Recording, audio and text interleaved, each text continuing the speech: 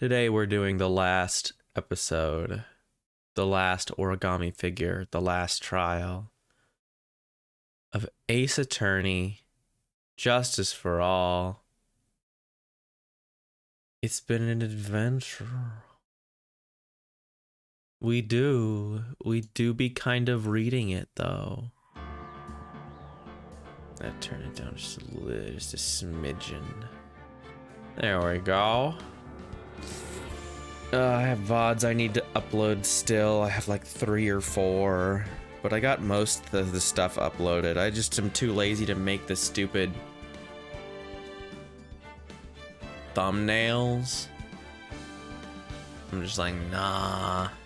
What if I didn't? What if instead of doing it, I just didn't do it? And then I don't do it. So, but everything will be uploaded hopefully soon. But in the meantime, let's finish this freaking video game. I'm gonna take a drink of my water first though. Blah. Because I'm taking it easy, folks. Yeah, we saw this part last time. How did I get into this mess?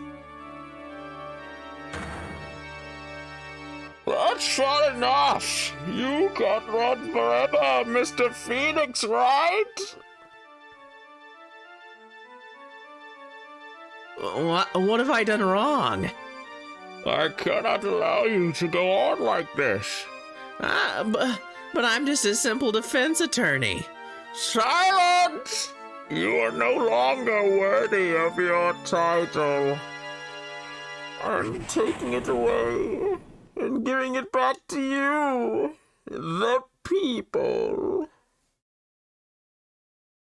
I've had this dream before, someplace some time ago, as if this day was written into my destiny. Today I'll stand in court as a lawyer to prove a killer innocent. Dun dun dun! I have a sneaking suspicion that we're not going to do that. As someone who has seen a narrative before, I think there might be a way out of this for Phoenix, but maybe, we don't know. Maybe this is like the end of Rambo 1, where it's like kind of bittersweet and he kills all the people. It's like, well, that sucked.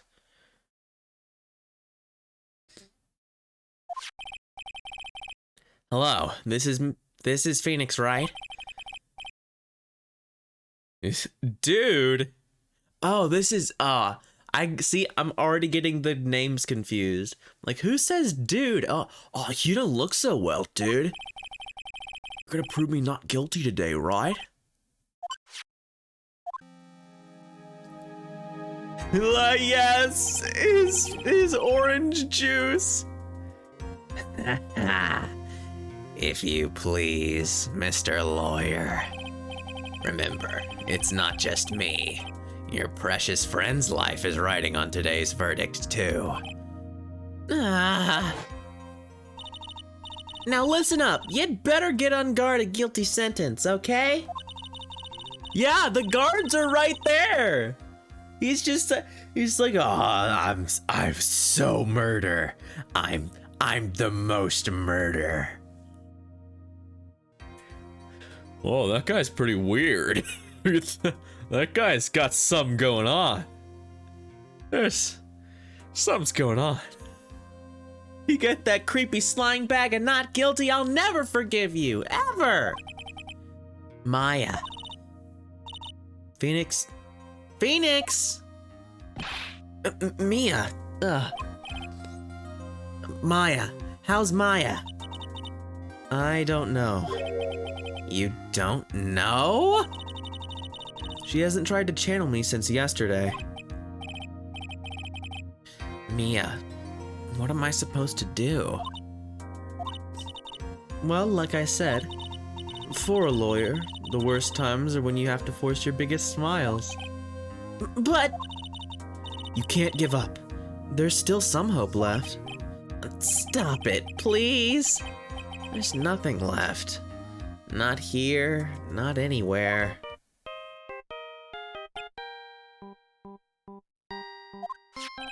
It's the accursed on guard again.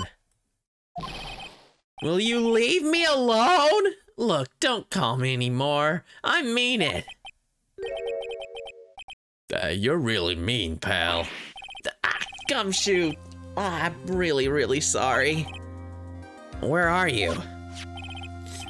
They let me join the investigation team, and we're chasing after the killer, pal. Then you have some sort of lead? Sorry, but right now we've got 0 leads on the guy. But we're not gonna give up. Gumshoe. Until the trial's over, until the verdict is handed down, we're gonna do everything we can to find the killer. And if we can get Mai out, then you can get on guard the guilty verdict he deserves, pal. That's true. I could do that if they found Maya first. You got that? So you have to do whatever you can to make the trial last longer. I have to make the trial last longer? If you go at Mr. Edgeworth with everything you got, then you two can draw it out. Oh, now I get it. It should be. It has a little screen. He should be able to have caller ID. Whatever. It's only 2017. I mean, to be fair, there's like there's no caller ID anymore. It's just random numbers unless you have someone in your contacts. I never see like the name of people calling. It doesn't happen. Maybe other people have. This is on my cell phone. But I mean, fair. It's just smartphones. No thanks. Doesn't that mean demons are inside there? What's that fucking... That's the thing with demons inside it, right? I love that screen cap. I don't love SMT4. That's a lie. But it has a lot of fun stuff in it like that. I believe in you, pal. You and Mr. Edgeworth can do it. Yeah, it's 4. Because it's probably for Apocalypse, because that's the one where you actually use a smartphone. Because in that you have like the demon summoners who are running around in the real world and not the silly fantasy world that you're from, and they use smartphones, but you use like a dual disc, like a power glove, and your demons go in there. Any bad video game. Just got lost on a tangent there. So, believe in us. We're gonna give it all we got, just like you. Got it. Thanks, Gumshoe. Hey, Phoenix. You understand now, don't you? You have something money will never be able to buy. Friendship, and the power thereof. It's the strongest weapon in the world. You can even shoot Xehanort with it if you have a dog and a duck. Yeah!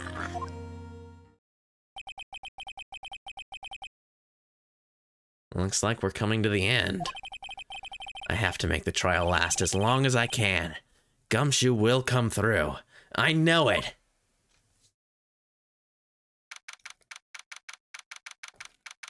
Let's fucking go! Oh, yeah, my favorite Kingdom Hearts characters.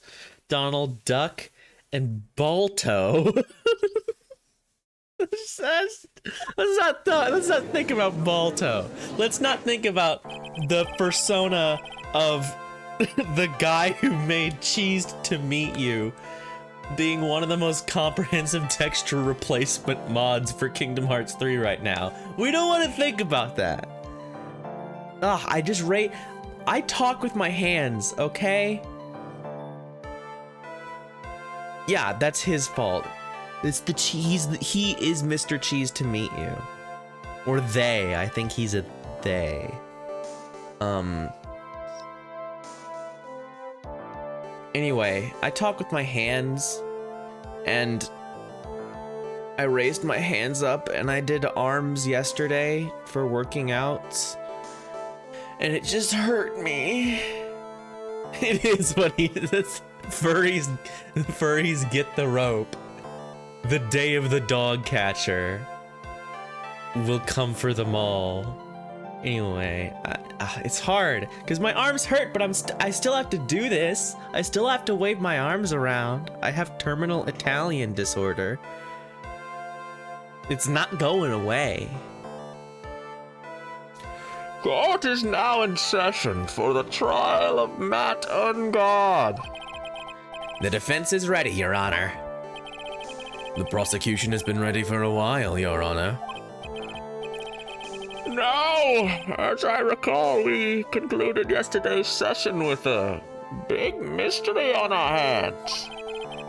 The mystery being what exactly was Miss Adrian Andrews' role in this murder. That is to say, is she really connected to the crime itself? Mr. Edgeworth, if you could please inform the court of today's proceedings. Adrian Andrews. She forged evidence that threw suspicion onto Mr. Ungod, and then proceeded to escape the crime scene by wearing a nickel samurai costume. The guilt of these actions are those from which she cannot escape. Then you're saying she is guilty after all? I'm not finished, Your Honor. Miss Andrews has nothing to do with committing the actual murder. I would like to... Sorry, excuse me. I would like to direct the court's attention to this card. What is that? It looks like a shell. This is the calling card of a certain assassin. Assassin, you say?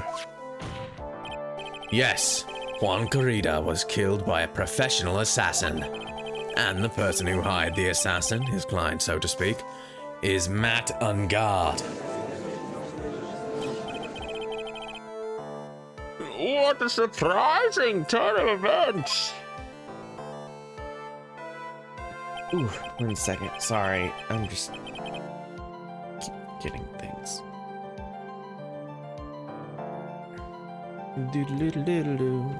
Just for a moment.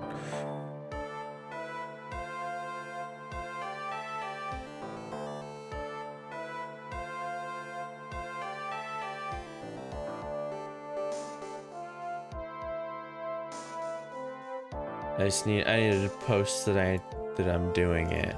That I'm doing the thing that I'm doing right now, the streaming. I forgot to do that, but now I did it. So there. Now we're all good. I'm doing a great job. I would think it's become commonplace by now, Your Honor. I know what's going on this time. So I know that everything Edgeworth has said is true. But we still have to hold out as long as we can. At least until Maya is safe and sound. I wonder how the trial will turn out today. Now then, please, call your first witness, Mr. Edgeworth. The prosecution calls the defendant's mentor, Mr. Will Powers, to the stand.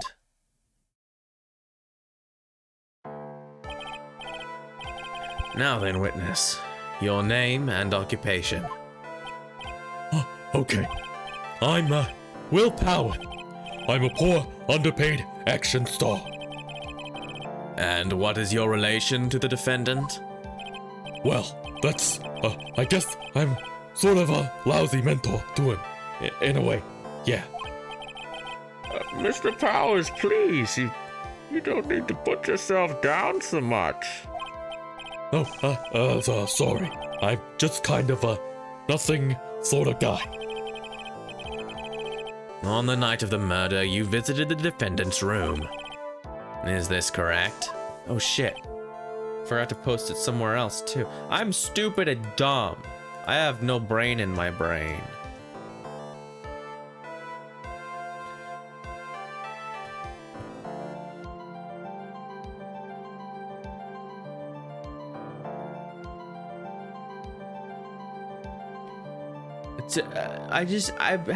Yeah, that's also true. I am definitely sicky, and I have the problems.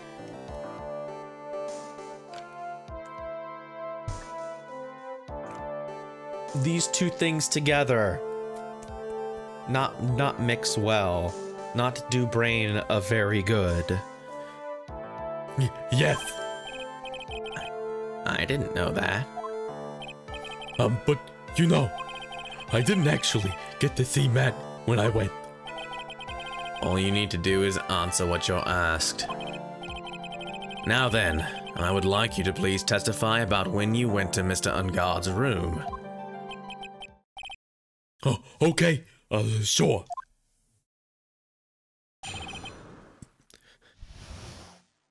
Once again, I'm asking you, please just answer the questions like a normal person. I'm begging you. After the award ceremony, I went by myself to Matt's room. Matt was standing there in front of his room, still in his nickel samurai costume. He was talking with someone. At first, I thought it was the bellboy. I watched the two of them for a while, but then I gave up and went back. I guess I had guests with me that night, and I couldn't make them wait for me.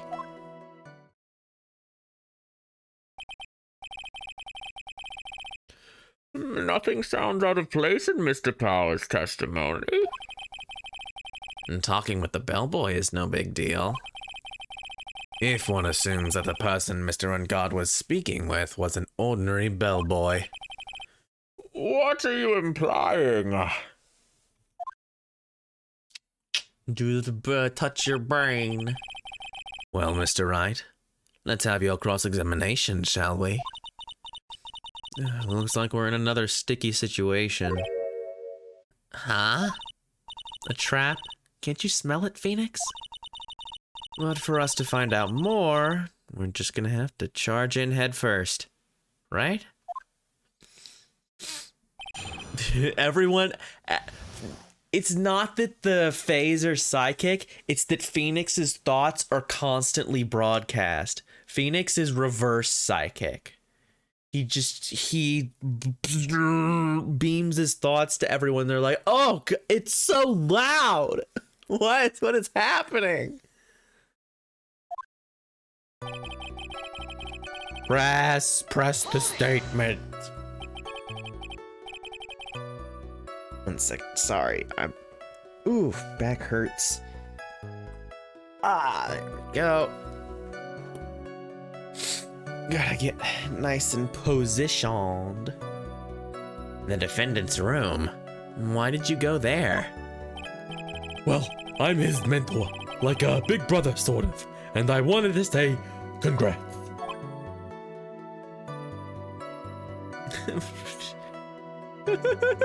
What? That's just, what does he even say? Brain blast? No, that's just the thing he does to think. I don't know. I don't remember that crossover very well. Other than I'm like, oh yeah, Jimmy Neutron looks good in that style. Oh god, why does he look like that in 3D? No, put it away. Make it leave. What's wrong? Why did you stop? Mr. Wright. What is it? You're going to try to trick me into a corner, right? Aren't you? Huh? I know I'm just a poor, underpaid action star, but I'm not the killer. No one said you were, Mr. Powers. No, please, don't trick me, okay? Every time you do your lawyer thing, the witness suddenly turns into the bad guy. Every time? Witness. I will personally talk to the defense at a later time. So for now, please kindly cooperate and continue with your testimony. Sorry. So you went to the defendant's room, and then... Hey, wait a minute. When and how did I suddenly turn into the bad guy here? God damn it. Matt was standing there in front of his room, still in his nickel samurai costume. Are you sure that was Matt Ungard? Yeah, I'm sure. He wasn't wearing the nickel samurai mask then. If that's the case, then you really can't be mistaken. And what was the defendant doing standing in front of his own room? Talking with someone.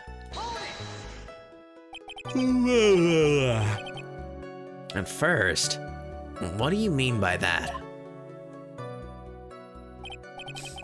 Well, he was in a bellboyish uniform, and he had a bottle of juice on a tray. Sounds like Sounds like an ordinary bellboy to me. Yeah, but I didn't think he was a normal bellboy. And why was that? Why did I think that, Mr. Wright? How am I supposed to know? Sorry, but I can't remember right now. I'm sorry. He sounded like Jack Sparrow or something. I don't know. I guess I'm gonna have to wait patiently on this one. Gave up and went back. You saw the two of them, the bellboy and the defendant, together, correct? Yeah, the bellboy just wanted to say congrats. Now, while you were watching with the two of them, did you notice anything strange? I did feel something weird. I think it was because Matt, he gave the bellboy a tip. A tip? But that's a perfectly normal thing to do. So how long did you watch the two of them? Not more than a minute or two, I think. I had guests with me that night, and I couldn't make them wait for me. So who are these guests you're talking about? You guys, of course. You and Maya and, little Pearl. I thought it would be really rude since I invited you guys if I disappeared on you. So I went back to my seat pretty soon after seeing Matt in the hallway. This is like squeezing water from a stone. It's probably pointless to press further.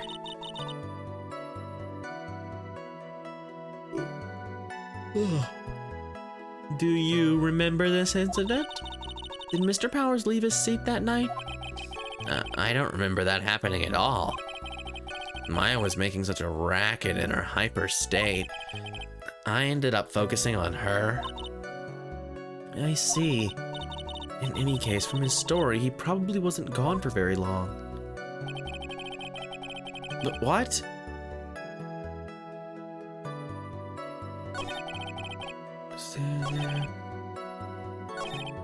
Was too for a while.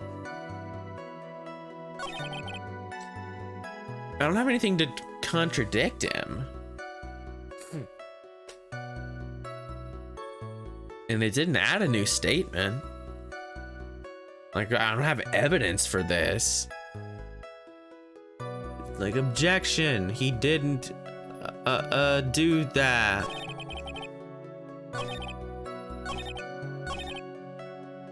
At the award ceremony.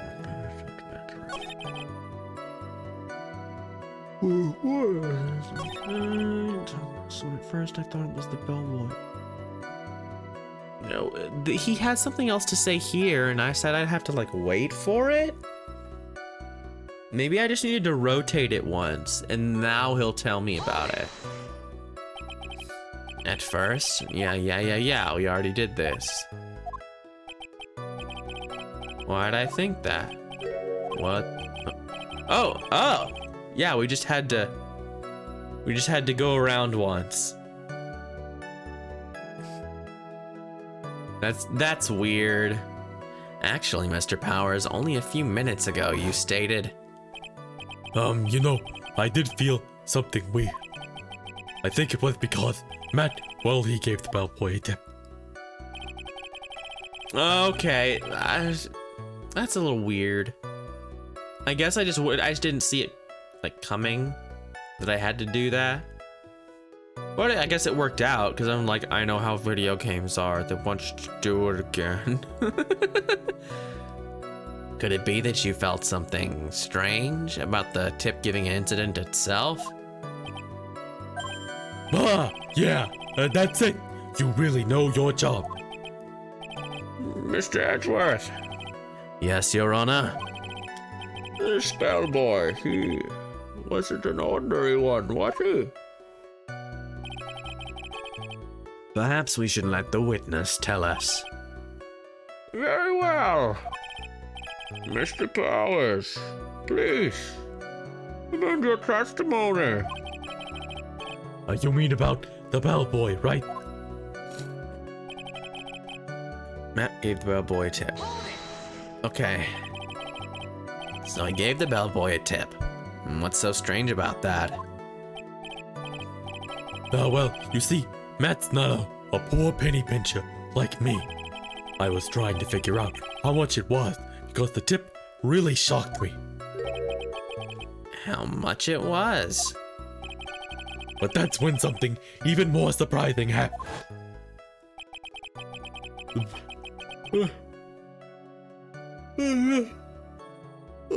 His voice is making me yawn. The bellboy was putting the tip he got in his pocket. And that's when I got my first good look at the guy's face. I was really shocked. I'm afraid I don't follow at all.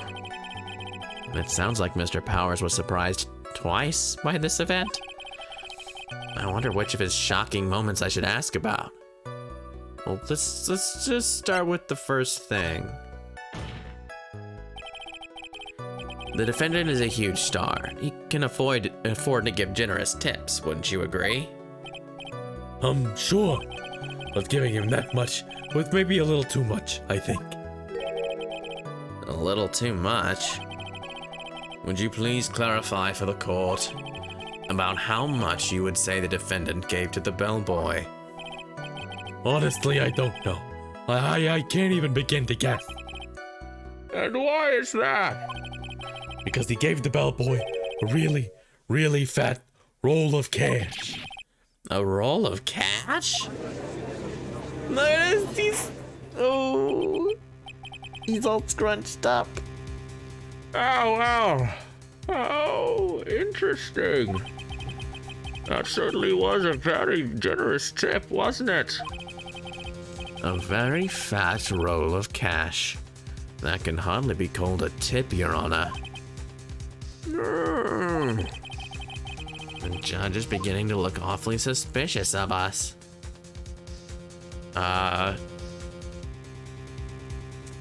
Well, that's conjecture. So fuck you. The defendant is a superstar. And that kind of tip is typical fare for people like him. Are you saying that all superstars are super spenders? If I could receive large rolls of cash by simply bringing people things on trays, then why on earth would I stand around here prosecuting? He's got a point. I don't even get paid, let alone rolls of cash for all my hard work. Yeah, I've got to stall. This is not me. Like, I know the thing. I just need to draw this out a little bit.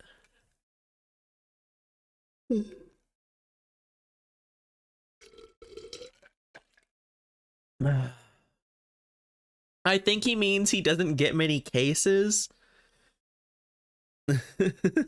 But yeah, it was definitely worded strangely. So supposing that roll of cash was not a tip, then what was it?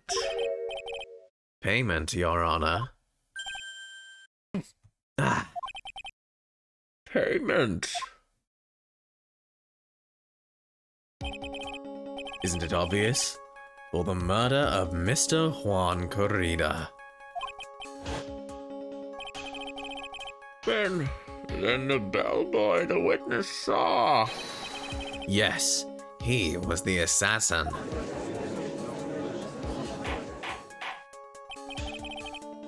Hold your horses now. Mr. Edgeworth, you don't have any proof of this, do you? Have I ever been unprepared to support my claims, Your Honor? I have here the card Shelley de Killer left at the scene of the crime. Shelley the Killer. He is the person that the police's special investigations team has been chasing for ages. I am certain that the person the witness saw was this very assassin, Shelley de Killer. Really? What's wrong, Mr. Powers? No, nothing. Something just clicked in my head, and I think I just figured something out. Oh!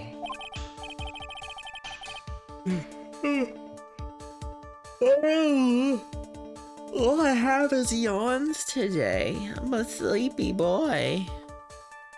Actually, I saw that bellboy again later on that night. What?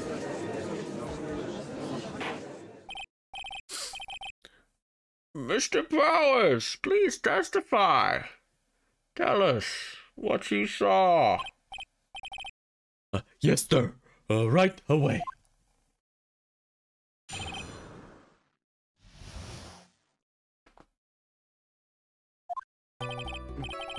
This time, I was in that hallway because I had to go to the bathroom. And that's when that bellboy I saw earlier came out of the room. When I say room, I mean Juan Corrida's room. Now that I think about it, that bellboy did seem kinda, out of place. Yes, so he had to be the assassin. I'm sure of it. I mean... You mean what? Thank you very much. That is all we need for now. Huh? But I'm not done. There's still more. Let us first establish that the bellboy was truly Mr. de Killer. Then we will see. So the bellboy came out of the victim's room.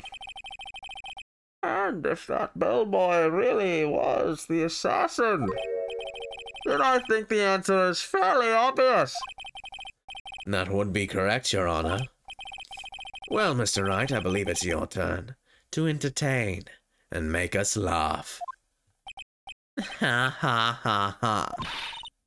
This is no laughing matter.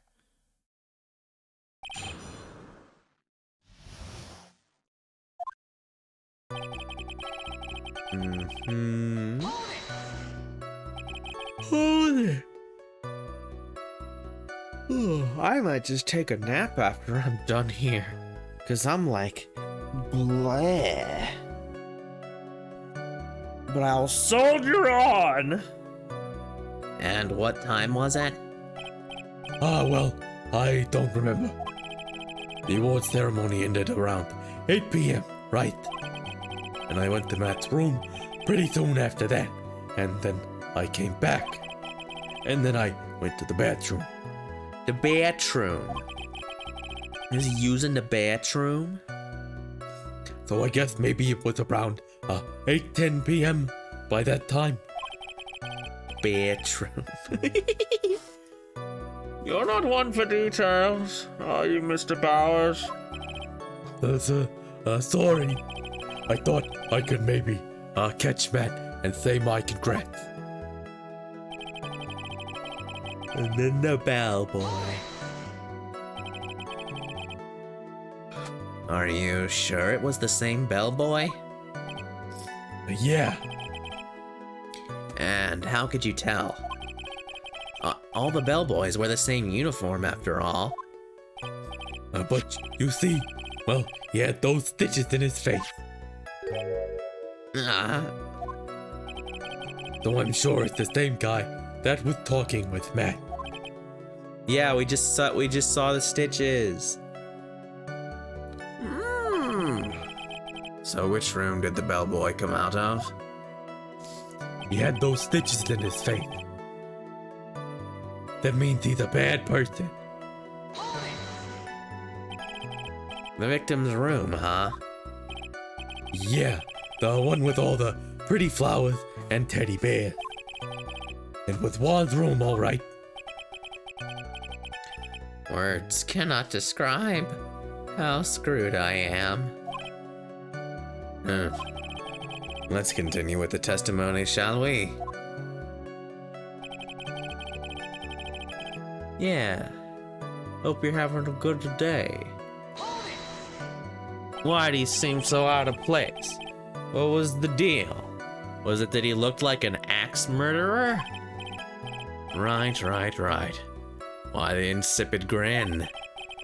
Maybe because I have no idea what damaging thing he's gonna say next. Oh, well, the bellboy was empty-handed. Empty-handed? That bellboy was one of those room service people, right? But he wasn't pushing a cart, and he wasn't holding a tray either. You'd call that a little strange too, wouldn't you? Well, no. Not really. I mean, they found the tray and the juice and all the glasses and stuff. They found that in the room. So it's not really that strange. It's consistent with what we found. But okay, I'll grant you. Maybe not having a card is a little strange. But is it really that unusual for a bellboy to be empty-handed? What should I do? Should I let Mr. Powers' testimony slide, or... let's let it slide for now so we can get all the dialogue. You're right. I think it's pretty unusual, too. I thought you might think so. There's no need to say anything when the defense gives up without a fight. Let's move on. Anyway, Mr. Powers, you thought the bellboy was a little suspicious, correct?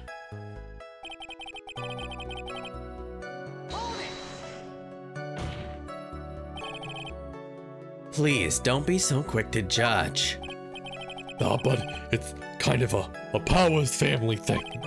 Think of every person as a thief. Well, I guess a thief and an assassin are both sneaky and silent. That's not the point, Phoenix. In any case, if that bellboy was the assassin, it would be very bad for us. But he really is the assassin, you know? Yes, but you can't give in yet. If you want to prolong this trial for as long as possible, you're going to have to pull some cheap tricks on this one. Okay, yeah, I was thinking, it seemed like that, like pulling a fast one was my only option here. Not that it's a fast one to mention, hey, you know, we found the glass, the juice, the the fucking whatever, the tray, all those were in his room. So it's perfectly reasonable to think that he could have left them there and then walked out without them. Like, just him being empty-handed is completely consistent with the facts. But, you know, whatever. I hate the way that they're like, oh yeah, mentioning things about the case. That's Phoenix. He's speaking lawyer. He's being a slimy, scummy lawyer by mentioning the things that are in the case. Like, come on, man. There's nothing strange or unusual about an empty-handed bellboy. But there really, really is. There really isn't. If you two are done being school children, bellboys are for room service. There is no reason for them to be empty-handed. Ever. Your Honor, I ask that the witness' previous statement be supplanted with this new one. Edgeworth. Are you gonna do whatever you can to make the bellboy look suspicious? I see. Very well. This court recognizes and grants the prosecution's request. Mr. Powers, if you could amend your testimony, please. Yes, sir.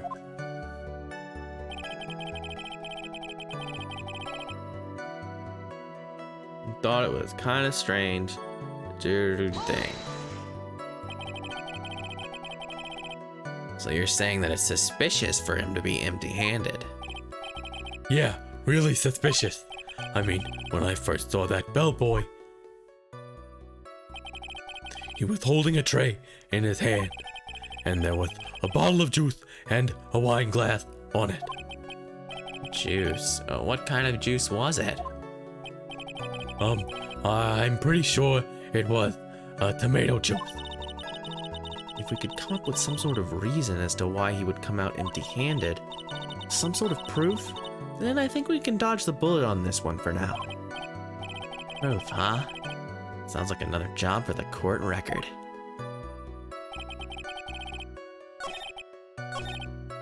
Okay, and now we're all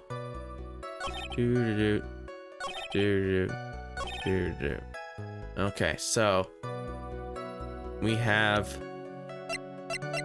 we have the wine glass with the tomato juice in it. This should work, right? Thank you, evidence. Mr. Powers. Yes. You're easily influenced by other people's words, aren't you? As soon as you heard that the bellboy might have been the killer, you got caught up in believing it must be true. But isn't he really suspicious? He's got all those stitches and... So, a baseball has stitches. Yes! There it is! I've seen this before. Are you saying all baseballs are suspicious because they have stitches? Yes! We got the line! That's like second only to almost Christmas means it wasn't Christmas. Like, I've seen that around. Are all baseballs suspicious? Fuck off. Well, I mean, there's also, what about him being empty-handed? Yeah, he should really be, like, nicer to people. Like, just because his snap judgment, just because his heuristic, like, worked in this... Yes! No! Don't you dare say that to me. Don't you say yes, all baseballs to me.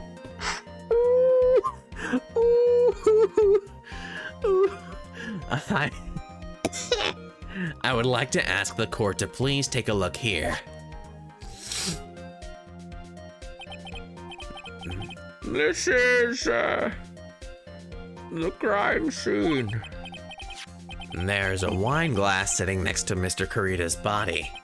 The liquid inside this glass is tomato juice. And now, if you would look at what is on the top of the table in the lower right corner here. Oh, okay, so I guess the photo would have worked also. Anyone can clearly see that it is a tray with a bottle of tomato juice on it. The bellboy had just brought this to Mr. Kurita's room. He left the tray in the room, which is why he was empty-handed when he left. But that would mean the bellboy had seen and left a dead body in the room. Ah, but can you prove that Mr. Kurita was already dead at that time? Mr. Edwards! Yes? I blame you for leading me down this route. It's your fault, motherfucker. I'm terribly sorry. What is with him? Why is he laughing? Witness, isn't there one more thing you would like to share with us? Is there? The bellboy was empty-handed, or should I say, empty-handed. I recall you had something interesting to say about his hands. Oh yeah, I almost forgot. Huh? What? That bellboy, he was wearing gloves. Gloves? Yeah, pitch black leather ones. All the other bellboys don't wear gloves like that, right? Okay, I was gonna say, bellboys wearing gloves, not definitely pretty normal, but different gloves from the uniform, that is suspicious. Black leather gloves. Why didn't you mention them earlier? Sorry. It slipped my mind. Ah, boy, does this make the bellboy look really suspicious. All right, gotta focus. I can't get lax here. So what if he had gloves? A lot of bellboys wear gloves. Come on, Mr. Wright. That bellboy was wearing black leather ones. So, a football is made of leather. Are you saying all footballs are suspicious because they're made of leather? Blech. Phoenix cannot. I haven't seen that. I cannot get over this. We need to go for 3. We need another one. We need we need another sport. Like, what are hockey pucks made out of? Like, we need something, or like pinballs. Are all pinballs suspicious because they're made of stainless steel? Or no, soccer balls, that's like, I don't know what soccer balls are made of, actually. So that makes it difficult. Yeah, basketballs, but that's also like a kind of leather, right? We need something different, like ping pong balls. But it has to be the ball. It has to be the scoring implement, and not like, because these have both been the ball, and not like, because you could say like, oh, all bats suspicious because they're made of wood. Like, that doesn't work. It's not in line. It has to be the ball implement, like the hockey puck. Come on, Phoenix, don't let me down. That man, he'd received a large roll of cash from the defendant. And then he was seen leaving the crime scene wearing black leather gloves. I don't think that even someone like myself can believe he was just another bellboy. It seems that we have finally come to an understanding. Now then, witness, please continue with the rest of your testimony. The rest? Oh yes, please, tell us more. Okay. Fucking, you could have started with this. Like, this is such a runner. I mean, I guess I'm okay with it that it's a runaround. Since I need to waste time. But come on. After leaving Juan's room, the bellboy went and knocked on Matt's door. Just like that. He gave something to the person inside the room. Then the old guy just left without even going into the room. After that, I went to the bathroom and then back to my seat. There's no time. You don't understand. There's no time. So the bellboy, after leaving the crime scene, next went to the defendant's room. Yeah, I kind of saw all that by accident. Some accident? I'd say you saw too much. And all of it was suspicious to high heaven.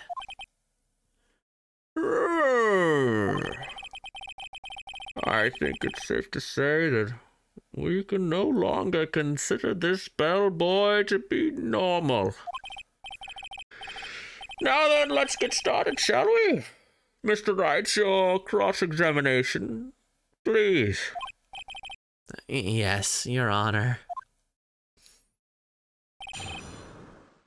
All right.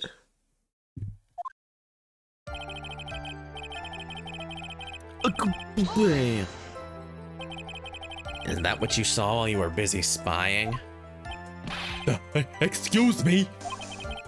I may be a poor, underpaid action star, but even I wouldn't stoop to spying. Well, I think the point is, where did you watch all this from, Mr. Powers? Oh, from the door of the bathroom with my left eye, in a sort of a sneaky spy-like.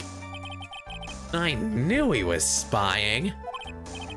Please, does it really matter if he was doing it over or underhandedly? What did the bellboy do next? That's all I care to know. I mean, to be fair, it really doesn't matter. I said, hold it. Okay. What? That's better. What kind of statement is that? Please elaborate and give us a few more details. What's up, Tiara? Okay. I should probably ask him only one question at a time. Well, I'm not gonna not ask anything. I didn't even look at what he said. I didn't even look. Whatever. We'll do this. So. Oh, what? We'll see it soon. I have a couple of things that I'm getting completed, that I'm working on.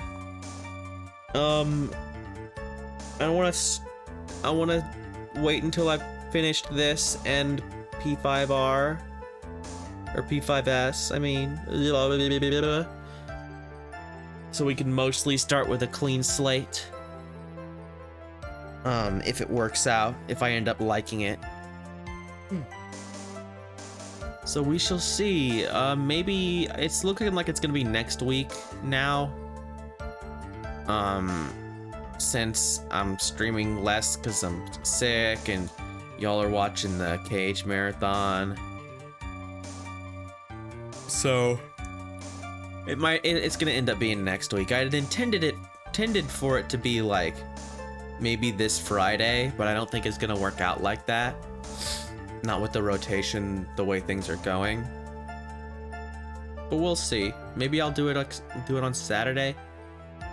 I'll just I'll pop in for an extra stream, but that depends on whether or not I'm feeling up to it, which at this point is sort of up in the air.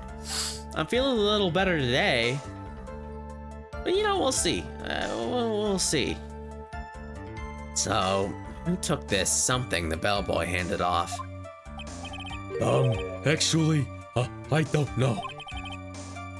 What do you mean? I'm sorry, but I only saw the person's arm. Only an arm. Then you're saying you didn't see the person's face? Yeah. Well, it was Mr. On Guard's room, correct? So it could only have been Mr. Ungod himself, I'd say. And then, what did the bellboy do after that?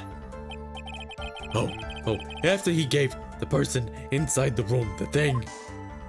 Well, it could have also have been Adrian Andrews, right? Because she was in there, and Matt was sleeping. Like, he could have gone to sleep already, and it could have... Well, I don't know. It could be anything, anybody. Who knows, even? It could be you. It could be me. Where did this bellboy go after he left Mr. Ungard's room? He opened the door to Viola Hall. Went in there, and who knows after that, right? I do.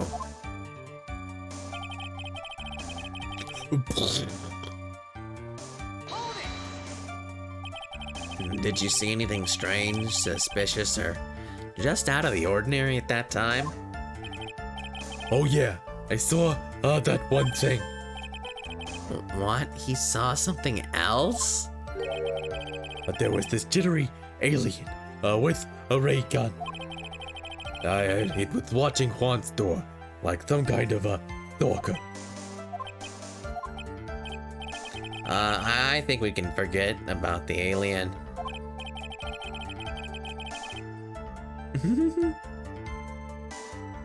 Well, Mr. Power's testimony just now was just as vague as his first. It's a little troublesome, isn't it? I'm sure if you press him enough, everything will become clear. Although that just makes it harder on us, doesn't it? Talk about a lose-lose situation. Okay. Oh yeah, that probably means I need to ask the other question, right?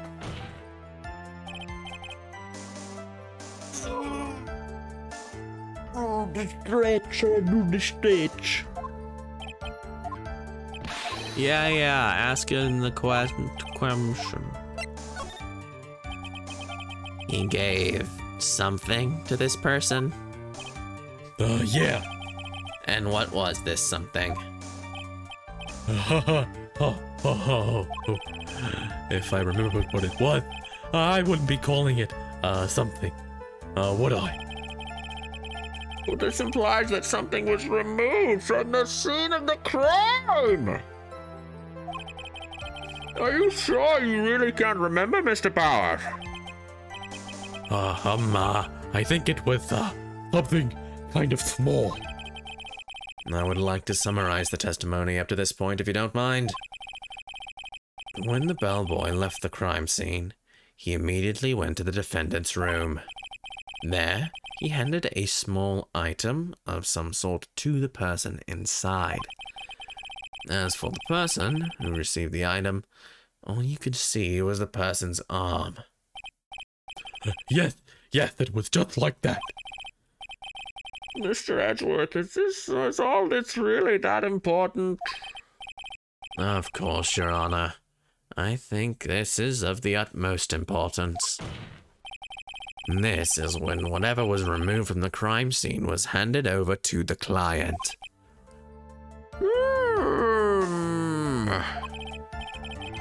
Mr. Powers, please. Try to remember what it was the bellboy handed off.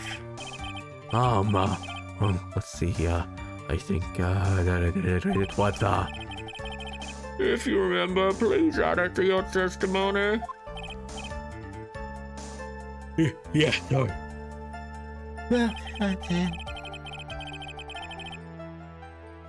Some sort of a wooden statue.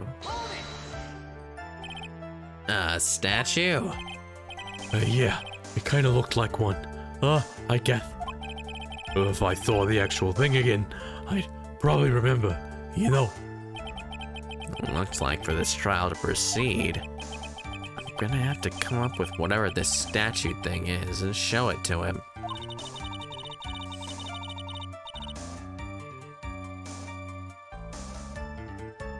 You're going to have to trust your instinct on this one and take a chance, Phoenix.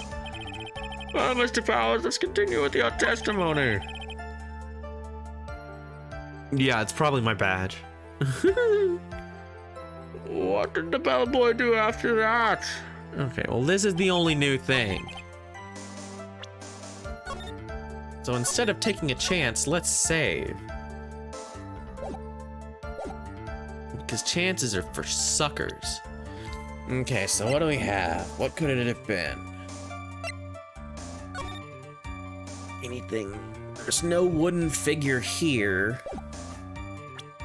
This will also help me refamiliarize myself with the evidence I actually have. This is the Gossip Land thing. This is the guide map. This guitar case, the wine glass. That.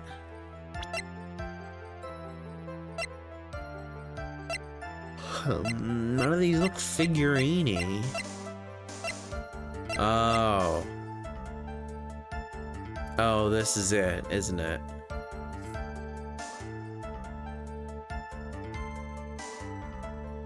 Well, there you go. Another fucking bear. All these bears all around me. They will not leave me alone. It's unbelievable, the amount of bears.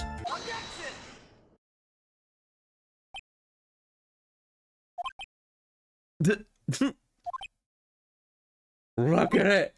Look at the bear. What was the point of that pregnant pause? Where did that objection come from? Well, speak up. It was me, Your Honor. Bears, bears, bears, bears, bears, bears. Da bears. What is it, Phoenix? I have a feeling something bad's gonna happen once I show this. Mr. Wright, if you have something to say, please, spit it out. Yes, Your Honor. Okay, Phoenix. Deep breath. Mr. Powers, the something you saw. Was it this item? Oh, hey, that's it. That's the something. Wow, Mr. Wright, you really figured it out. I recall we found this at Matt Ungod's mansion. At the defendant's house? Oh my god! Holy shit! What does this mean? It's simple, Your Honor. Shelly DeKiller assassinated Juan Corrida in his room. And then he stole this wooden bear from the scene of the crime. Then the bear being found... Then the bear being found at Mr. Ungod's mansion would mean... It goes without saying, Your Honor. Matt Ungod is DeKiller's client. I'm doing my best with the reading. Order! Order! I said order! Mr. Wright, this is a most unfortunate turn of events for you. Yeah. Sorry, Mia. No, it's all right. Your judgment was sound. Actually, I figured the bear would come up. If not now, then it would have later on. Even if you hadn't shown it to the court, I'm sure your friend Edgeworth would have. I almost forgot that he knew about it too. For you? I think it's clear that there is no need for us to continue this trial. But I can't let this happen. I have to do something. There has to be something we've overlooked. Your Honor, a minute, please. Yes, Mr. Wright. There are still a few points left that we have not fully explored. Oh, good. Points like saving before I think I have to make some kind of choice here. What are you trying to pull? Yeah, see? I was right. I'm a genius. My brain is huge. It's the biggest brain. You should all feel bad. Oh, well, we can't have that. All right, Mr. Wright, what questionable point would you like to explore further?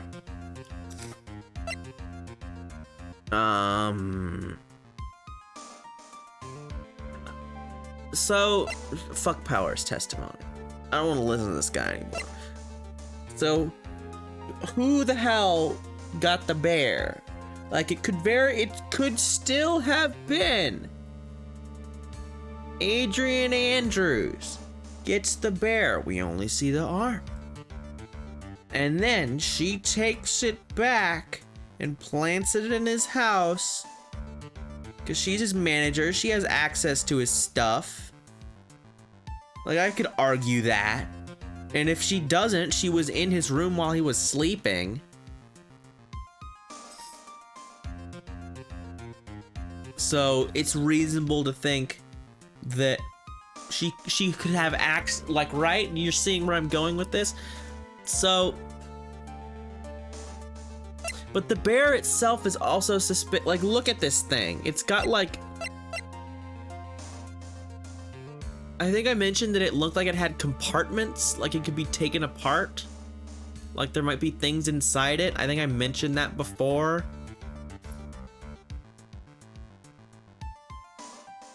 Like, I thought it was, like, supposed to hide something. But maybe not. Maybe that could very well not be the case. But I'm gonna go with the person who received the bear, because I think it's possible. There was one thing in Mr. Power's testimony that was very unclear, and that is the identity of the person who received the bear. Yeah, he gave it to some person. I don't know who it was. As long as we don't know who it was that took the bear, we can't be sure of.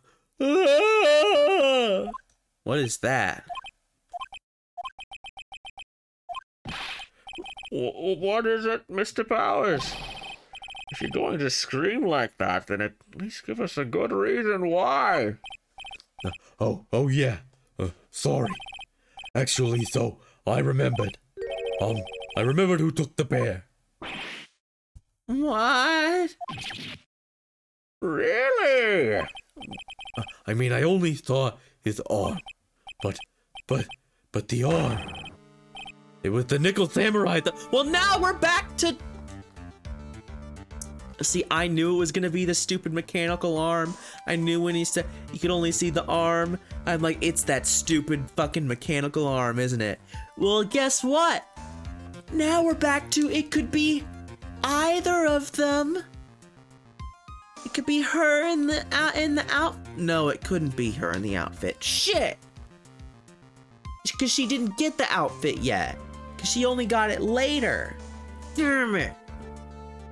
Ah! You've gotta be kidding!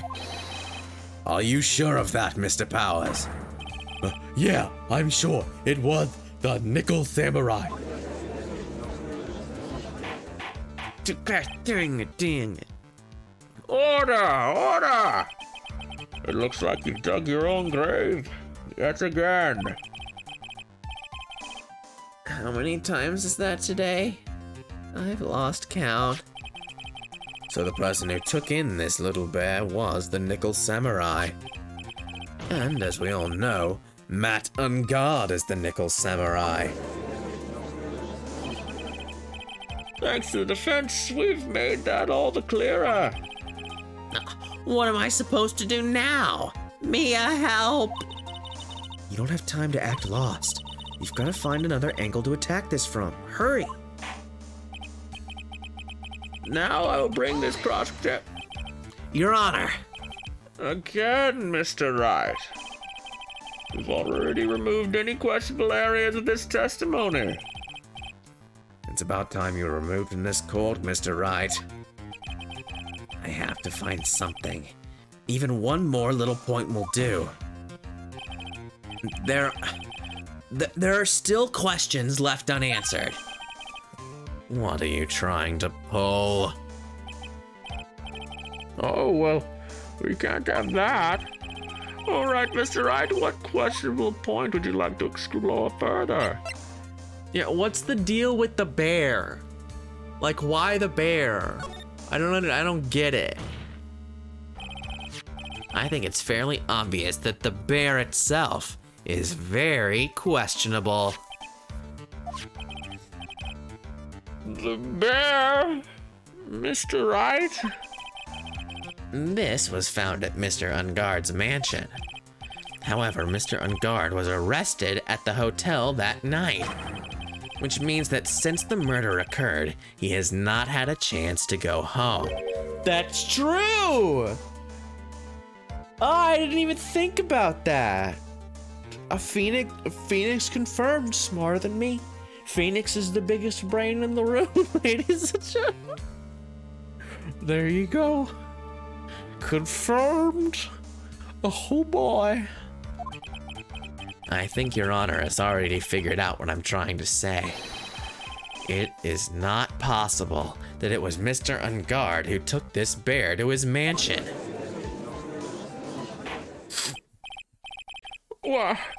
Why, that's very true. We didn't consider that point, Mr. Wright.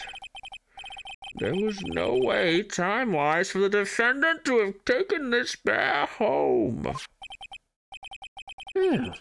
Disaster.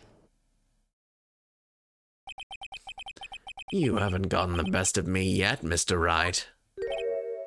Huh? I remember it clear as day. I remember what you muttered to yourself at Ungard's mansion. We have this area completely surrounded. There's no way for him to escape. I can't believe it. That butler. All this time, he was the killer. The killer and Ungard were working together, so to speak. And the killer was hiding at Ungard Mansion as its butler. What a bold move. The bear figurine was brought back to Ungard Mansion by Dicula himself. When it looked like he was about to be arrested, Ungard had him do so. I assume because it would have been bad had the police found it during their investigation. Why not just burn it then? Why not dispose of it? That's a stupid thing to do. The kind of thing a professional killer would not do. Well, Mr. Wright, you've been quiet for a while now. This is too much. Isn't there anything I can attack at all? I think we've had enough.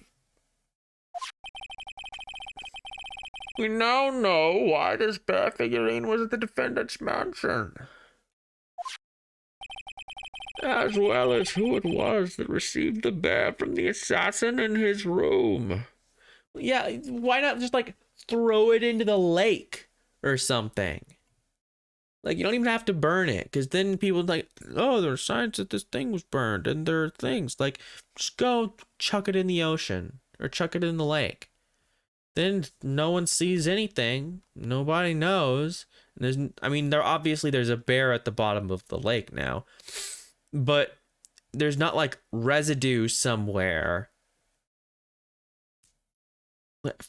Diving into a lake and recovering something a lot more difficult than looking at like semi-destroyed ashes and being like, this color matches this color, and look, here's an eyeball left over from the bear because the eyeball wasn't there, or whatever. Like, why keep the bear? Everything has become clear. The client who hired the assassin to commit the murder was Matt Ungard.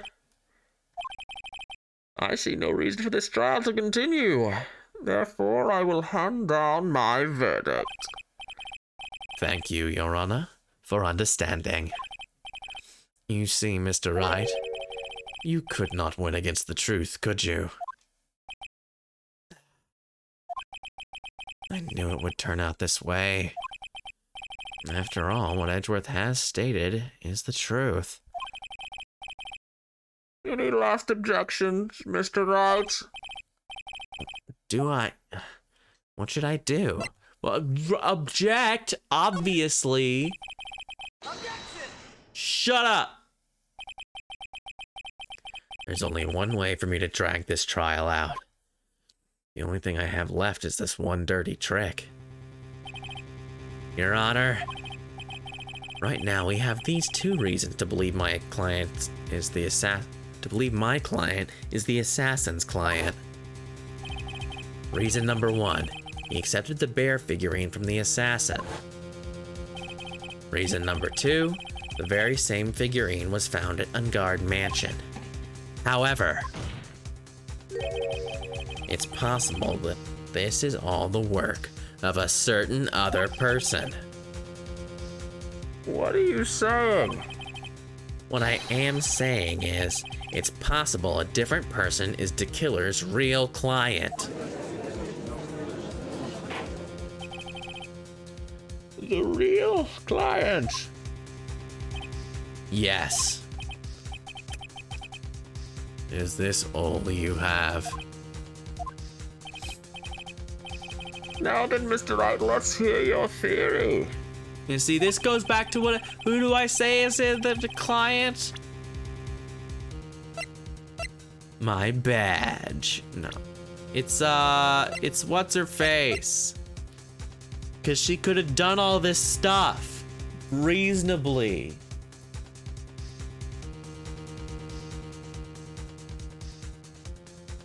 We know there was one extra costume. Why couldn't there have been another one? She had access to him sleeping. She could have gone there. She could have worked with the killer and said, hey, go to this guy's house and pretend to be his butler. And that way, people will think it was him. Ha ha ha, we're so clever. Hoo hoo hoo, ho ho ho. Yeah. Adrian Andrews! Yes. We already know that she tried to frame Matt Ungard for the crime. By wearing a spare nickel samurai costume. Then the nickel samurai's arm that I saw. That could very well have been Miss Andrews. But what about Mr. Ungard? If you would please recall yesterday's testimony. The defendant was taking a nap during the break period. That's right. Then finding this figurine at Mr. Ungard's mansion. It was a well-laid trap set by Miss Andrews. Mr. Edgeworth, what is your opinion on this? I can't even begin to count the flaws in the defense's logic. Besides which, there is no evidence to support it. Yes, but all we need is reasonable doubt. Reasonable doubt that this could have happened. And it is incredibly reasonable. But you know what? That's not true. We don't need reasonable doubt. We need to prove that our guy isn't the killer. The onus is on you. When the government comes to your room and says, hey, you killed this guy, you have to prove you didn't kill him. It's the only way. However, I can't fully discount its possibility either.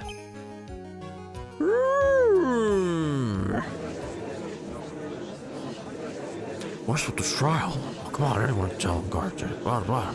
I can't believe the defense goes so far as Pentagon or someone. Blah, blah. Yeah, that's crazy. It's never happened before when someone else was the murderer. That's crazy. It's not happened. I've never seen a story case before, despite being in a rap crowd. Even if the whole world turns against me, this is one fight I can't give up on. Order! Order! Order! All disruptive parties will be forced to leave the courtroom. Your Honor, For the benefit of the defense, I'm willing to play along with his what-if game. Is what if game, Mr. Edgeworth? The prosecution is prepared to challenge the defense's theory. Mr. Wright, even you must have thought it strange and wondered, why would the criminal want this little wooden bear? Yes, I would love to know. He's right. The killers did specifically bring that bear to Unguard right away. Why do you ask? Is there something special about it? Absolutely. And I'm sure that once the court knows its significance, the true killer's identity will become crystal clear. Your Honor, the prosecution calls upon a witness who will clear all doubts against Miss Andrews. And who would that be? It's quite simple, Your Honor. Miss Adrian Andrews herself.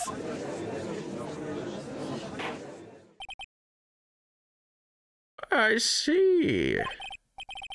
Well, then the court will take a short 10-minute recess. The prosecution will prepare its witness in that time. Yes, Your Honor. Dun dun.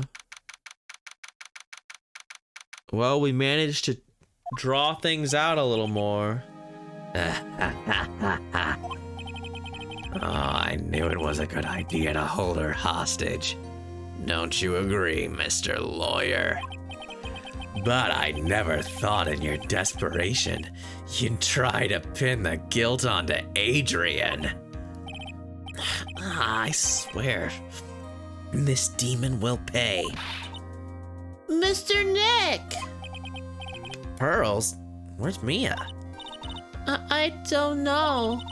A really strong power suddenly called her away. A really strong power? Ba-da-da-da. Oh, Mr. Nick, your phone is... It's from Gumshoe. How's it going? You been hanging in there, pal? Yeah, sort of. We just barely found something to latch onto. Whew, that's good, pal. And what about you? Anything yet? Have you figured out where the killer and Maya are? We still don't have any leads, but... What? We don't have any more time. If we just had one, even a single clue would be really helpful. I was only able to come this far because I kept thinking to myself, I've got to keep the trial going until Maya's been rescued. If I just run out of luck this time, is all our hope for naught? A tent. Huh? A tent? I can see a circus tent. Oh no, that's Mia. I thought it was Maya. Whatever. Why? Why? Just say it's say it's whoever it is.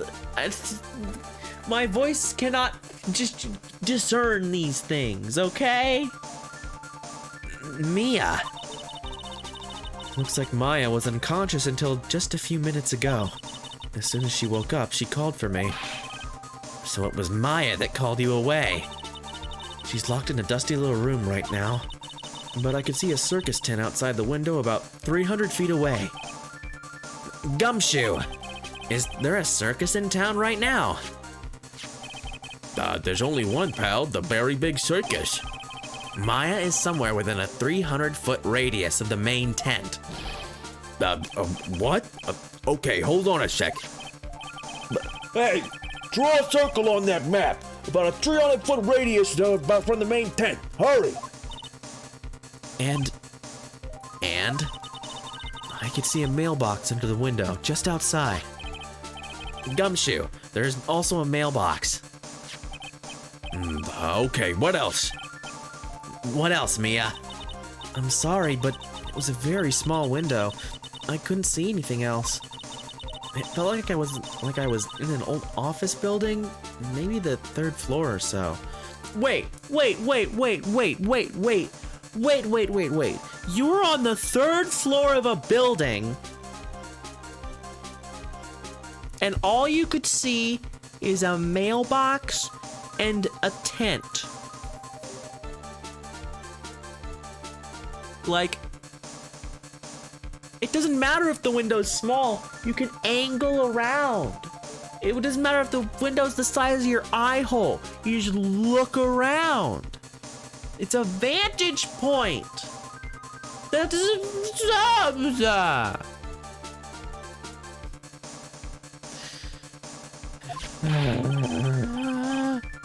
I heard her. An old office building. Good stuff, pal. Okay, just hang in there. Just a little longer, pal. Wish us luck. Good luck. Well, I'll call you later, so don't let your battery die, okay, pal? Maya's not hurt, right? She's in a pretty bad state, Phoenix. She's being starved. Gumshoe, please hurry. Looks like we're out of time. Are you all right, Phoenix? It's only a matter of time before Maya's rescued. I can do this. I just have to make this trial last a little longer.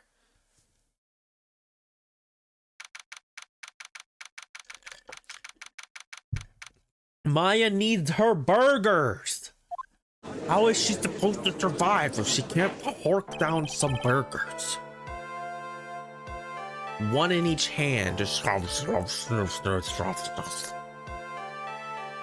Court will now reconvene. Hamburger. How can she survive without hamburger? The killer, the man who murdered the victim, handed this to his client. From this, one obvious question arises. Why this particular item? I believe the answer to that question will provide us with the name of the real culprit. Now then, the prosecution called the defendant's manager, Adrian Andrews, to the stand. Hamburg. Currently, the witness is accused of tampering and obstruction of justice. However, you've been called to the witness stand today to ascertain who exactly is guilty of murder. I understand. Very good. Now, have you ever seen this bear before, Miss Andrews? Of course I have. You have seen it before. That's right. It's only natural the witness has. Miss Andrews, could you please enlighten the court to this bear's secrets? All right. Why does she? The bear! My face would bear! Okay. An elaborate puzzle, huh? If you know the correct order, it can be taken apart one piece at a time. At its center is a small cavity with just enough room to store a small item. Because of its complexity, if you don't know the order, you can't open the bear. You really can't tell that it's a small jewelry box just by looking at it. All right. Okay. Whatever. So, this figurine, it's a container of sorts. Yes. Looks can be deceiving. Wouldn't you agree? Yes, this is superb craftsmanship. Oh, yes, I nearly forgot. You may begin your cross-examination, Mr. Wright. It looks like there really was something to that bear after all. I told you there was business with the bear. Bear business, even.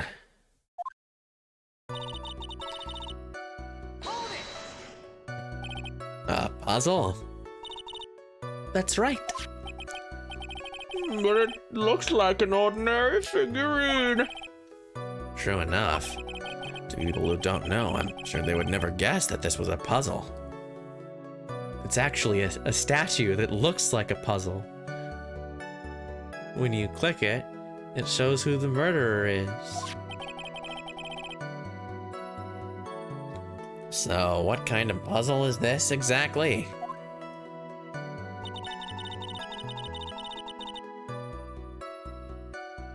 One piece at a time, and it didn't cost me a dime. You know it's me when I come through your town. Wanna ride around in style, wanna drive everybody wild, 'cause I'll have the only one there is around. So you can take it apart? And how would one go about doing that? Well, you first turn its tail to the right, and then push it in. Oh, I see.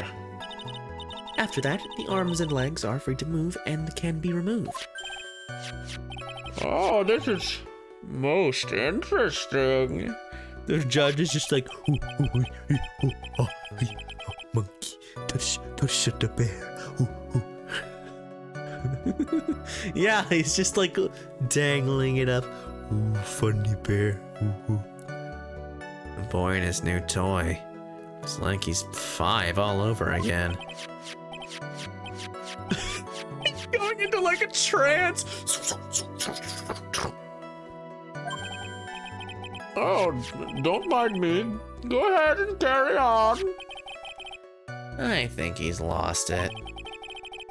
A funny bear. So, what do you find after you take the puzzle apart? A small cavity. How do you know about this? I know because I was the one who bought it. Huh? It was a souvenir from when a friend and I went to Switzerland. And this was a present from you? That's right. It was a puzzle in the shape of a bear, so I thought it would be perfect for Juan. Yeah, it's totally, when people go to different countries, they buy statues that are actually another thing. That's just what happens. That's the best souvenir that you can find from another country. It's a statue that also has an alternative purpose. Thank you, Phoenix Wright. So it was a present from Miss Andrews. Witness, let's continue with your testimony. Because of its complexity, if you don't know the order, you can't do shit. So who exactly knew how to solve this puzzle? Only the two of us, Juan and myself. It was a souvenir from Switzerland, so I doubt there are that many people with this same bear in this country. But this looks like it can be easily broken. Especially if someone wanted to get at what's inside. Well, it's a toy, but it can never be the same again once it's been broken.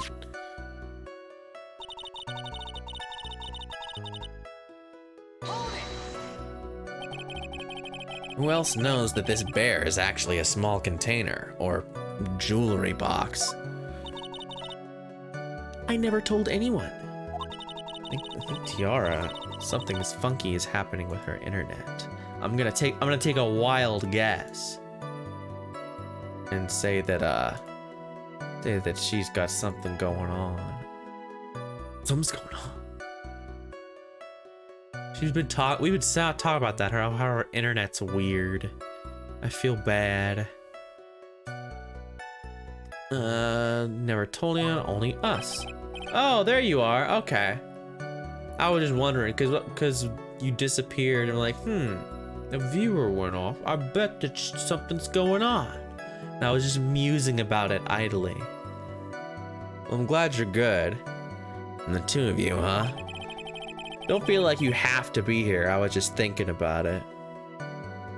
And then, of course, that means Mr. Ungard didn't know, right?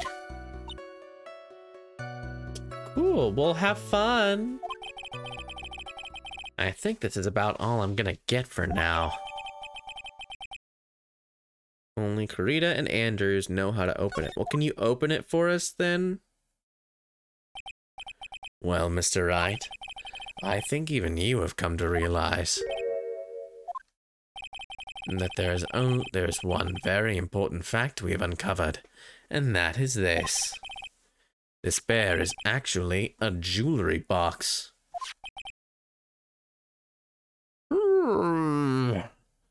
It's Kino. Because in the first case, Phoenix had to prove that the statue was something else, but in this one, Edgeworth did it. Because Edgeworth is fighting for truth and justice and the American way, I guess. This is very cool. I actually really like this. It's like poetry, sort of, they rhyme. Now that we have agreed to this point, there's only one logical question that can come next, and that is this. He is.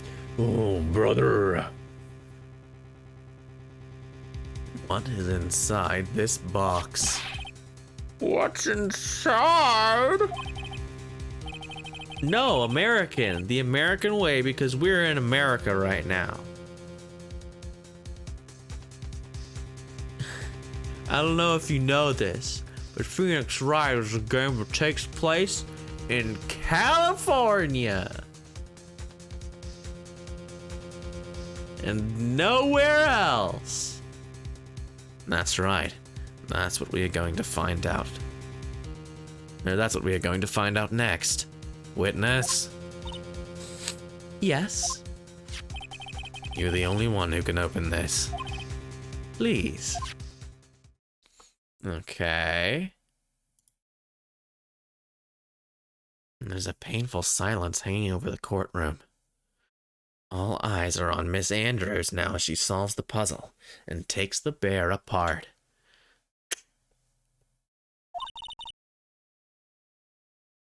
I've opened it. Is this what you wanted? What is that? It looks like a note. Oh no. It's not. I don't think we need to guess at what that is. Do we, Mr. Wright? It's the suicide note. Oh boy. Golden Week. Yeah, you know, that happens. I've definitely heard of that. That's definitely real and a thing that occurs. The suicide note. The suicide note left by Juan Carita's former manager, Celeste Impax.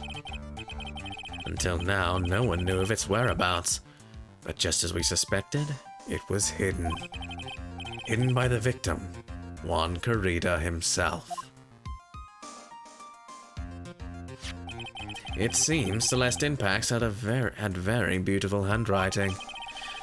And she just as beautifully signed her own name on this document.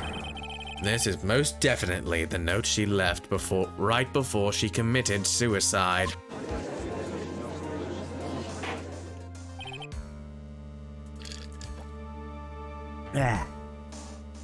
Order!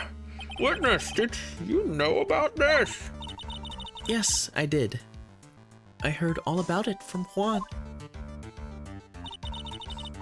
When I discovered his body, I looked for the bear. I wanted to destroy the note before it became public, but I couldn't find it anywhere. Because it had already been taken by Tequila. Everything is going at Mr. Edgeworth's pace. So now that the suicide note has been found, what's the next logical question? What is written on the note?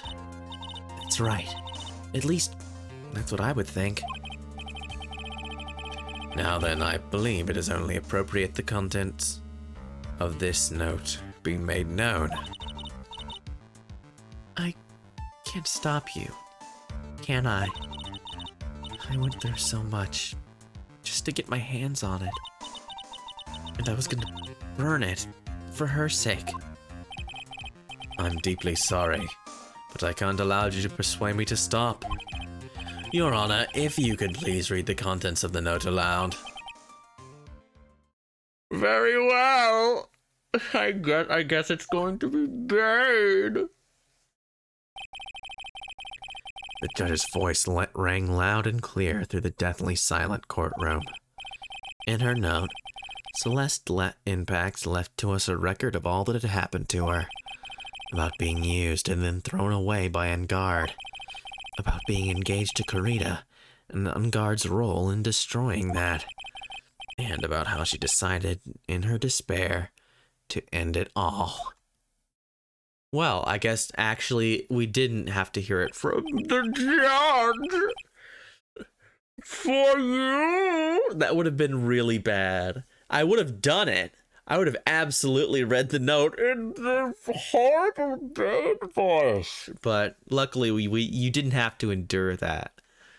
And that's all Miss Impax had to say.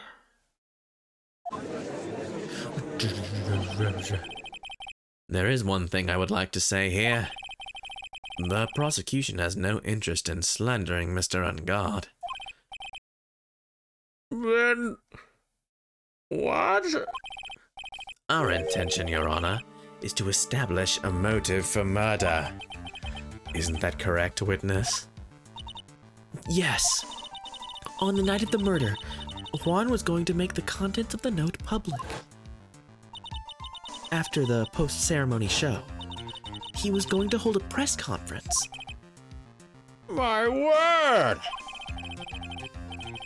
Madame Enguarde values, above all else, his refreshing like a spring breeze image. Which is why he had to stop this note from being made public. At any cost. Dun dun.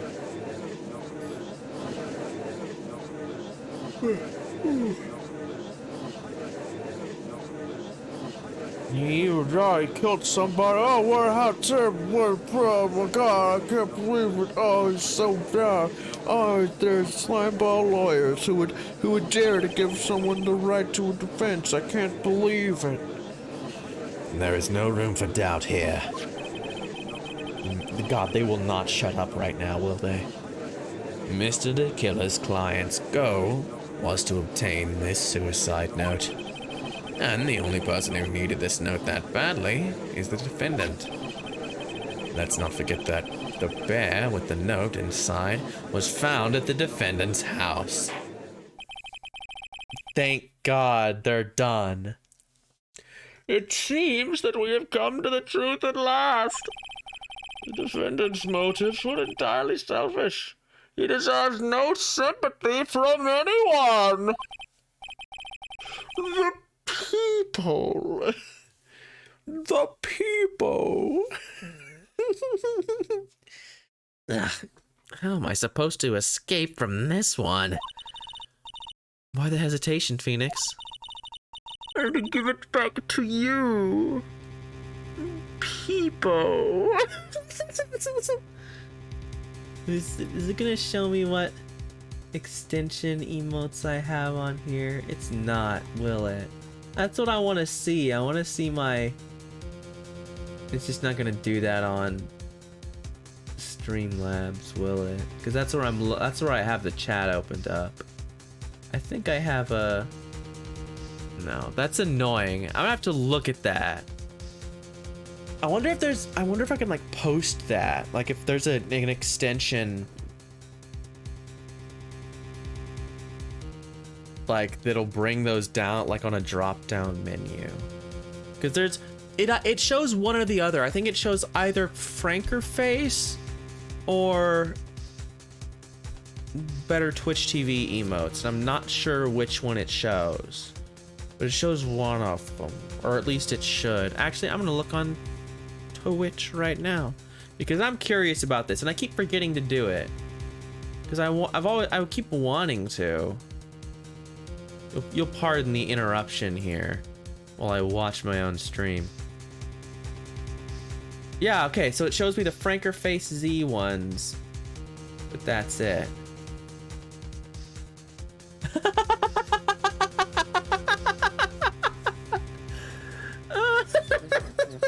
Oh no! Oh no, now you're gonna make me read. Oh, I guess I have to read it. Oh well. One fucking second. I need to get this out of my system, though. For the last 12 plus hours, I've done nothing but Bane post. I haven't ate or been to the bathroom. I've just sat here at my desk, listening to my Banecore music playlist and shit posting about a 5-minute, 22-second movie scene. I've started a few video edits of the plane scene, which after I'm done, I won't even upload to YouTube. They're for me at this point. I've made a few image edits and they've already been reposted a handful of times. Gumshoe hasn't called yet, so you know what you must do. I know. I have to carry on and buy him some more time. Dog. How you doing, Isaac? Okay, there are 2 deadly pieces of evidence, the figurine and the suicide note. Maybe somehow I can find a way out of this situation through one of those. The gavel is already in the judge's hand. Phoenix, hurry! The suicide note or the figurine, which one of these should I pursue? The suicide note?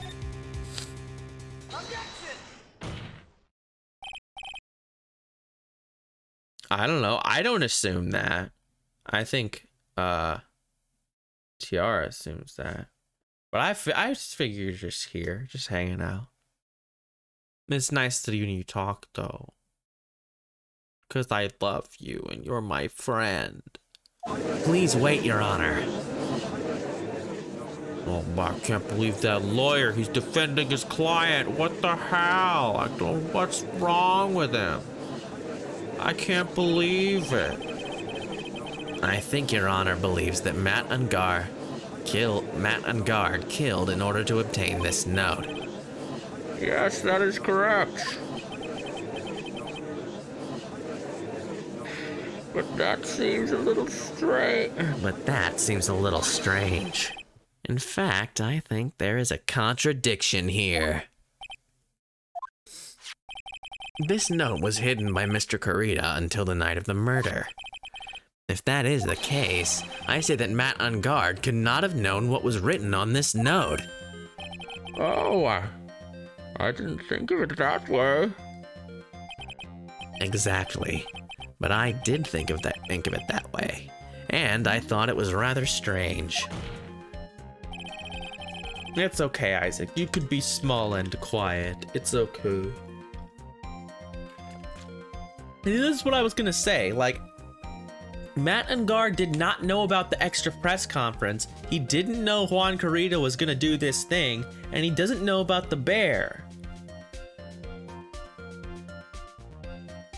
Like, there's no reason to think he would know about the bear. So I don't know. What's the deal? No one in their right mind would kill for a note without first knowing what it said. Order! Order! Order! You make a valid point, Mr. Wright. Mr. Edgeworth, what is your opinion? It was just a flash, but I think I did rather well on this one. Unfortunately, I think he believes differently. I believe a show of appreciation is in order. The defense seems to be in love with wishing more despair upon itself. Oh no! I would like to direct the court's attention to this. What is that? It's a spy camera. It's a very small. Oh no. It is a very small video camera, Your Honor. This type of camera is commonly used as a means of spying. Yeah, it's all despair all the time. Welcome back to the Despair Channel. Spying! What the? I thought that spy camera was in my possession. Matt and God and the victim both thought of the other as their biggest rival. They even went so far as to use this type of item to find each other's weaknesses. And? The victim, Juan Corrida, was being spied on. His personal life was being watched by none other than Matt and God.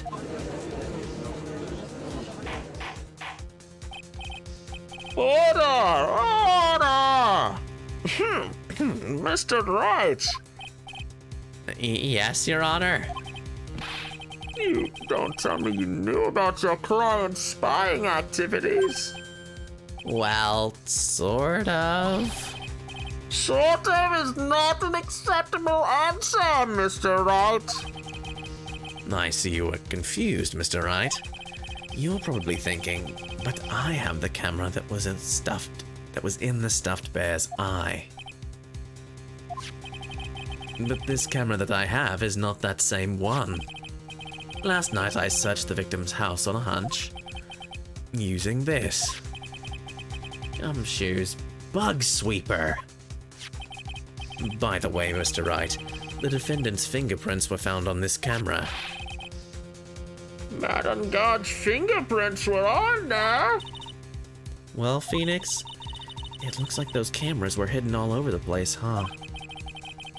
What am I supposed to say to that evidence? I think this is the end. It's fairly obvious that Mr. Ungod learned of the suicide note through this.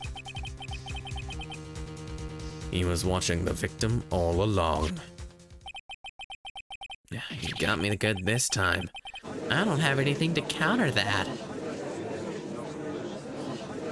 Wow, I can't believe it. He's gonna try and defend his client. What's the wrong? Don't look, what's the deal? Oh, I can't believe he's doing his job. Phoenix. Yes, Chief. Have you figured out what you're gonna do next yet? What I'm gonna do next? Does running away like a frightened child work? I know it seems like Mr. Edgeworth is very close to putting the lid on this case, but in his eagerness to prove his point, he forgot one very important thing. Well, what is it, Mia? There is a piece of evidence that he really should investigate. Something he should investigate? I would really hate to see the good prosecutor get scolded for not remembering to look into the item when he had the chance. Why are you speaking in riddles all of a sudden? Ugh! All right, I think this time we finally understand everything. I understand everything. Doesn't get it at all. Well, Mr. Wright, you don't have any further objections, do you? What is this piece of evidence that Mia's talking about? Can I figure out what it is that still needs to be looked at, or should I let it go? Okay, well let's investigate. What are the things that we can check? We can check this. That's not it. I'm gonna say, can we check this? No, we can't check this. I want to read the actual note. I want to read what it says. I want to hit enter and I want to see the text, but it doesn't want me to.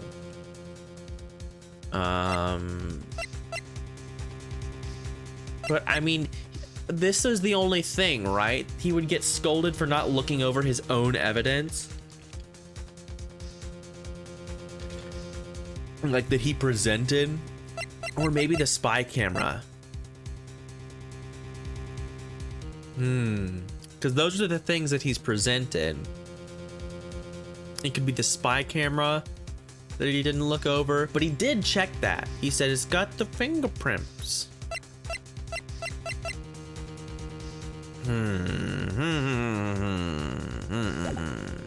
Well, I guess, yeah, you're right. Let's save and figure this out.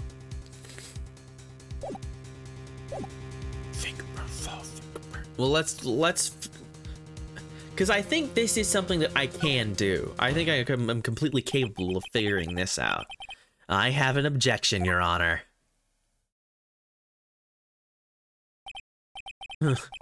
That was about the weakest objection I've ever heard, Mr. Wright. Your Honor, the defense has no intention of letting this go so easily. You're beginning to sound desperate. Well, welcome to every fucking case that I do here. You don't appreciate anything I do. I can't. Unbelievable. That's just your imagination, Your Honor. Mr. Edgeworth, this is not like you at all. In your eagerness to prove your point, you've forgotten one very important thing. Hey, isn't that what I just said? So you're telling me that I forgot something? You're so close, Mr. Edgeworth. But there's something you really should examine about this piece of evidence. So we have the suicide note, the bear, which we have thoroughly examined, so I don't think that it's that. We have the this transmitter, maybe? It could be the transmitter, since that goes with the spy camera, but that just, it's really just part of the spy camera. But it's the thing that he didn't examine.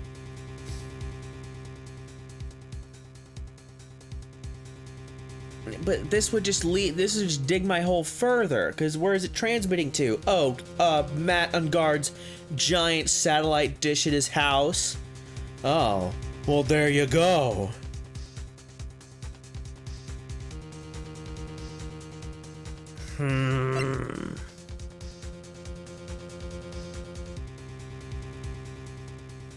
8 p.m. for 1 hour. It only recorded at 8 p.m. for 1 hour.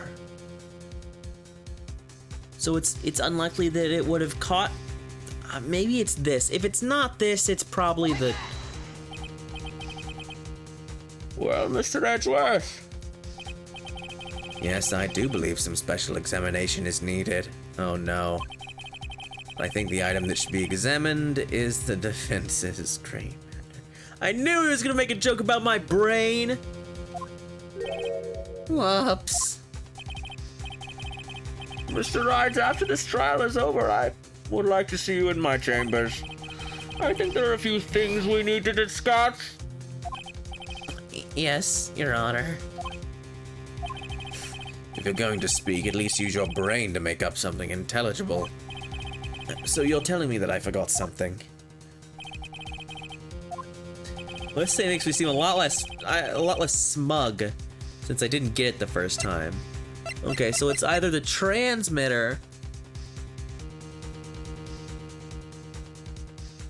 radio waves and transmits the data, or it's the note. Okay, I've saved. It's not that big of a deal. I can just do it.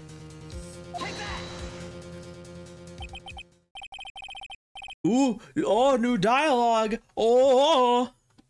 That is Miss Impax's suicide note, right? Who knows? I mean, sure, this suicide note was found inside this bear, but this bear was in my possession until only a few moments ago. Which means the handwriting on this suicide note has yet to be analyzed. Oh. So, as to whether this pivotal piece of evidence was really written by Miss Impax or not, that has yet to even be remotely confirmed. You better not ask fucking Adrian Andrews, 'cause... Mr. Wright, are you saying the suicide note is a fake? Miss Andrews, you were the one who tried to pin this murder on Mr. Ungard. Who's to say you didn't create a fake suicide note and put it into this bear? How dare you? Your Honor, the defense is indiscriminately accusing the witness again. There is no evidence linking the witness to the suicide note whatsoever. You're right. There's no evidence linking the suicide note to anything whatsoever. But if this is a fake, then the witness is the only person who could have made it. What? Recall the witness's testimony concerning this figurine. The only person other than the victim who could solve the puzzle is the witness herself. Glasses! Miss Andrews, pull out your other pair of glasses. Put on your glasses and face the truth. You put your glasses back on and face the truth. You wrote this note, didn't you? You wrote it so you could use it to frame Matt Ungard. I did no such thing. Right. If you're going to pronounce this suicide note a fake, then show this court some evidence to support your theory. Mr. Edgeworth, you were the one who presented this scrap of paper as evidence. That means the burden of proof lies with you, the prosecution. Ugh. That's enough! Mr. Edgeworth, can you confirm the handwriting on this suicide note? It is as the defense stated. The handwriting has yet to be analyzed. If that's the case, it seems that yet again we have reached a point where a verdict is impossible. That's impossible. This isn't good, Phoenix. The judge is gonna carry this trial over one more day. I don't think Maya will physically be able to make it in another day. Okay. I get it, she's like a growing girl. Whatever. But like, what's it been? 3 days? It'll be the third day tomorrow? Like, she could handle another day. I didn't want to have to do this, but I don't have a choice. I request that both the prosecution and defense further investigate. That's just a bunch of bullshit. What an asshole. I can't believe it. Look, any idiot knows that all these things hinge... All of these things hinge on this pivotal point of evidence. Like, none of it matters. If this thing is fake, none of it matters. That's true. She does need her burger nutrients. There's no time. Guilty, blah blah. We hate due process. We love lynching people. It's so funny. I love it when people die. What? What does that sound? It's Gumshoe. Hello? Gumshoe? What is with him? And what's with that sigh? Where's Maya? What happened to the killer? He got away. What? I'm sorry, pal. I really am. I don't know what to say besides, I'm sorry. I wish there was some way I could make it up to you. I really do. Anyway, what's going on? We found this hideout, pal. But the two of them were already gone. This is terrible. I'm gonna keep looking for him, pal. Don't you worry. I just need a little more time. But don't tell me. Don't tell me we don't have any more time. Guilty. Guilty, guilty, guilty, guilty, guilty, guilty, guilty. Do you hear that? They're calling for his head. Mr. Right, I can't. For us to come this far and... Oh! What is it? Let me talk to Mr. Edgeworth. I can't do that. Mr. Wright, would you please get a hold of yourself? Yes, Your Honor. I'm about to end today's proceedings. You may take your phone calls after. Hold on, Your Honor. Edgeworth, catch!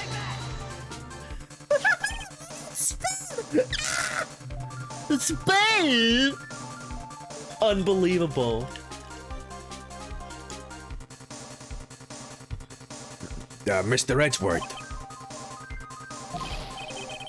Please, you gotta buy us some more time. Court is in session. I'm sorry, Your Honor. You were saying. Mr. Wright, this is a court of law. I'm sorry, Your Honor, but I am reluctant to do this. However, it appears that I have no choice but to suspend the proceedings until tomorrow. this time I really can't do anything. Court is now adjourned for today.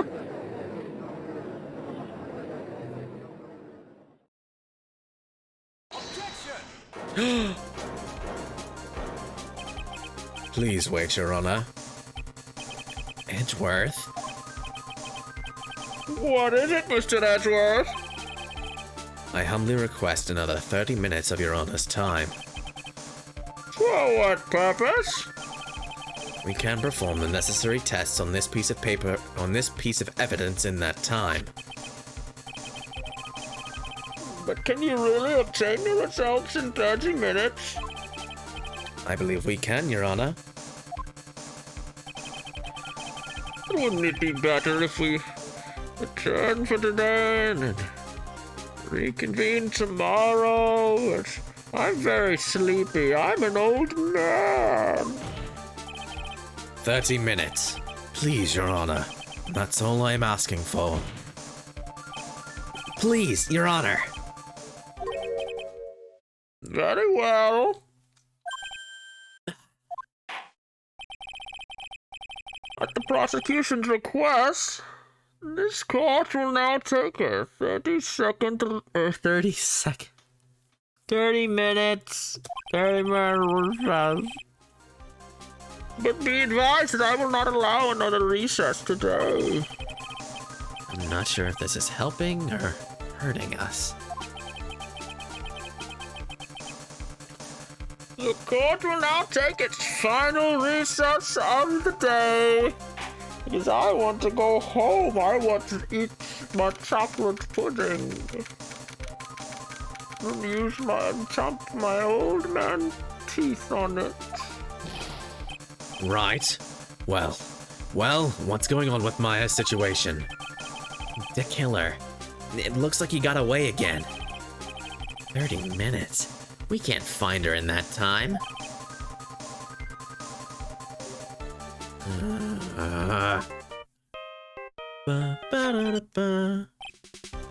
Report.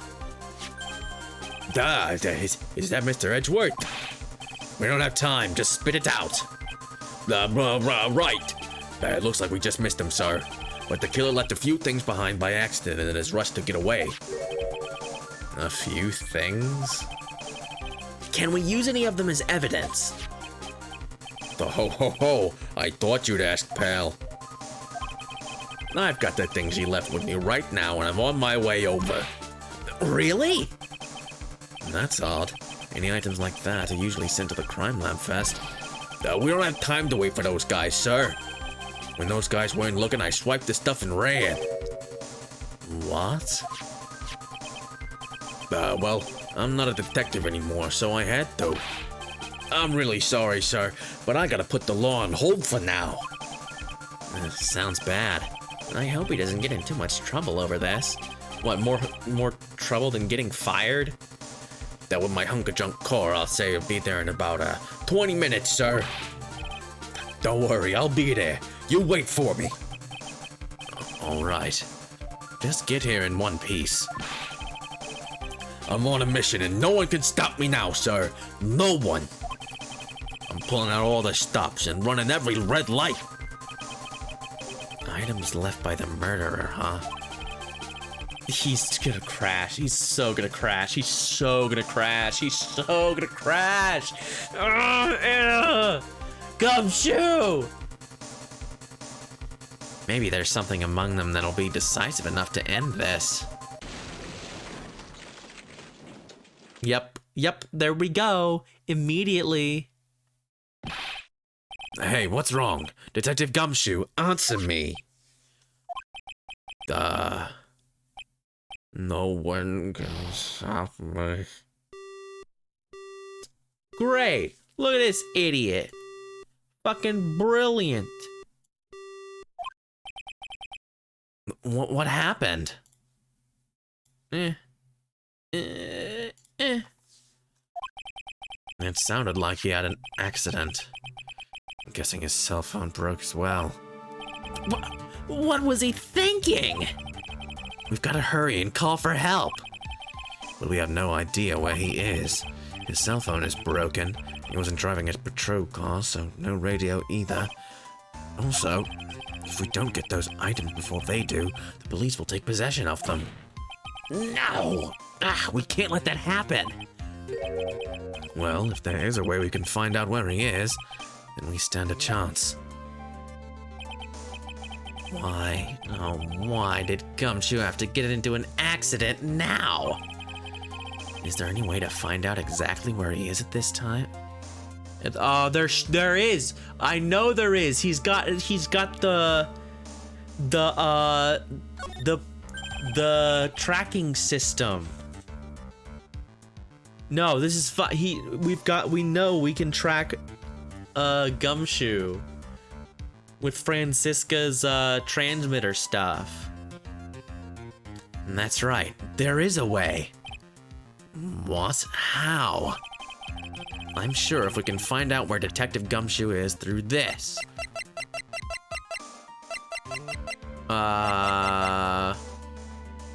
Transmit radio?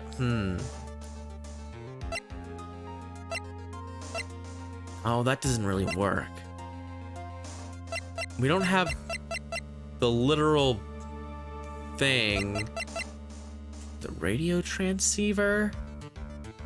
Not. Oh, because it's Von Karma, right? She can do it. She can find him. Why are you bringing up Franziska at a time like... Oh, I see. I'll try to get in contact with her. The chances are slim, but she's all we have. Franziska. Will she even want to help us? Edgeworth. What is it? I don't have any right to judge anyone ever again. I know my client is guilty. What I'm doing now, I'm pinning the guilt onto someone totally innocent and using the evidence to do so. It might be my turn to say, defense attorney, Phoenix Wright chooses death. Right.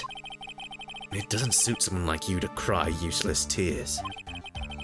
Whether you did your job well or not, that can only be seen after the verdict has been decided. The verdict. Is Prosecutor Edgeworth here? Yes, bailiff. There's a phone call for you, sir. They said it was extremely urgent. They're probably finished with the handwriting analysis. I have to go take this call. In the meantime, think hard about what it is you must do.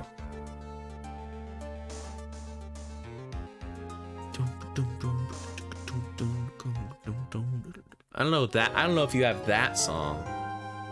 Yeah, let's save. Saving sounds really nice. What a great idea.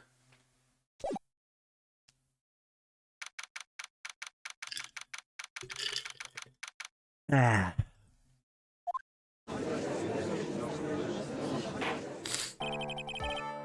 Court will now reconvene. I assume both sides are ready. Yes, Your Honor. Yes, Your Honor. I can understand the defense acting like this. However, why do you also seem so distraught, Mr. Edgeworth? That is... It's nothing, Your Honor. What's wrong with Edgeworth? It looks like something unexpected just happened to him.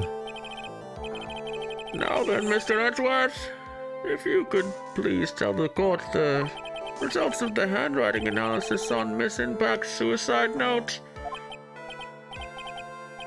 Yes, Your Honor. Unfortunately, we have discovered this suicide note is a forgery. What? What do you mean, Mr. Edgeworth? Oh, I can't believe it! This note was not written by Miss Impax herself. It is a fake.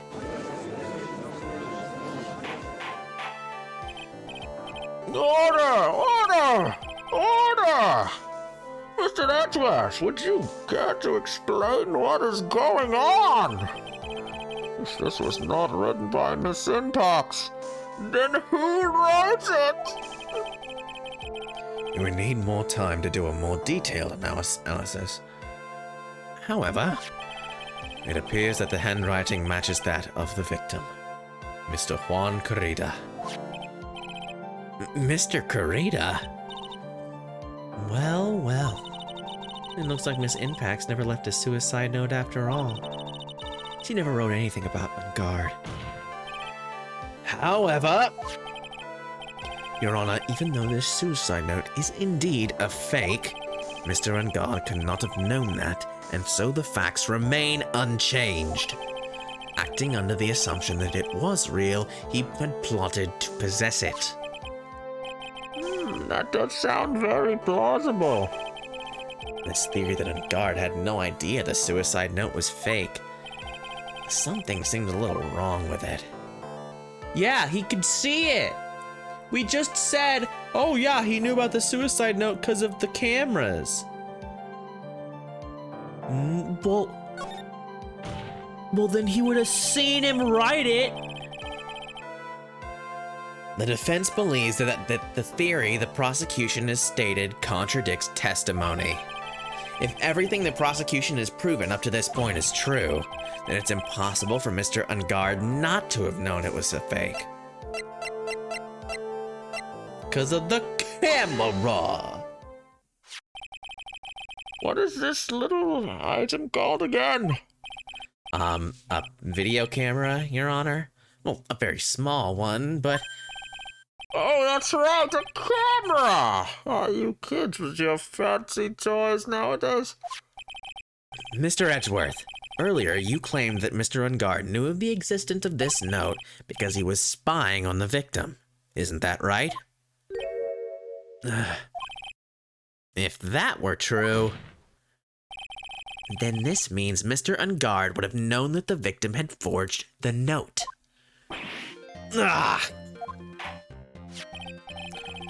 So then the defendant knew the suicide note was a fake. And if that's true, then the situation has suddenly changed in a very dramatic way. Exactly, Your Honor. The prosecution's theory as to what Mr. Ungard's motive for murder was, it had suddenly disappeared into thin air. But, Your Honor, it's not as if Mr. Ungard monitored Mr. Corrida 24 hours a day.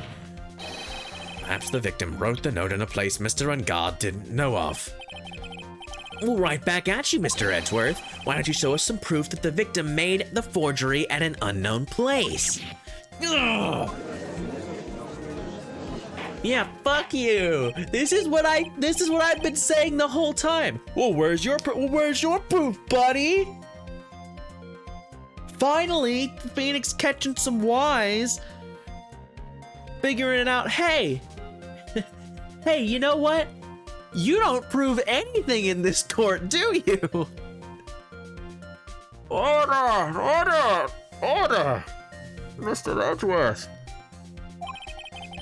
It looks like this time it is you who has dug his own grave. As I figured. As you figured. As I figured. It came down to this after all. Mr. Edgeworth, you are not making any sense. When I heard the results of the handwriting analysis, I thought this might happen. The question is, what next? What next? If the prosecution can't prove Mr. Ungod's motive through the evidence, then we must prove it from another angle. Ooh, a nice voice crack there, Edgeworth. Ugh.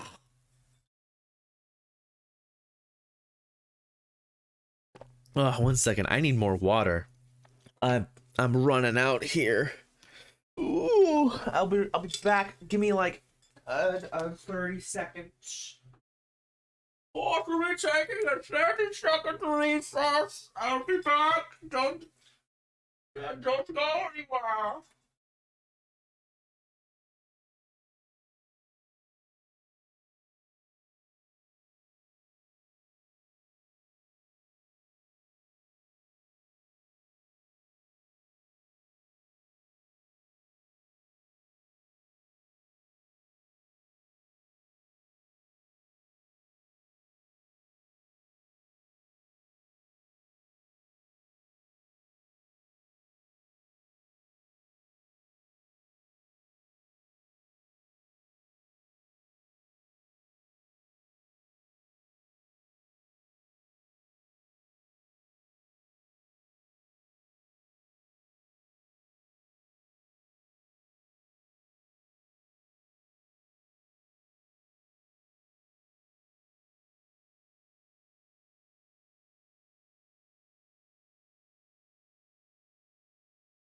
Put this down in session. We're back. I'm back. Oof. Good,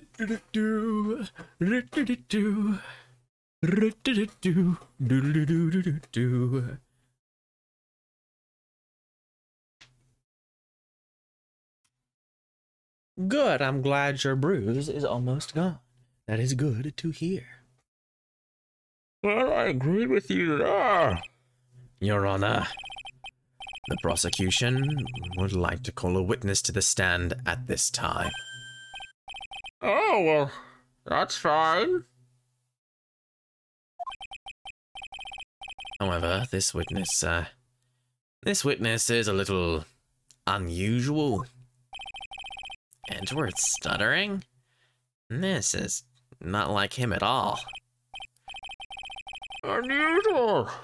Oh, what sort of witness is this person, Mr. Edgeworth? The witness is one who is perfectly fit to answer once and for all the questions of who was it that hired Shelley DeKiller to commit murder? That's impossible. Who in the... No such person exists who can answer that question with such certainty. Yes, Mr. Edgeworth. Who is this witness? It's Yes, go on. Who is it? the man himself, Mr. Shelley DeKiller. Okay. Oh, Mr. DeKiller, yes. It was Shelley DeKiller? What? I actually didn't see that one coming. I was like, who could it be? Who do we know? Like, weird. I don't know. Is it Old Bag again? Is it somehow Old Bag? Nope. It's the guy. He's here. I guess they caught him, or maybe this is like a. Yeah, bring back. I thought they'd like bring back the parrot or so, like something weird, but I guess they caught him, or maybe there's a recording or something. Am I gonna have to cross-examine a recording? Yes, Your Honor. He's coming here to the witness stand. Well, yes, in a manner of speaking. I recognize that this is a very unusual circumstance, so I ask for your permission. Yeah, are we gonna hold the transceiver up? Or like what? But then why would he testify? Why would he be like, ooh, yes, it's me. Ho ho ho ho, idiots. Well, Mr. Wright, Yes? is this all right with you? Do I have a choice here? I can't really do much else to drag this trial out. The defense has no objections, Your Honor. I wonder if it really is all right to do this. Very well, then. The prosecution calls its witness to the stand. Edgeworth, is there no other way left to us? Is he, like, actually here? Now then, witness. They're gonna cut to something and it's gonna be like a comedy cut. Your name and your, occupation, please. Yeah! I knew it! I knew it was bullshit. This is some nonsense. Very good, sir. My name is Shelly Tequila, and I'm a professional assassin. I say! This is kind of raw. What is going on here? Your Honor, How can you remain so calm, and what is the meaning of this two-way radio? actually, Your Honor, it was delivered to me just now, and it came with a condition. As long as we do not trace its source, Mr. Tequila will testify to this court. So this must be what that urgent phone call I got earlier was about. Oh no, this will not do! I cannot allow this in my court! First of all, we can't even be sure if this really is Mr. Tequila himself. Witness, please present some sort of proof that you are, in fact, Shelly Tequila. Oh, I understand. Please wait a second. I'm so hungry. Maya! Maya! A voice! Mr. Wright, can you confirm anything from this? The defense has no objections to this person. We are satisfied that this man is indeed Shelly Tequila. Yeah, it looks like we have run into yet another unexpected turn of events.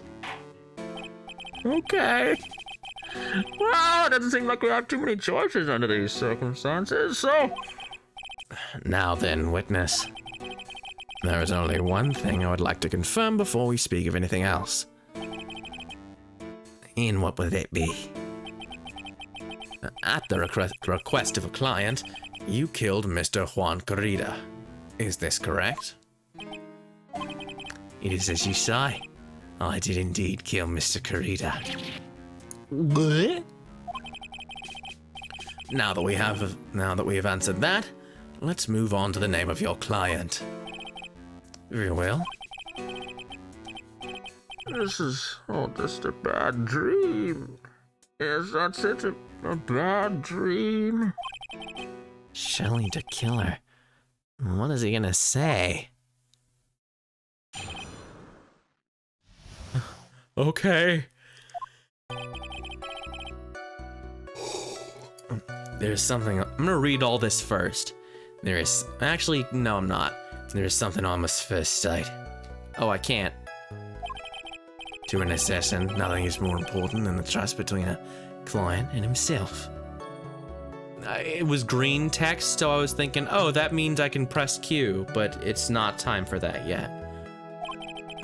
And that is the reason that I'm here today, on this witness stand. It is my wish that you grasp this concept before I give the name of my client.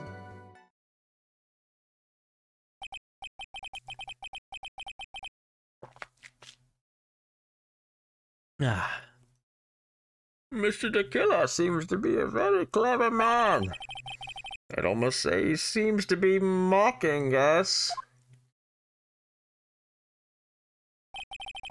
while he may appear to be our enemy, Your Honor, Mr. the Killer is only stating the truth.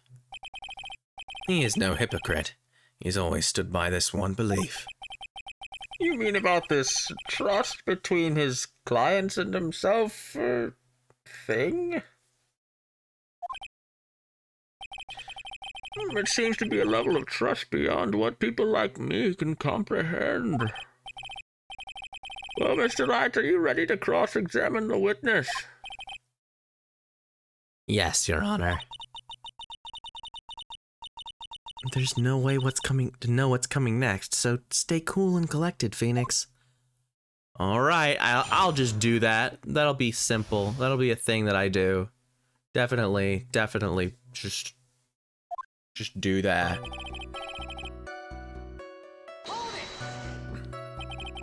We can hear anything you have to say later. Can you please just tell us your clients? I don't think you understand your flies, Mr. Attorney. I said this is something I must first cite. Do you know what the word first means? Sorry. Go on. Oh, it appears this is one witness you can't bother, Mr. Wright. That's only because you don't know about Maya's situation. You're an assassin, that's more important. Blah blah blah blah blah blah blah blah blah blah blah blah blah. And the trust, and the trust between you and your client. I provide my services in a fast and efficient manner. In exchange, I trust that my clients are discreet about me and my identity. If too many people knew my face, it would be quite troublesome. That is why you're testifying in this manner. And this is the first time one of my clients has ever been accused of murder. I must preserve the killer name so my clients can trust me. But couldn't someone stab you in the back and break your trust? It has never happened before, but if it ever did... Yes? That person wouldn't be my client for very long. They would certainly... That's enough, please. No more. Oh, it's so scary. Very well. It was only a hypothetical anyway.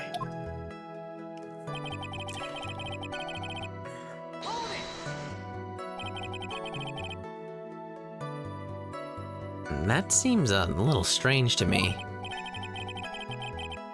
I mean, you're about to tell us the name of your client.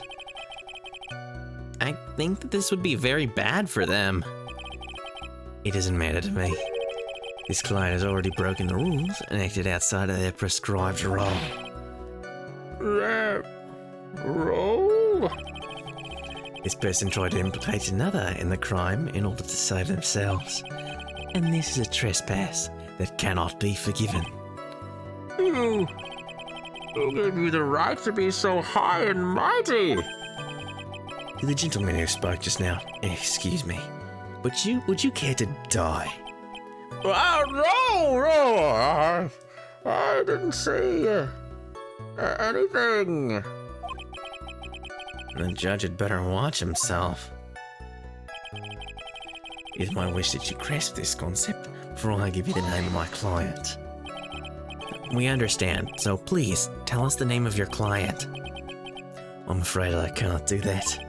I still have a few things to say before I do. That egomaniacal. It's not good for your health to be so aggravated. You won't live very long if you let everything bother you.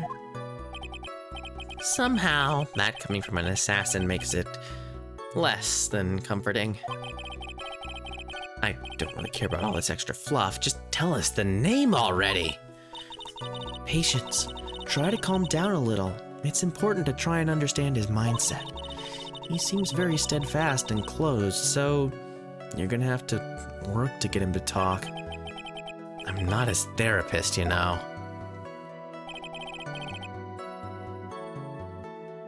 Okay, so what? Evidence? Or is this like powers before where I need to like add something else, or I need to just do it again? I'm just gonna go through it again.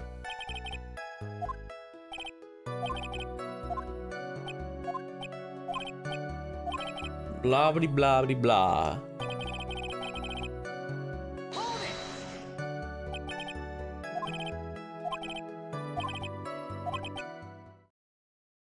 Oh, yep.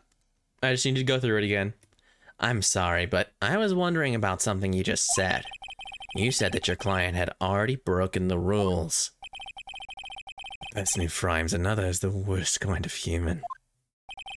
And that's why you feel you can betray this person. I have no trust relationship with a client who can't understand their assigned role. Just my luck. An assassin with a conscience. Who would have figured? Now then, everyone. Do you think you can understand my logic? This case just keeps getting better and better. If you can't, then I'm afraid we can't proceed. Everyone understands your point, I think. Really. In that case, I believe I am prepared to disclose the information you seek. You have made it crystal clear that you value trust over all else. I believe we are ready. Excellent.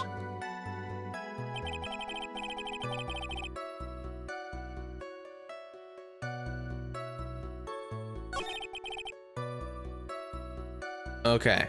Yes.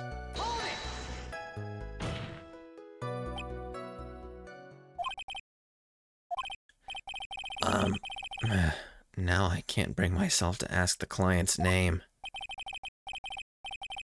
If you can't ask it, Mr. Wright, then I will. Witness! What is the name of your client who requested the murder of Mr. Juan Corrida? That person's name is... He's gonna say Adrian Andrews, because she tried to frame him. But it's not really her, we know that. Adrian Andrews. What? Witness! That's not who you told me it was earlier.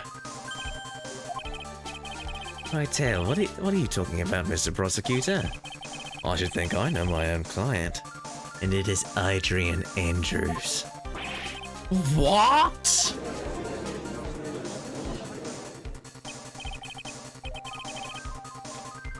This can't be. On the phone earlier. What's going on here?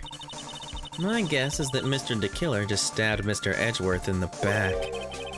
Stabbed Edgeworth in the back.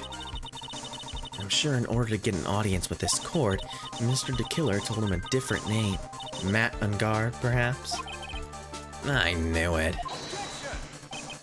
This is outrageous! I was deceived! This witness is telling a very serious lie. But you were the one who summoned the witness. Oh no, what are you doing, Edgeworth?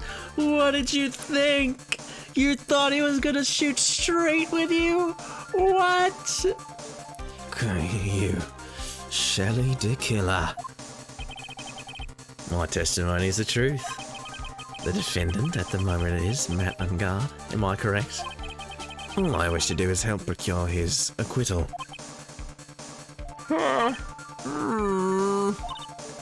Wow.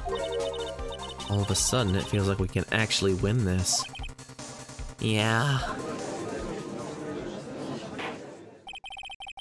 I can't believe that he would betray the prosecutor trying to get his client. I can't believe it. Pardon the yawn. The prosecution has failed to provide a motive and has instead provided this suicide note, which is a forgery created by the victim. Furthermore, there is a possibility the defendant knew it was a fake. But most definitive of all, we have heard from the assassin himself the name of his client. Mr. the Killer's client who requested the murder was not the defendant at all. No. With all this evidence, it is obvious to me that this means that Mr. Matt Guard is innocent. I seem to have caused you all a bit of confusion. Please continue your discussion and call me when you've reached a verdict. Bailiff, whack his nuts! Please bring Miss Adrian Andrews in immediately. What now? With the way this is going, Guard will be found innocent. And this may be our last chance to save Maya. Yeah, but Edgeworth is right. The killer is lying. And Guard, my client, I know he's guilty. Can I live with myself if I win this? Who would have believed the prosecution's own witness would absolve the defendant? Your Honor, the prosecution requests permission to further question the witness. Shelley DeKiller is certainly lying under oath. Well, we've never cared about lying under oath before, so fuck it.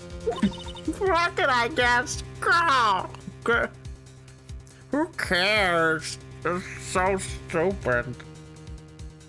It wasn't me! Listen, everyone, please. That testimony just now, it was all one big lie. Miss Andrews.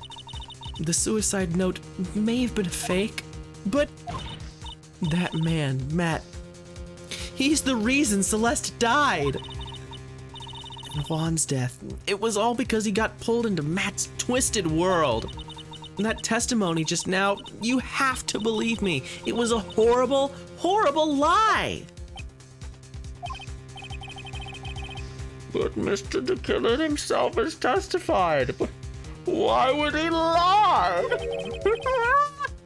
He has named you as his client.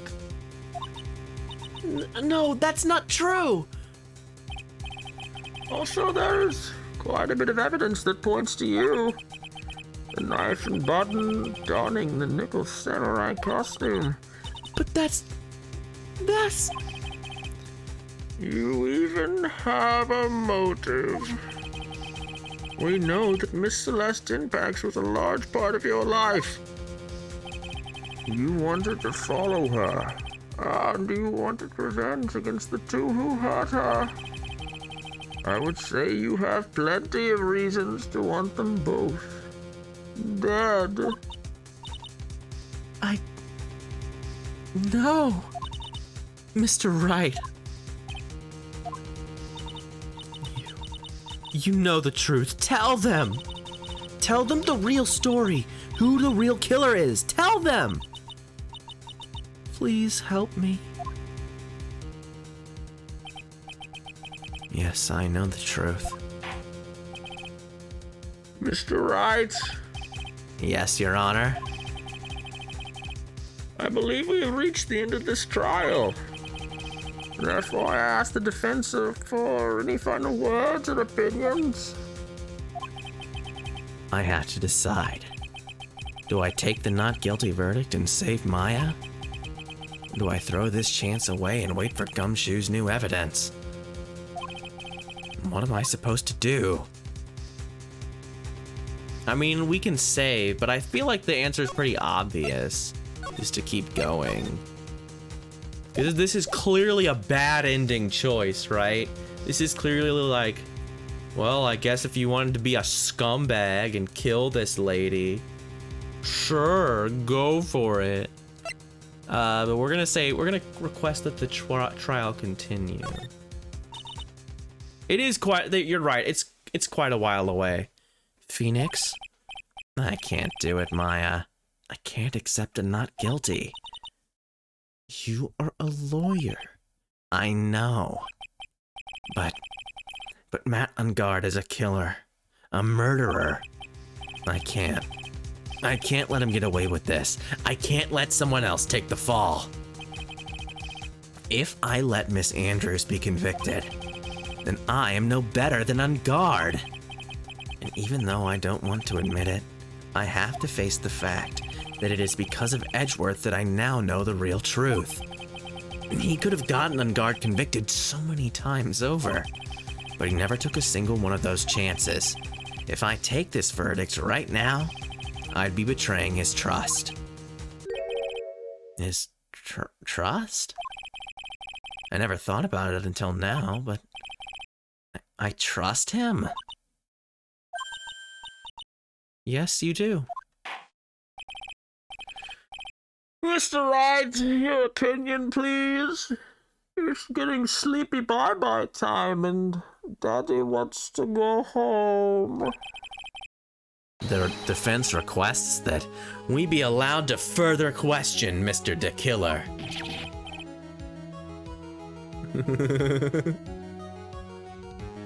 Yeah, you're right. I don't get it.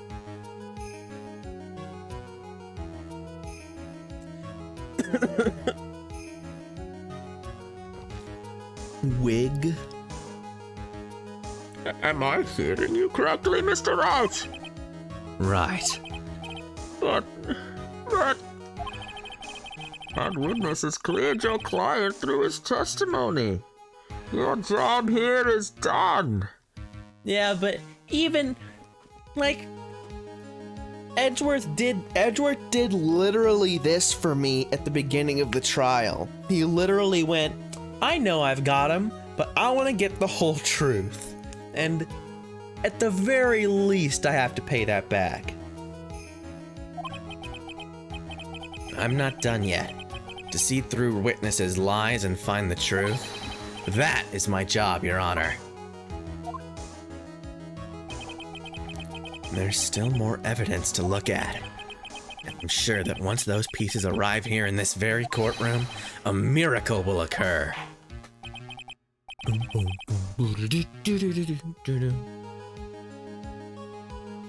Very well. The trial will continue. Mr. Edgeworth, please reestablish your connection with Mr. De Killer. Right away, Your Honor.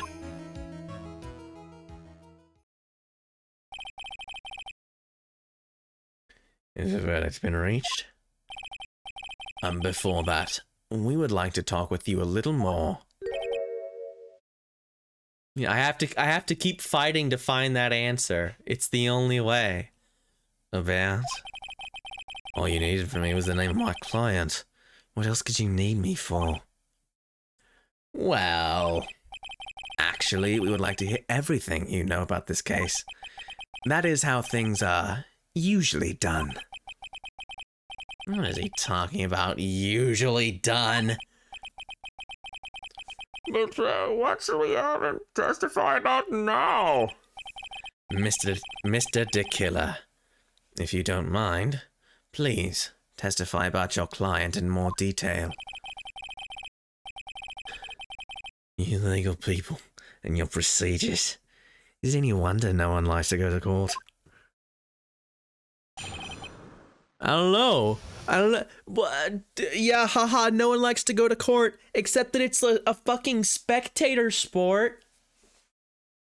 People are desperate to be here, and apparently be very mean to me specifically.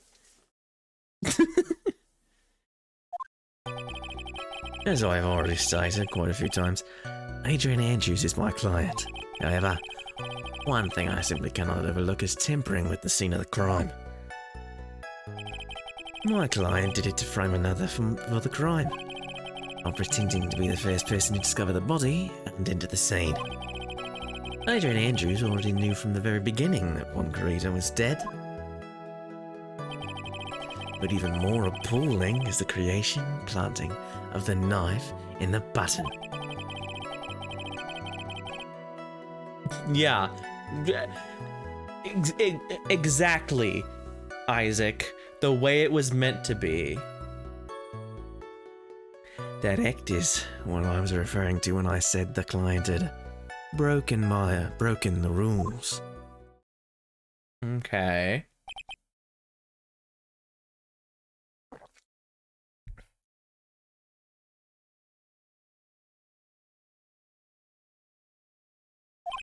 Before pressing, that's what I do.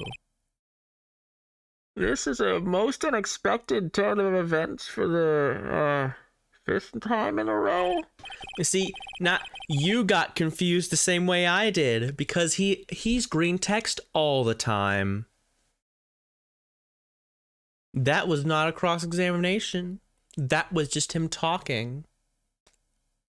I have to wait, and then I can do my cross-examination. It's bullshit. Why did you make him green text? He could have been another text. Radio could have been yellow text. It could even have been white text, just like people talking. I'm done when I cross-examine. I read it. I'm read the video game. Sorry, I'm getting distracted and I'm just pressing the button. They're talking. I'm gonna read less. I'm just, you could read it yourself. A boom. Look at that. Look, there goes another one. A boom.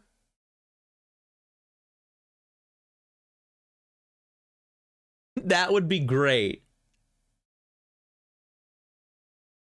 That would be really good if they had like signatures. That takes me back. I love the like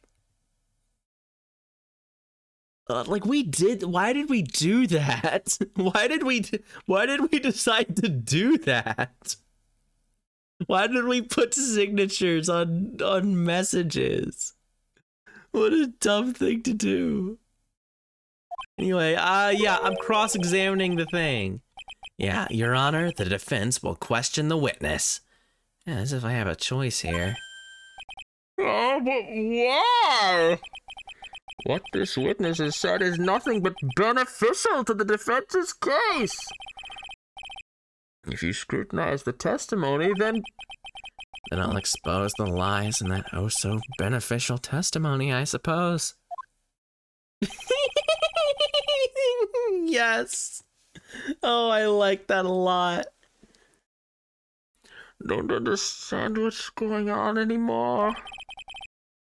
Well, that makes two of us.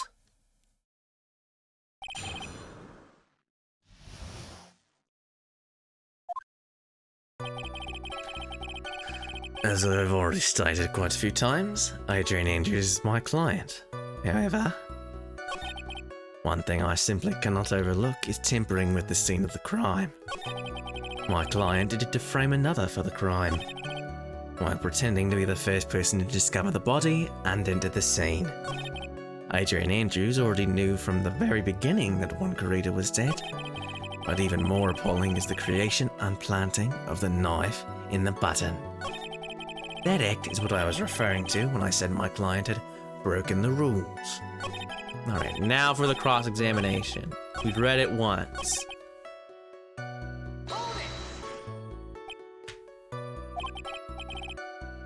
What is it, Mr. Wright? If I press him the wrong way, it might raise suspicions on his end. But I have to do something to waste more time. Witness, about requesting a hit. Yes? How much is your fee? I see you're also quite a dark-hearted man, Mr. Attorney. Huh? If you would like to talk business, we can do so after the trial. No. I'm not thinking of hire. Mr. Wright! Yes? You wanted to kill me. You want me dead, don't you? What? Why would you think so? Guilty, Mr. Phoenix Wright! You are hereby declared guilty You're very rude to me and you don't appreciate anything I do. Witness, let's continue.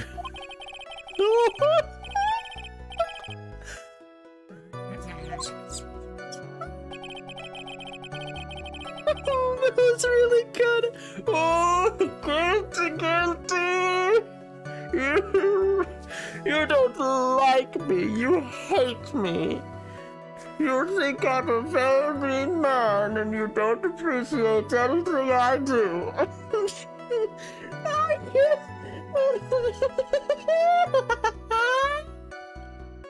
What is it?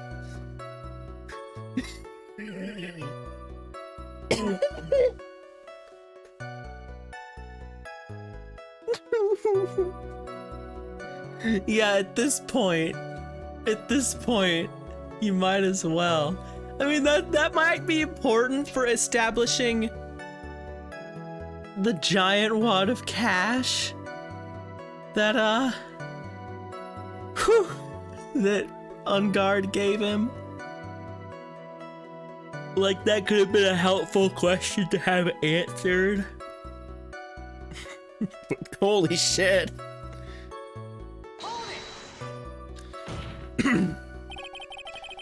I would think that most people wouldn't be able to overlook a person hiring another to kill. If I had a problem with such a thing, I wouldn't be very effective at my job.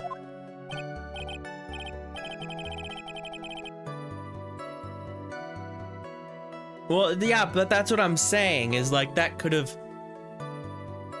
have been like something to talk about. Like, that could have gone somewhere, but the judge was like, no, I am uncomfortable when we are not about me. Yeah. Well, a change in occupation might be good for you. Ooh, excuse me. However, I will say this. Even though I am the one that does the deed, my clients are always the real guilty party.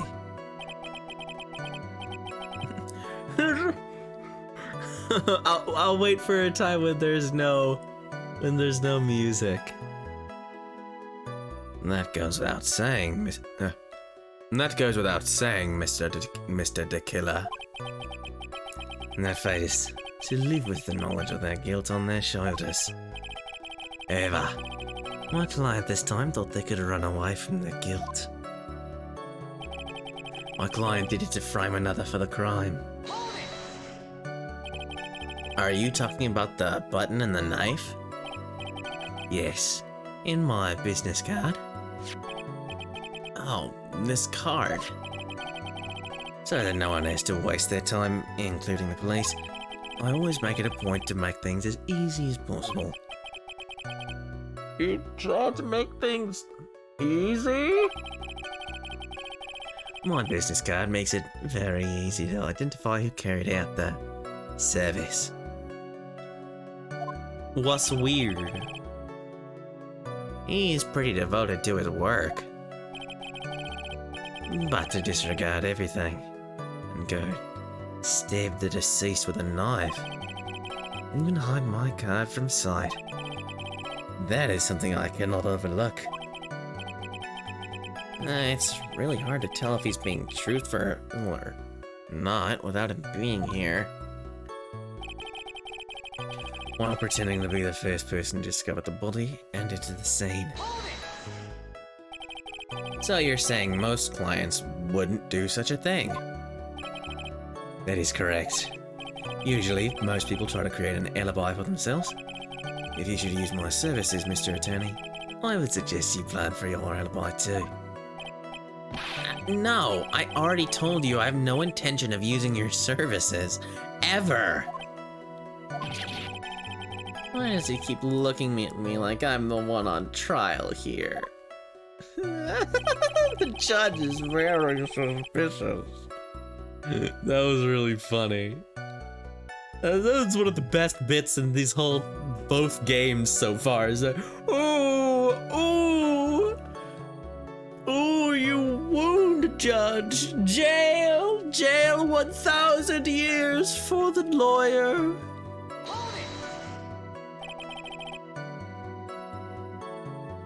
From the very beginning? That is correct. From before my client visited the room. All my clients know precisely what the situation is at all times. I wonder if that's really true. Dungeon, you go to the lawyer dungeon for beaming to judge crimes. That's odd. What's even more appalling is the creation and planting of the knife in button. So, why do you think your client did that? What do you mean by why? Well, fiddling around at the scene of the crime is pretty risky. And why would someone who has requested a murder go to the crime scene anyway? That is true. I assume it was probably done to fry Mr. Ungod. If that's the case, then why didn't the person just request that you do it? Sadly, that is not possible. Uh-huh. My job is to kill. That is all. And to leave my business card behind, naturally. The business card is so my clients may escape blame. To protect them is my duty. Even if they say it's for revenge, setting someone else up to take your fall. That act is what I was referring to when I said my client had broken the rules. And that's all you have to testify? Yes, and I pray that I will never be called to the stand again.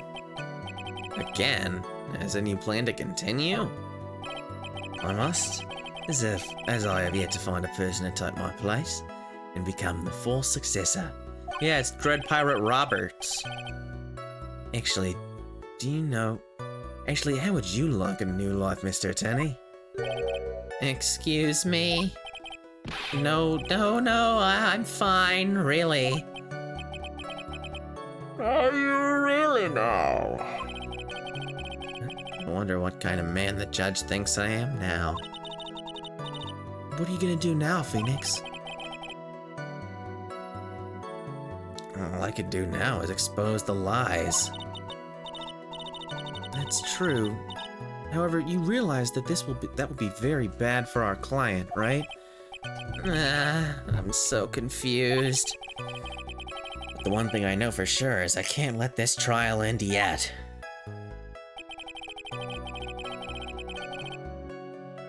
Okay, so I pressed everything.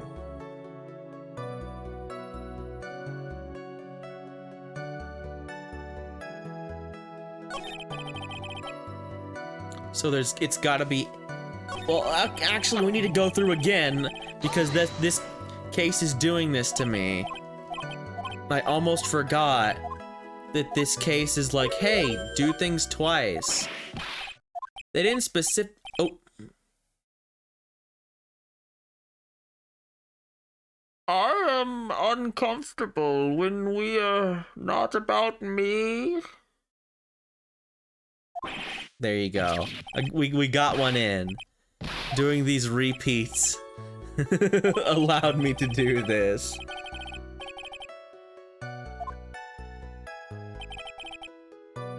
Blah blah.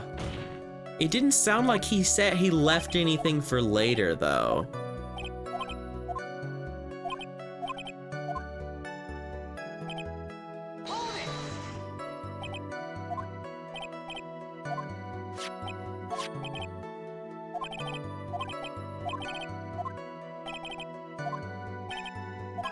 Like the other two, you at least kind of got the sense, but I mean, maybe it's vague.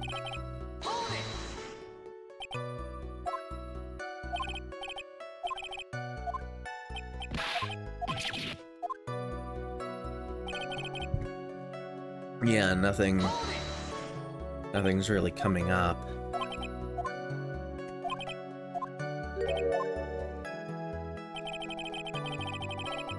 Okay. I was just checking because this has done that before.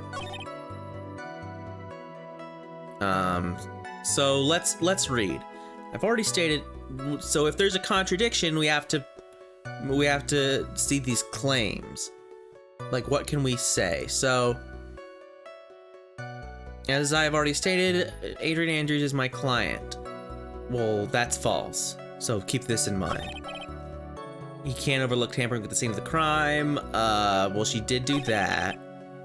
She did do that. She pretending to be another person to cover the body. Into the scene. Already knew from the so she didn't know.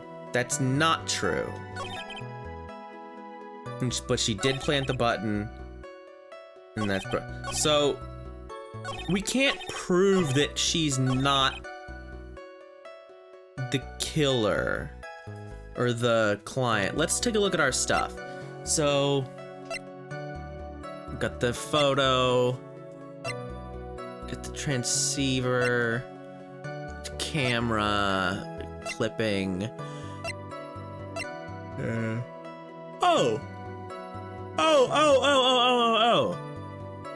This has her fingerprints on it. So if she was trying to frame somebody, why would she leave her fingerprints on the glass? Why would she touch? This is the thing that brought us into this whole Adrian Andrews might have done. Yeah, okay. So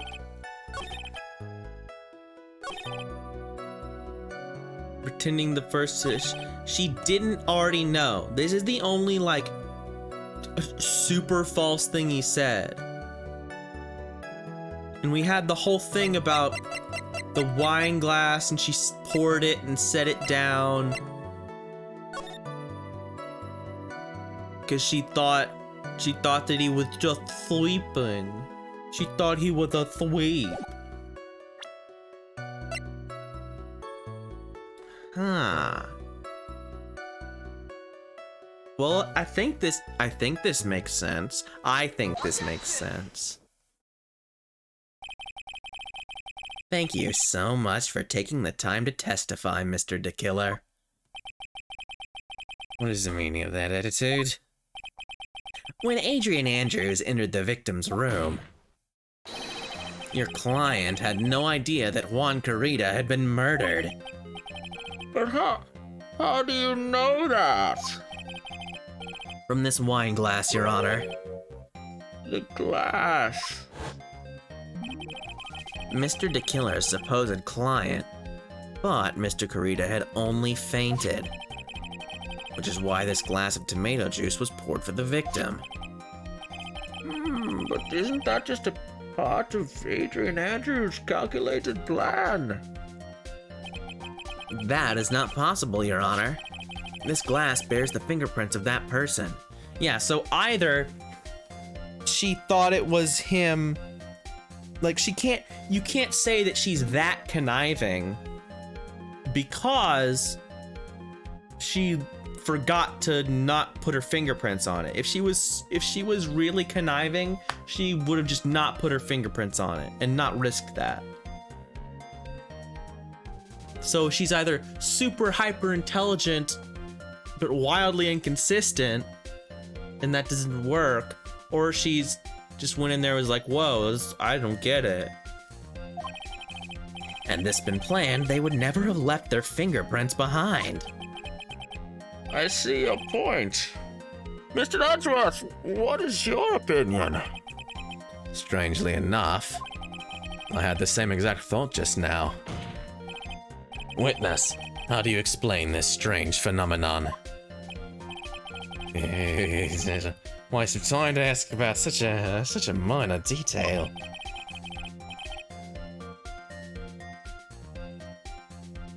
Yeah, it's court vacant because we're not always talking about the client. We're talking about like sometimes it's Miss Andrews, who is a real person, or sometimes we have the client, who is a theoretical person who exists in this Schrödinger state of unidentifiability. So the client is a they. The client is an entity who we do not know. So we're like, oh yeah, they, the client, that person. You're weird. Shut up, Kyrie. Shut up. It's not a very important point anyway, correct?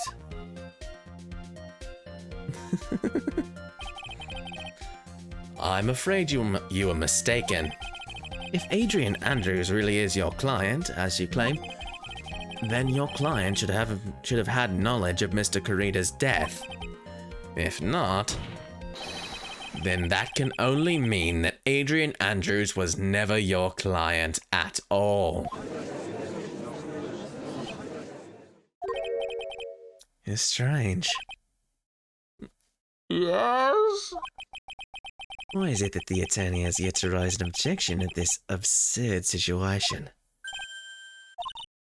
Phoenix, if the killer figures out what we're up to, we're in real trouble. What's that? Oh, I almost had a sneeze there. Ugh. Oh, that was very close to a real sneeze. Yeah, I know. Mr. Edgeworth, I'm surprised. You know you can't say things like that without any evidence. Sorry. Well, that was an awfully weak objection for the two of you.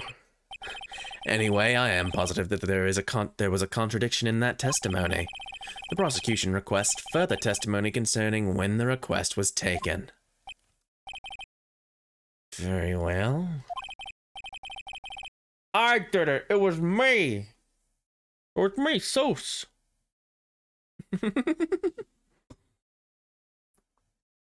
Right now, I have to buy us more time. While we wait for the items the killer left behind to get here. I just know that the very outcome of this trial lies with those items.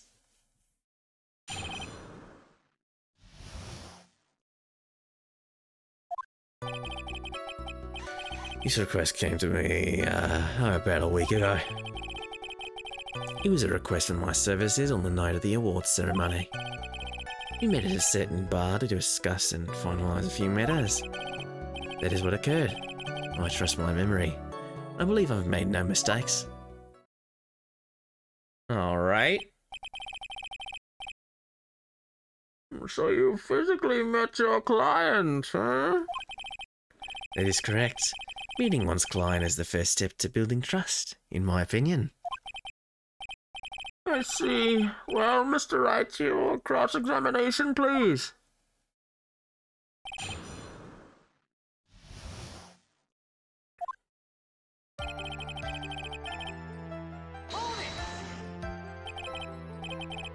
One week ago. Are you sure? It's been.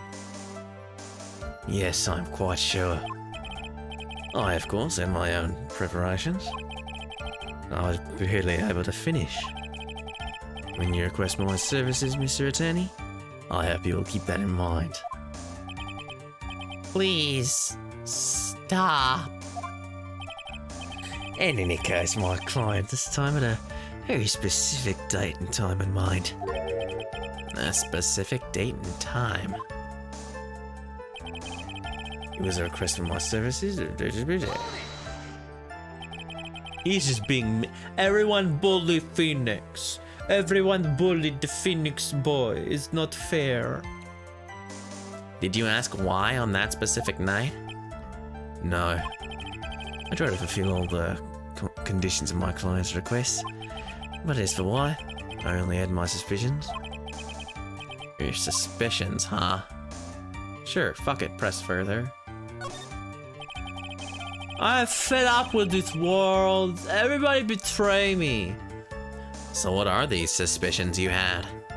Why did your client request that night? I'm sure it was all for the bear. The bear? My client spoke of it. I'm sure there will be a bear-shaped figurine in Juan Kurita's room. I would like you to retrieve that item for me. He must be talking about the bear puzzle. He must be talking about the bears. Inside that figurine was a suicide note. Naturally, the victim brought it with him to his hotel room. He was planning to publicly disclose its contents at the press conference after all. It is correct. And if I had not done the job that night, I would not have known where that bear figurine was. I see. Well, Mr. Wright, was the testimony right now of any importance?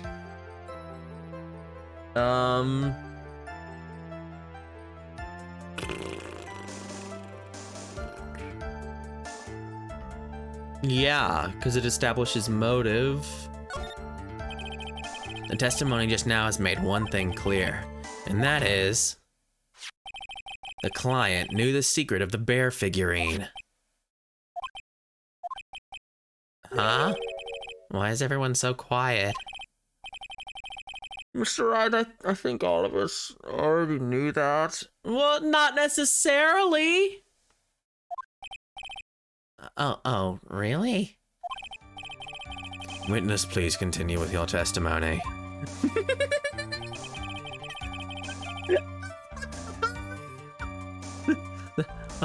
Oh, okay. I guess I'll go home. I guess we did. I guess we didn't need any more establishing of that.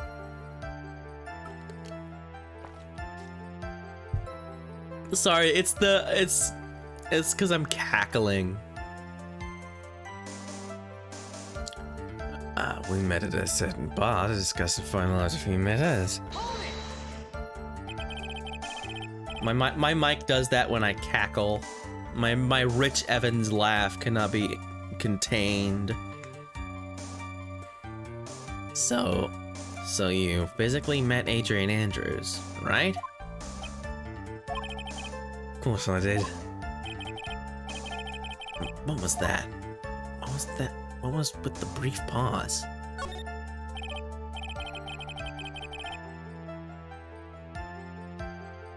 Witness, I would like for you to give us a few more details. Always been my clients as a matter of principle. I've never taken a request by telephone or mail. And why is that? That's because I value the trust between a client and myself above all else. And the only way to establish that is to speak to the client while looking them in the eye. Well, Mr. Wright, was the testimony just now of any importance? No, it really wasn't.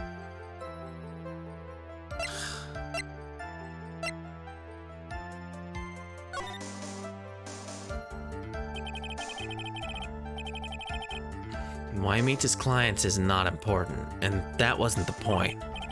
Witness, please stop sidestepping my questions. What do you mean by that? Yeah, see? My question was, did you really meet Adrian Andrews in person? I've already told you, Mr. Wright, I did.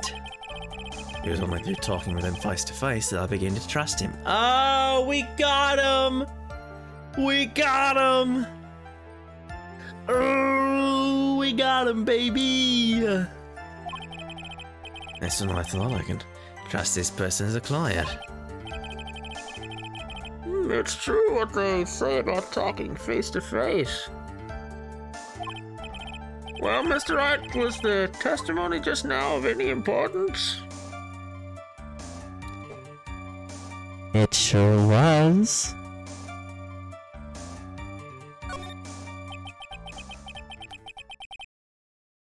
If I heard what I think I heard just now, then I think I've got him. Your Honor, I believe the testimony just now was of the utmost importance. Really? If that's the case, witness, please include the statement you just now in your testimony. Very well. Okay, so him. Aha! But he doesn't know that Adrian is a girl's name too.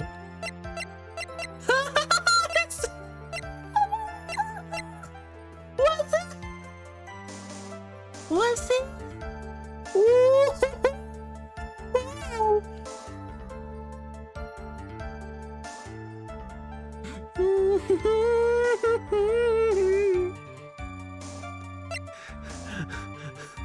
The killer, the cooler, the killer. What's I can't believe this. Why? Why is this still a profile if Shelly the killer is here? That doesn't make any sense. Whatever. Adrian Andrews.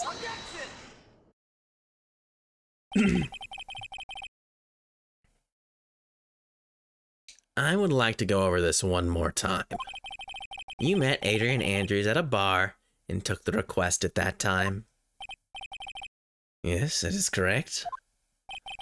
And that's when you thought he was trustworthy. How many times must I repeat myself? Yes, that is correct.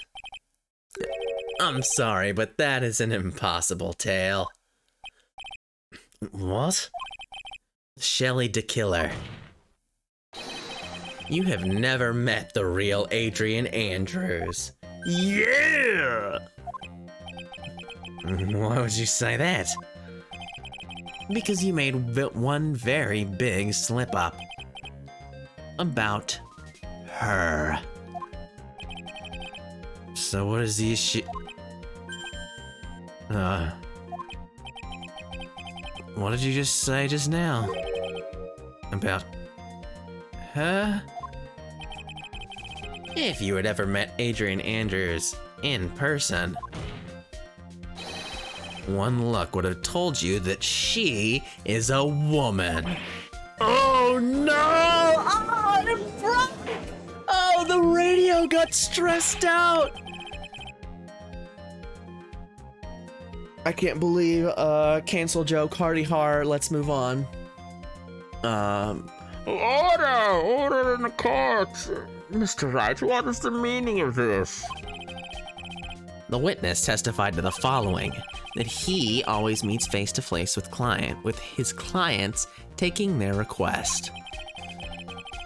But he's never met Adrian Andrews in person. Yes, Your Honor, that is exactly the point. That means Mr. DeKiller's client could not have been Miss Adrian Andrews. Oh no, it's sweating! Ew. It's sweating, ew. Mr. Edgeworth, I understand your logic on this one. However, why would the assassin make such a basic mistake? Why is it like that? I believe it has to do with her name, Your Honor. Her name? Yes, Adrian Andrews is, without a doubt, a very androgynous name. Yes, I see. Unlucky for Mr. DeKiller. The entire time he was on the stand, no one had stated Adrian Andrews' gender. And so he simply picked the wrong gender to go with. What? Nah, androgynous is fine. What is going on? Yeah, and androgynous is accurate. Unisex is made up. It's a fake word. Androgynous is the real version of that word. Shelly the Killer. This court demands an explanation. Go to law school. Dog is even, that's true. It's a shorter word.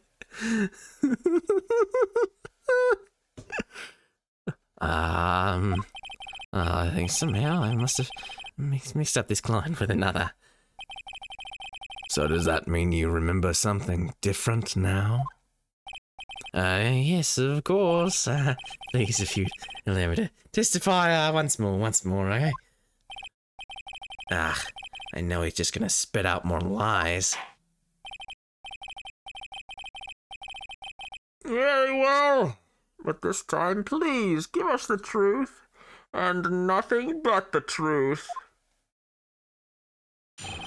Bum. I guess I was gonna say, why doesn't he just hang up? Well, because now he's gotten himself into a pickle because he's gotta free his client. So this is actually kind of clever. He can't just hang up and like, oh, whoops, bye. Because his whole deal is like, oh, I've got to protect the client because that's part of the code or whatever. But now we've got him. Now he's got to stay. Yes, now I remember. I took that request by mail. There have been times when I took a job without having met my client. The request was for the murder of Juan Carita and 2 or 3 other small things. When I saw the name at the end of the letter, I thought my client had to be a man. Or two thought my client to be a man. Excuse me. So you took this job through a letter? He didn't mention anything about a letter in his earlier testimony, which means he is definitely lying. Be careful, Phoenix. If you break the assassin's testimony completely, it's over for us. I know. I can't make him suspicious, but I think we're okay. Like, we can do this. As long as he's standing there across from me, no matter how strong of a punch I throw, he'll counter it.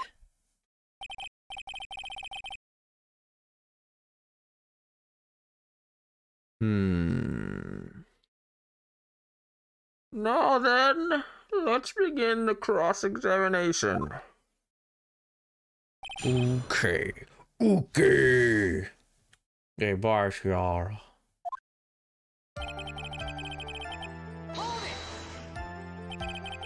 But didn't you just say that you always meet your clients? Yes, I suppose I did say that. However, there are some clients for whom a meeting is simply not possible. But didn't you meet your client this time? No, I did not. Oh, come now, let's stop with this game of cat and mouse. Using a Cynthia's voice is not going to work on me. Alright then, just cough it up and confess. Mr. Wright, you can't bother a witness with such harsh words. You're a lawyer, so behave like one, and present evidence instead of mindlessly yelling. Now then, do you have any proof that Mr. DeKiller met with his client? No, I don't. Fine. I'm sorry, Your Honor. Unfortunately, I don't have any proof. I see. And your line of questioning was just another waste of time. Sadly for us, Your Honor, that is the nature of right and wrong.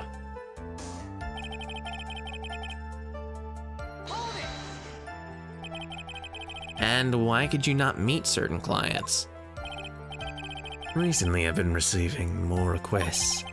If I met each and every client, I would lose some nice business opportunities. Nice business opportunities. On top of which, the times have changed. It is now the age of information and computers, correct? Well, I've joined the times, and now take requests via electronic mail. Electronic mail? Do you have to mail that in a specially insulated envelope? I'm very sorry. I despise the shortening of words. What I meant by electronic mail is what is commonly referred to as email. email? In a contest of mimicry, the judge would beat a parrot. Hands down. Anyway, so you took this job without having met your client? And? 2 or 3 other small what the fuck are you talking about? What are these 2 or 3 other small things? 2 or 3 other things? Yes. And what were these other things? A few other things that have nothing to do with this case. What should I do? Should I let him slide with that? It'd be really bad if I pushed his buttons the wrong way and he got mad. Well, luckily, we can save and not worry about that. Whether or not they're related to this case is for the court to decide. Mr. Attorney. Yes? Everything I have said from the beginning has been nothing but beneficial to your client. Which is why I wonder what is pushing you to continue with this cross-examination. Could it be that you are planning to betray your own client? That's... Oh, I smell the stench of a backstabber. And should you turn out to be one? Oh, wait. Uh-oh. This is looking really bad. I shouldn't press my luck. Alright, I have to think. Is this worth pursuing? What's the only thing that I know so far? Like, everything else is really innocuous, other than do you have proof of the thing that he met this person? I don't. At least I don't think I do. I guess we could come back to that. But since this is, you know, any option, might as well. I mean, I did save. Witness, this is a very important matter. Please cooperate and tell us what these other jobs your client requested were.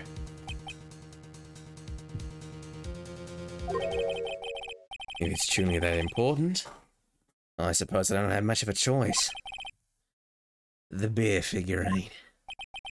The bear figurine?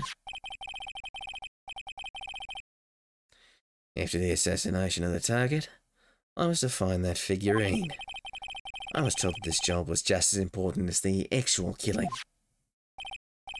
And where was that figurine? It was inside Mr. Kurita's suitcase. And then, what did you do next? I handed it over to my client right away. Hey, Tiara. You gave it to your client. Interesting. This information certainly sounds important to me. Witness, please include what you just stated in your testimony. As you wish.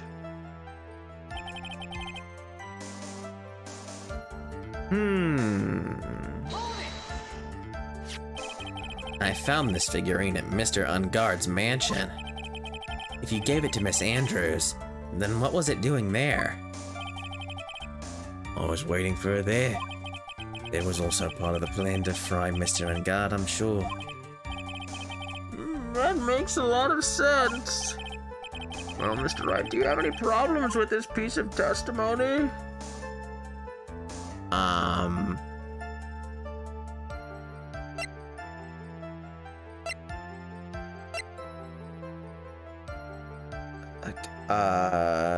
Let's say no for now. It's no use. As long as I can't put my finger on the central problem here. Pressing this witness anymore would be extremely dangerous. It appears Mr. Wright has no problems. Then, witness, please continue. Let's just make sure we cut all our options first before I start throwing around evidence. Even though that does seem to be the place I'm supposed to do it. Let's just make sure, huh? So you're saying that you never saw your client's face? Not even once? Well, I did. Once. is when I went to give my client the figurine. Yes, I see. But Miss Andrews was wearing a mask at the time. A mask? The Nickel Samurai mask, I'm guessing. Mr. Wright, what do you have to say about this? Do you have any problems with this piece of testimony?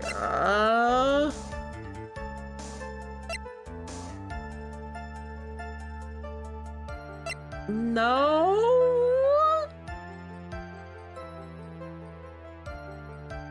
Yeah, I thought the whole point was that we couldn't. It doesn't matter. It doesn't matter.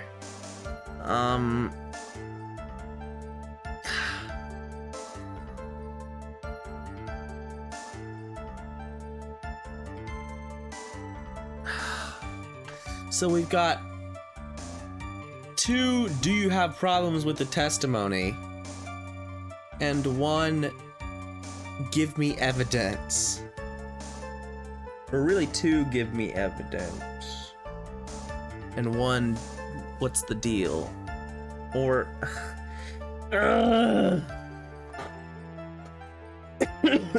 Excuse me. I'm gonna take another drink while I think about this. So...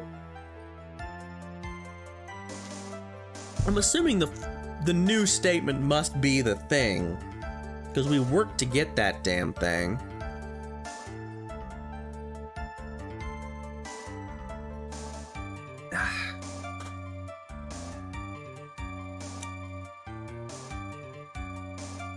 So what do we have? Let's go over the evidence again.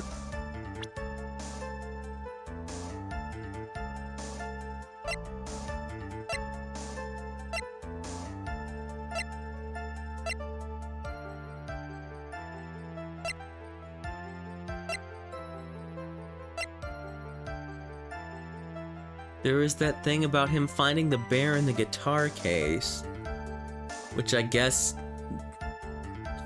sure could have been true. It could fit in there with a costume, probably. Or maybe it's too big. The guitar cases are pretty big, and especially big acoustic ones. We don't really have a frame of reference for how big the bear is. And if it's only large enough to contain like a little jewelry thing, it'd have to be pretty small.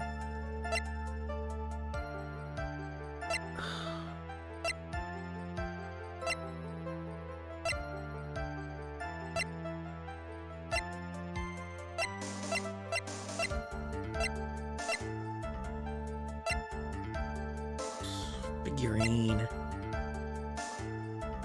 Fake suicide note.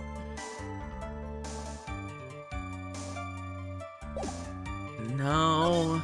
I think I can pull something out of what he said. But it would be real bad if I did something and made him mad over something trivial.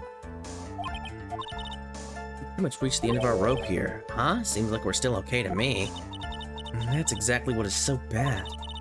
At the rate we're going, we'll end up completely destroying the killer's lie. If we do that, you already know how serious of a situation that will put us in. Oh yeah. All I can do now is pray that those items reach us in time. Oop, sorry. Just kicked my desk on accident.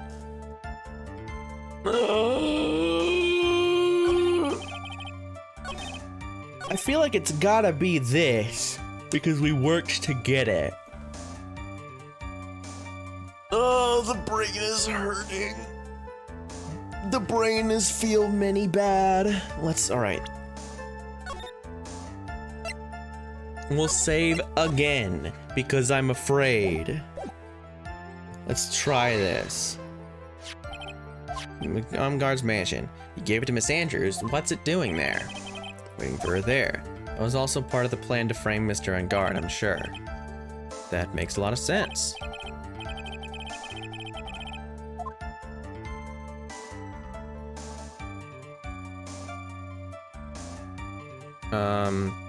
So we have this one where we badger him, and the other one where we badger him.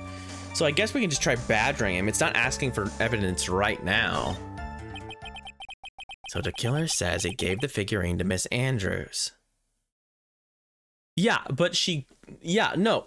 If he gave it to her, she would have took the suicide note out and like ripped it up or whatever. She would have done that because she knows how to open it.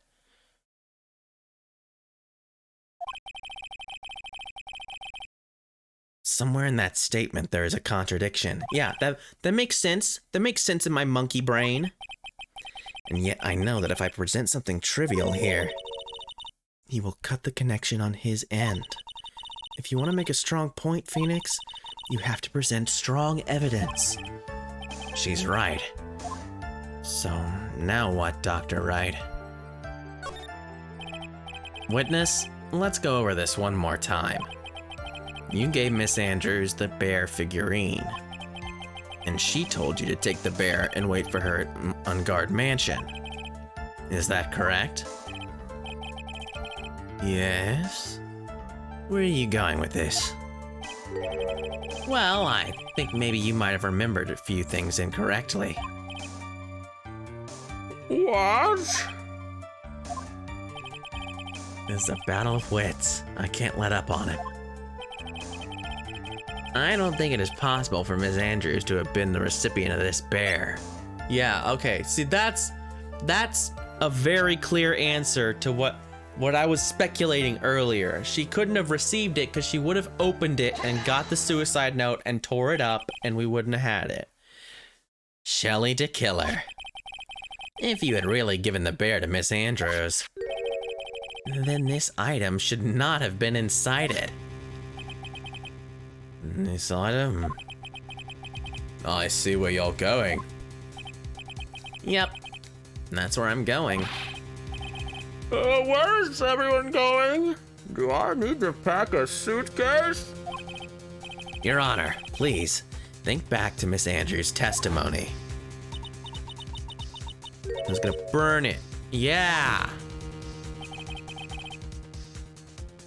If even for a single minute, this bear had actually been in Miss Andrews' hands, I'm sure she would have taken the suicide note out and burned it.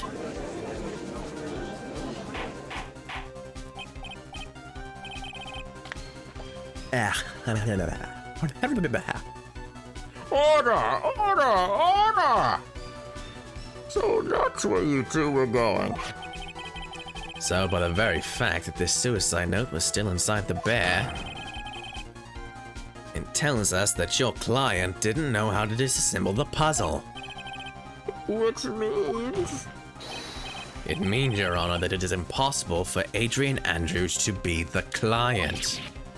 Oh, He exploded again! I love when you explode. Order!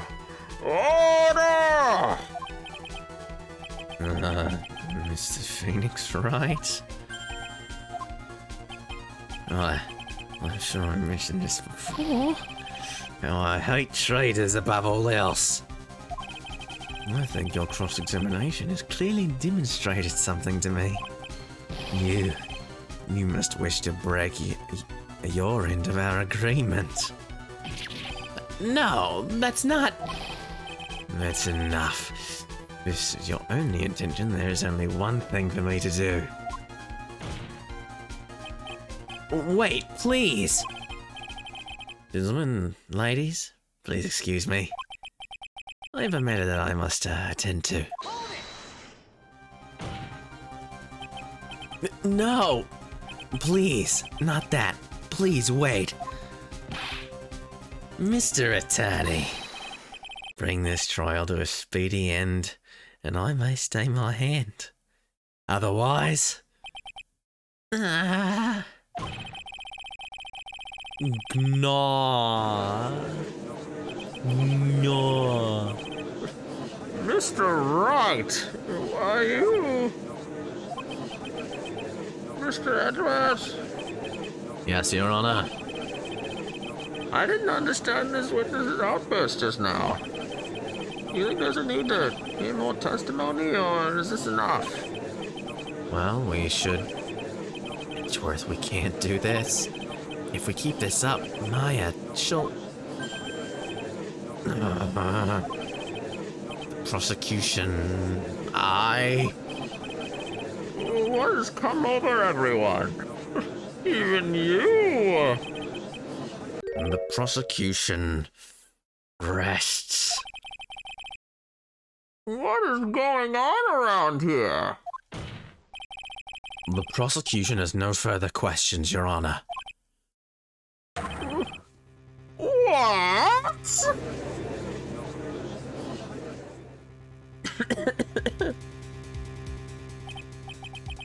Well, I never thought I'd see the day. This is a most unusual situation. If the prosecution rests with no further questions, then the prosecution has failed to uphold its stance. If that is the case, then even though I am reluctant, I must believe that Mr. De Killer's testimony is accurate.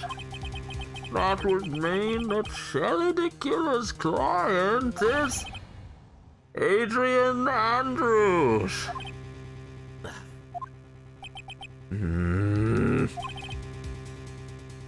Mr. Wright, Yes, Your Honor. find the child here, right now, and your client, man on guard, would be declared innocent. And in his place, Adrian Andrews would be charged with murder. Miss Andrews would be charged with murder.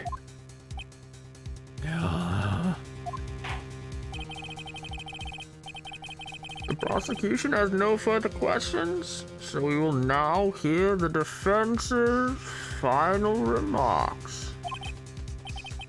Bailiff, please bring the defendant, Matt and Guard, to the stand. The items from the killer's hideout didn't make it in time. We tried as hard as we could, but it looks like our time has run out. I can't believe it. The outcome now lies in your hands. Oh, it's time. Dude, did the old guy finally decide? To be honest, I can't think of you as a truly innocent and good person. See, if this is the last canon case in the originals with Edgeworth and all, it was like all dependent on the guy being proved innocent, but his life was still ruined. And he was like, man, even though I was completely innocent, my entire life was ruined forever. My image, no one would hire me, no, it was nothing. But this big media guy, after being totally gotten, and then a weird court case where he just managed to eke out being innocent because the prosecution mysteriously decided just not to present anything else. Like, no, that's fine. He can still be your fucking non-threatening like boy band type. He's still fine. Like, I don't know about that. I don't know if that works.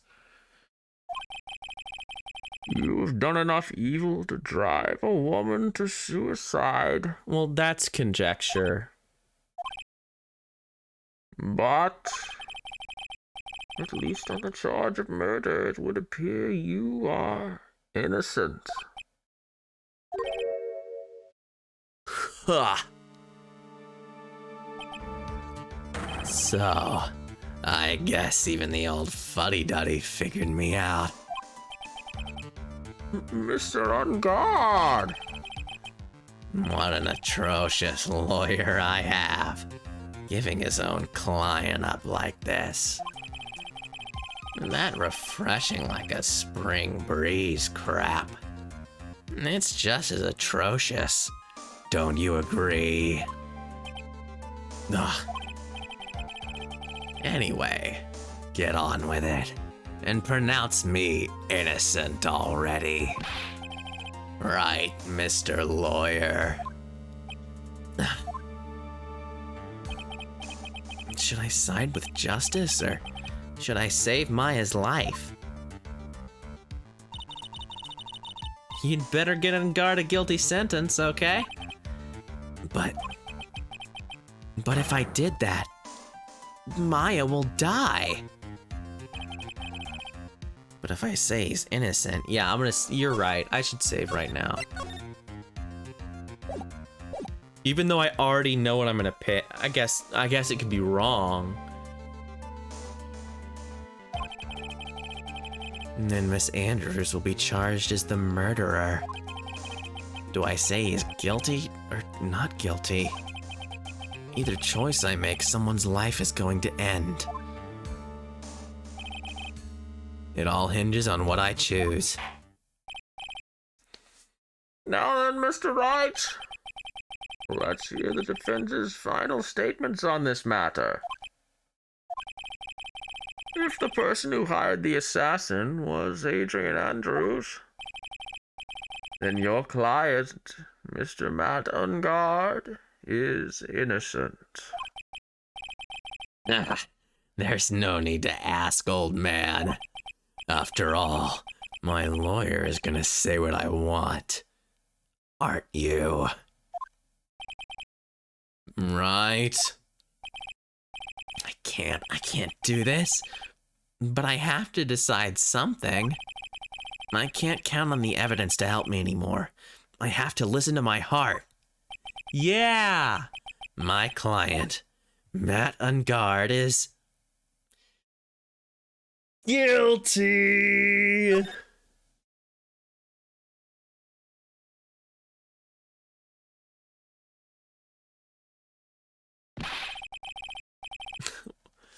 We are waiting for your answer, Mr. Wright. Matt Ungard, your client, deserves an answer. Maya, I'm sorry. Matt Ungard is... What? Franziska von Karma. What did we miss? You see me now, don't you? You see now, Mr. Phoenix, right? This is exactly why you should never take your eyes off of that scruffy fool. Did you bring them, the final pieces? Do you have them?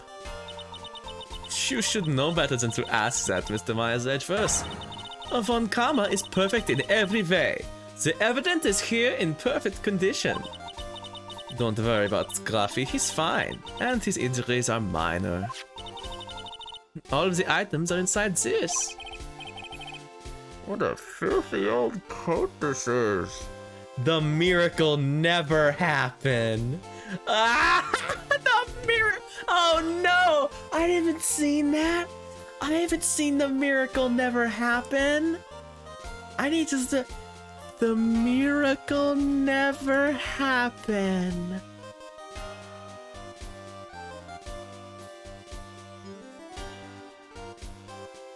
Okay, all the.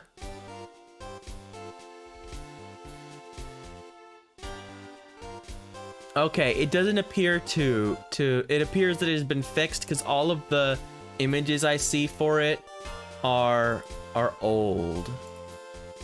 Yeah, the miracle never happened. That's clearly from the old release. So I think we're safe. But boy is that a good image.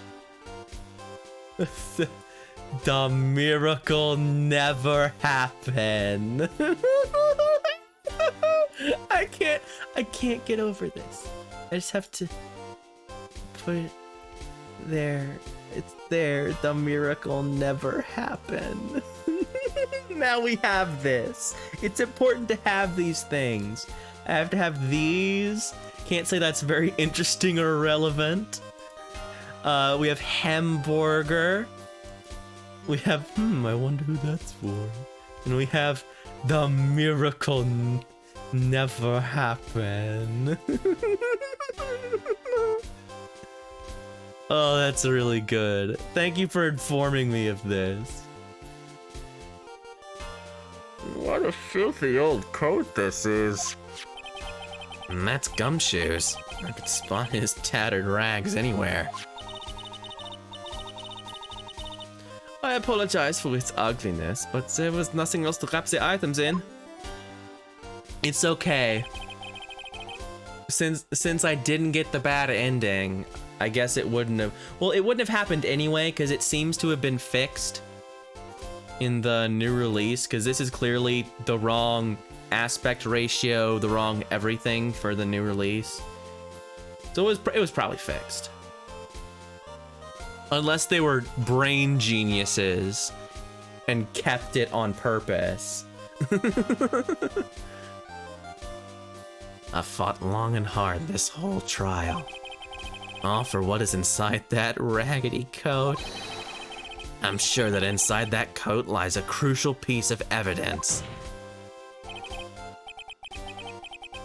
Your Honor, inside that filthy coat are the defense's final pieces of evidence. Your final evidence? Yeah, I'll look it up later. If I'm super wrong, I'll eat crow on a later stream, but I think they probably fixed that. That's pretty egregious. This trial is already over. All that remains is for me to hand down my verdict. I do not believe that any evidence presented now would change the outcome of this trial. What? Your Honor, it is our duty to examine every piece of evidence, down to the last. I request that Miss Von Karma be allowed to present these pieces of evidence.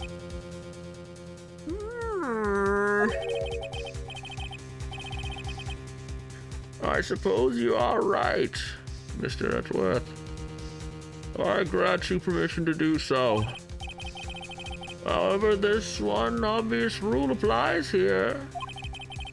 If these items do not bring up any new points, then they will not be accepted by this court. Now, Miss Von Karma, if you please. These pieces of evidence are items left by the killer during his escape from the police. He must have been in quite a rush. Yes, Your Honor. The killer left 3 pieces of evidence. Somewhere among the evidence we're about to see, there will be something that will turn this whole situation around, like a miracle. I'm sure of it. That is all we can hope for. First item is a pistol. Yeah, miracle. See, they mentioned it. He mentioned it earlier. He said like, oh, it'll be a miracle. I'm waiting for a miracle. So he had to reference it again. The first item is a pistol. Does the killer's pistol have anything to do with this case? Let's question it. Why not? Does that pistol have any relation to this case? That's a good question, Phoenix. Thank you. We have yet to perform a ballistics test, so I can't say anything for certain. However, I believe it has something to do with this case. At least with me. And that's the pistol he used to shoot you, isn't it? That's what I believe, yes. Oh. I kept the bullet that removed from my shoulder as a sort of memento. I'm sure it will be an excellent sample for the test. So that's the pistol that was used to shoot Franziska. It's probably not gonna help us very much. Alright. It's like pottery, sort of. They rhyme. Oh, videotape! Here we go. The second piece of evidence is this videotape. I bet the killer took that from Ungard Mansion. Have you checked the contents of that tape?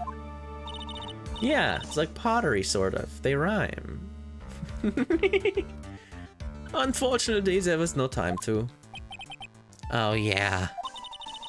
But I would speculate that this tape is very important. Why would you say that? Because he came back to his hideout for it. The killer went back for it? That's right. It looks like he was trying to recover it. He injured 3 of the officers at the site. But somehow it looks like they managed to protect it from the killer.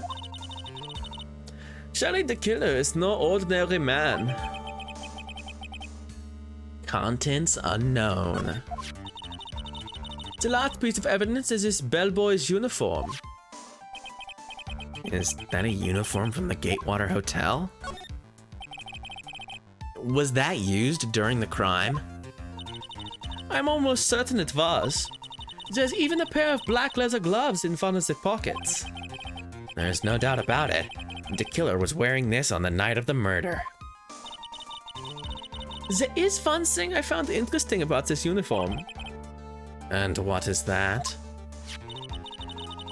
There is a button missing on this uniform. A button? It's a very unique button. I'm sure if we were to recover it, it would provide us with an interesting clue.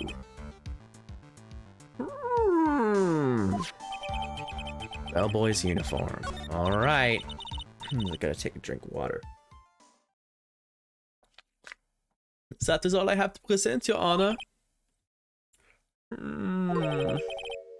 It's just as I thought. And what is that, Your Honor?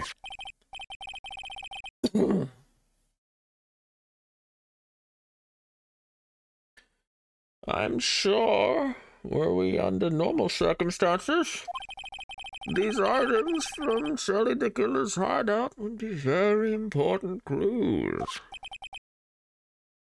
However, our question is not who did the killing. It is who is the client. Yes, that is correct. And these 3 items do not tell us anything about that. Thank you for your hard work, Miss Fontcama. You may step down now. Wait, Your Honor. Please, allow me to examine this new evidence. Overruled! This coroner already has all the evidence it needs to hand down a verdict. Wonderful. Absolutely splendid. This judge is such a brilliant man, isn't he? Is this the end? Phoenix. I knew it. There's no such thing as a miracle in this world, is there? The miracle never happened. I can't get over that. I can't get over the miracle never happened. I think you're wrong. I think they do exist. But you have to make that miracle happen. You've come this far, you can't give up now. But no matter how you think about it, it's try. For my sake. Just think about it for a second. There are 2 ways out of this situation for us. 2? The first, make Ungard wish from the bottom of his soul for a guilty verdict. Huh? The killer will always place his client's wishes first. If Ungard himself wishes to be convicted, then he will let his hostage go. That may be true, but that's asking me to do the impossible. The second way, force the killer to end his contract with Ungard. Oh, that's easy. We can totally do that. If the killer were to no longer think of Ungard as his client, then you would let Maya go. Yeah, okay, so we totally have the stuff to do that. that videotape, I'm gonna guess, I'm gonna say, is the footage that Ungard filmed. Because Ungard, he had the whole setup, right? We still haven't talked about him doing that specific filming. That has not come up yet. And if the killer knew that Matt Ungard was filming him and trying to have insurance, then that would violate the contract of the client just chilling out, right? I'm gonna try this for real. And if I make it, I make it. If I don't, you know what? I will save right now. And if I get the bad ending, we will never be game over. We'll see the funny words.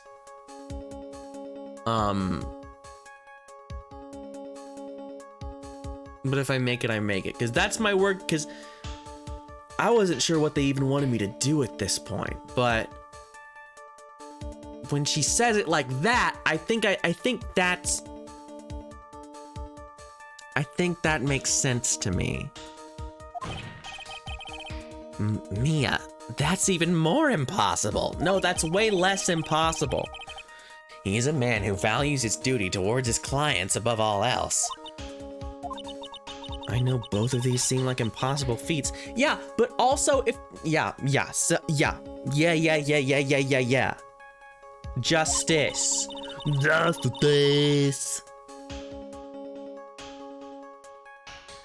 But if you could make either one happen, it would truly be a miracle.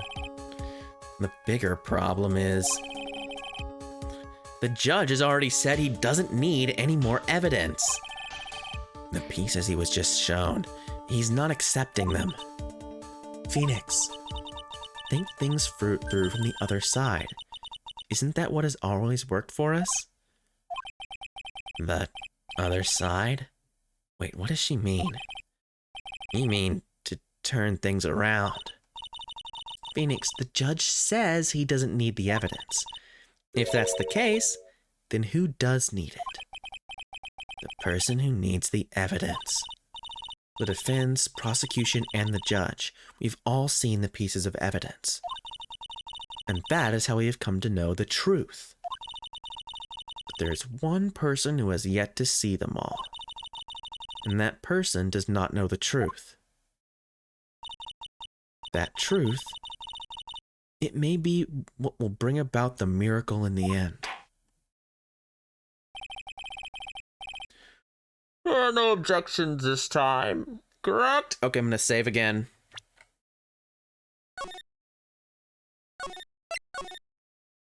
This is closer. Now then, I will pronounce my verdict. Why don't we all respectfully sit back and listen, kids?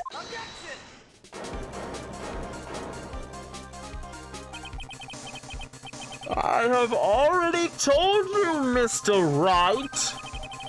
This court does not need any more evidence. I'm not saying it is us that needs the evidence, Your Honor. What? Then, you want to show the evidence to that person? Yes, Your Honor.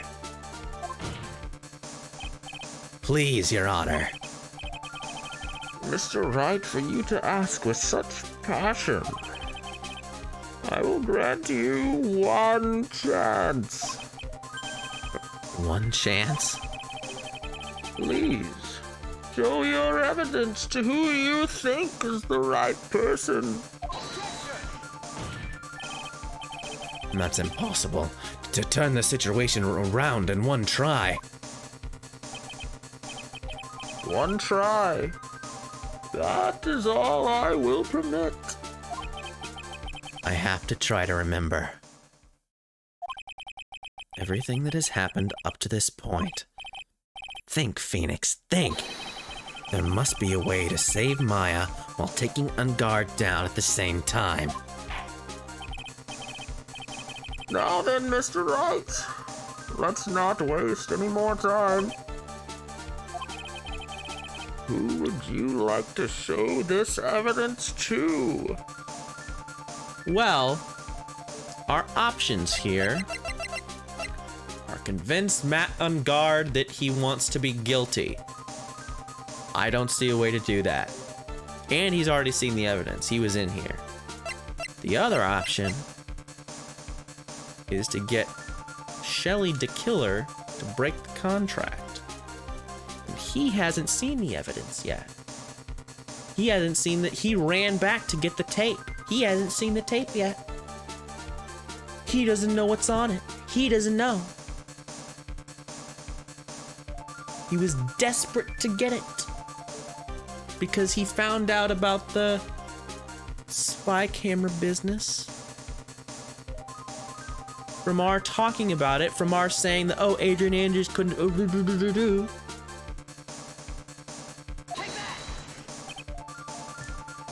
I see.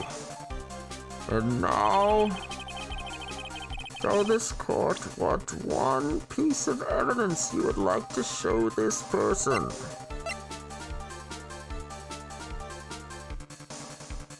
Violently tried to recover it. It shows him killing the guy.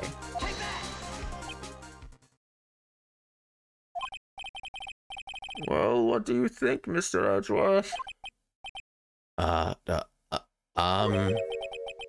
I think there is some merit in showing this evidence to that witness. Bailiff, please bring in the transceiver from earlier. All right. It looks like I managed to convince him.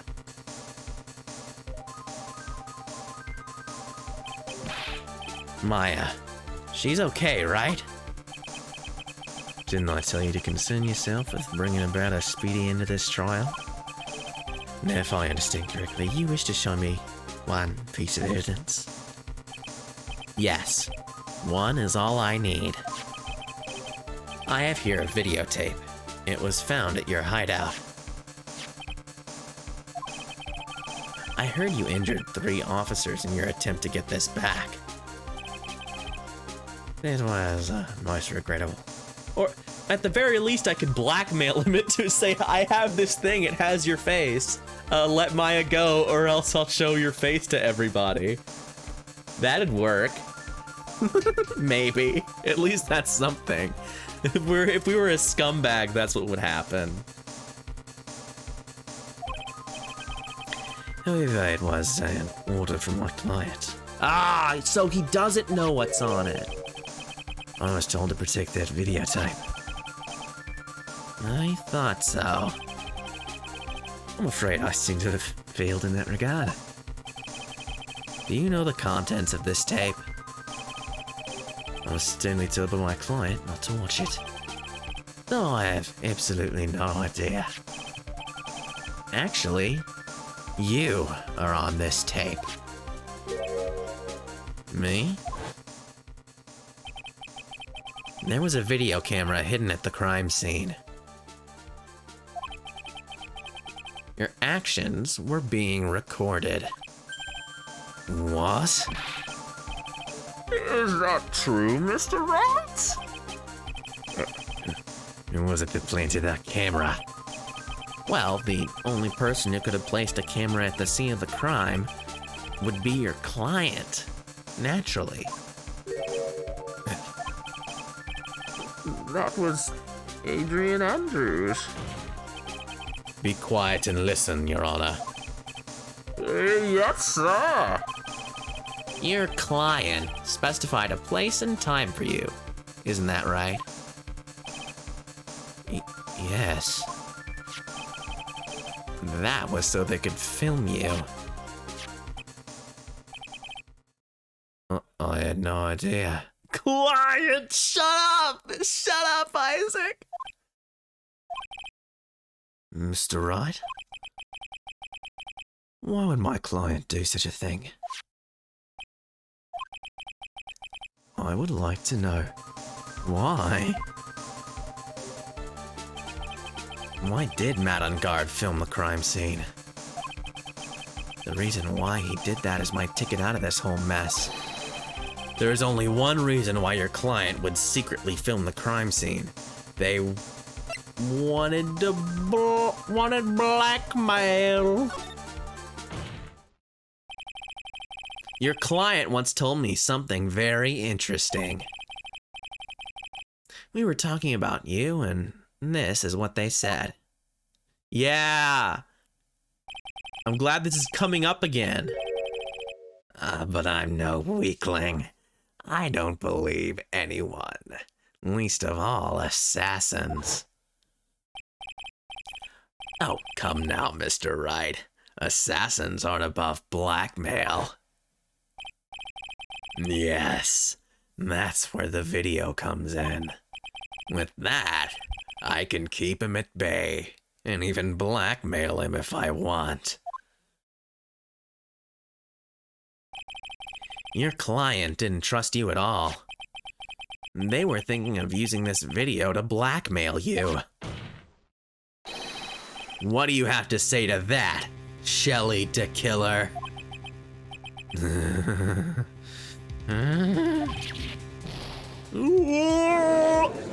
Explode! It looks like I was being deceived from the very beginning. Yes, by a natural. That is the kind of person they are. Your client is a person who only thinks and plots of how to use the people around them to protect themselves from any and all dangers that may arise. That is the true nature of your client. I have one question for the witness. Yes? You told us one thing numerous times during your testimony. You said that you detest traitors most of all. Yes, that's right. But what if that traitor was your own client? What would you do then? That's obvious. I would break our contract in that case. And then, that client would become my next target. For the honor of the killer name, even if it takes an eternity, I would follow that person to the ends of the earth and exact my punishment.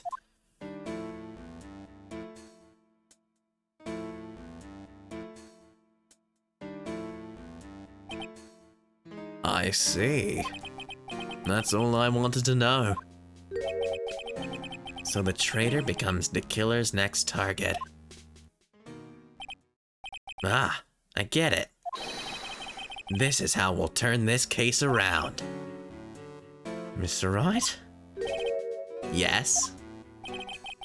My contract with my client is over as of now. I seem to have a new job on my hands. I will now return to you your precious item. What the? I'm not an item! Maya, I thought I'd never see you again. Oh, thank goodness! Hooray! We did it! This trial appears to have come to its conclusion. However, I'm sort of... I don't quite know what happened there with the client. Miss Von Karma, what? She always has you in her sights. Now, I do believe it's time to finally hand down a verdict. Ah, yeah! Mr. Ungard, it looks like somehow you got what you wanted. You will finally receive the acquittal you wanted so badly. You should be happy. But before that, I would like to make one final statement. Sometime in the near future, one very betrayed assassin may appear before you. Needless to say, that man is very good at what he does.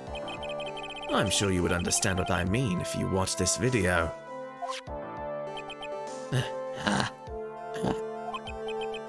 Help me. Now then, Your Honor, the verdict, if you please. Is this all right with you, Mr. Wright? The system works? We have finally reached the end of a very long battle. Whether he's convicted or acquitted, there is no escape for him now. Go on, Phoenix. Plead whichever way your heart tells you. Right, Chief. Not guilty. Congratulations, Mr. Matt Unguard. Please make sure to savor every moment of what little time you have left. Your Honor, as always, the defense pleads not guilty. Very well. This court finds the defendant, Matt Unguard. Oh no! Please, wait. What's the matter?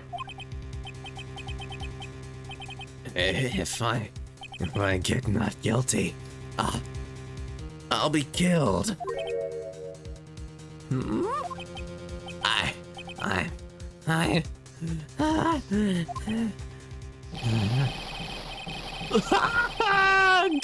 Guilty!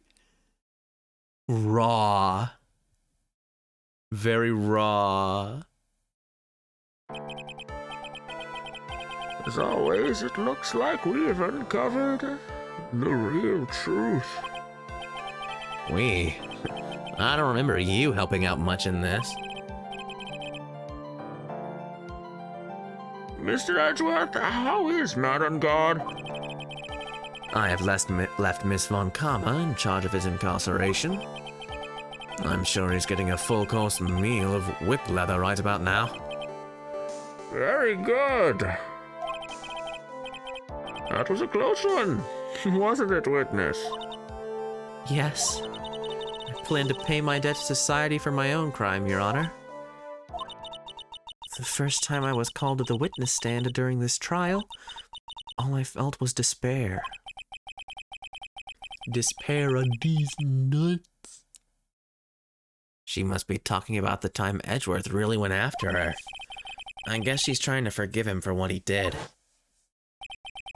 Miss Witness, how should I put this? She has an illness.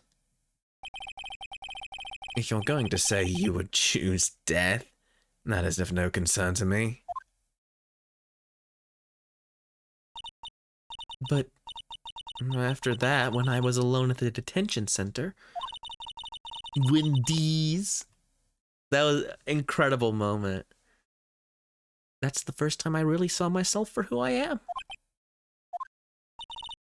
And today, when the two of you used your combined strength to convict Matt, I felt like I had finally been saved. Wow. This is the first time I've ever seen her smile. I am really happy that you two are in charge of this case. I really don't know how to express how I feel at this moment. This is the first time I felt comfortable with myself, with who I am. Thank you so much, everyone.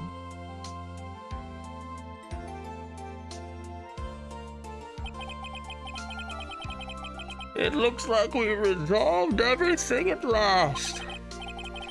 As for myself, there are still a few things I'm confused about. But everyone seems to be in good spirits. And that is good enough for me. That's all. This course is done. I'm tired. I need to take a nap. It's bedtime. It is 5:14. It is time for me to be asleep.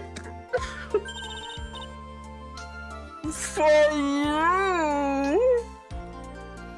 You were great out there, Phoenix. What I did out there was right, wasn't it? This is the first time you've not gotten your client off. You got them a guilty verdict this time. You have to look past all that to what's really important. You now realize that there is something more than just getting a not guilty, right? Yes, I understand now. Phoenix, think back for a second. Think to the moments before Miss Von Karma arrived with the final pieces of evidence. Think about the incredible decision you had to make.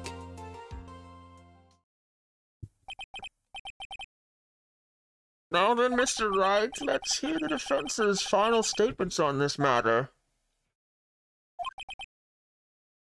Yeah, I said I was gonna say guilty.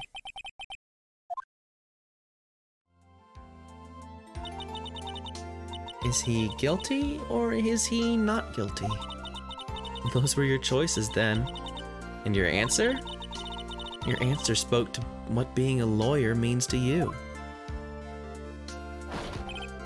Right. Edgeworth. I have good news. Maya is now safe in police custody. Really? Pearl, You're telling us the truth, right, Mr. Edgeworth?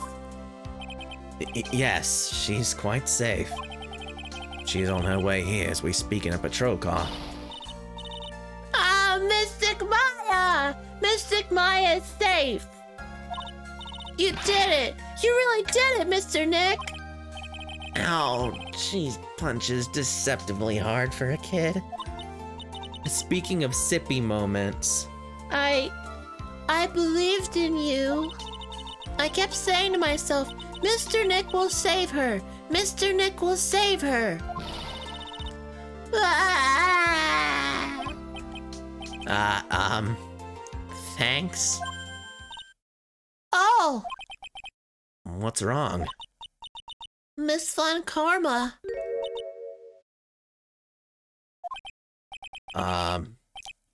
About earlier, thanks. Ow! Why are you still smiling, Mr. Phoenix Wright? You lost! Your perfect win record has now been crushed! And yet, you are still happy? I don't think you'll ever understand, Miss Von Karma. How dare you? Don't worry. She may in time. After all, I was like that myself until a year ago. Edgeworth. For my own personal victories, and for guilty verdicts. I used every dirty trick in the book, and so my win record remained spotless. But a man appeared and stood fast against that selfish me. I fought him in my usual manner and tasted my first defeat. I felt like I had lost everything because of that. And then it was my turn to sit in the defendant's chair. And I was saved by that person I called my enemy. I couldn't forgive myself for all that had happened, so I left the prosecutor's office. And I left that note. Prosecutor Miles Edgeworth chooses death. As well you should have. A prosecutor who has shamed himself of his defeat should crawl into a hole and die. But that was not what happened. After I left the prosecutor's office, I finally came to realize something. And it was in that moment of clarity that everything began to change. What foolish nonsense! We prosecutors use anything we can to attack the defendant. But every time we did so, no matter how desperate the situation, instead of giving up like most people, that's not, that man would hold strong with his undying faith. I saw Phoenix pointing and I thought he was talking. Shut up. And then, before I knew it, I began to trust in that man as well. I thought we were doing a flashback segment, but it was only sort of a flashback segment. What? You trusted your enemy? It doesn't matter how many underhanded tricks a person uses. The truth will always find a way to make itself known.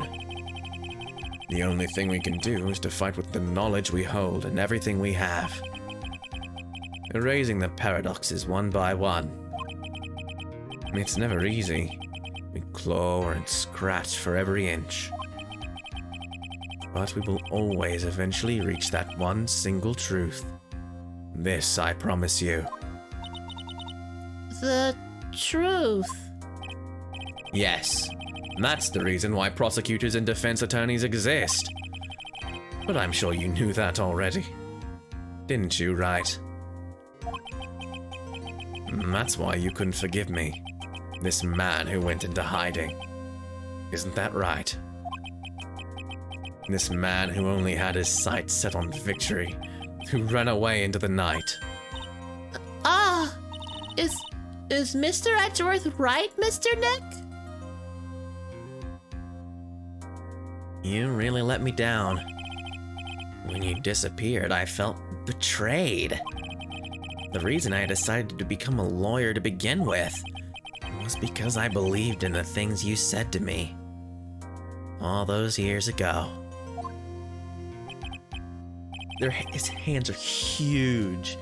They're enormous. And you betrayed your own words. That's why, 1 year ago, I made up my mind.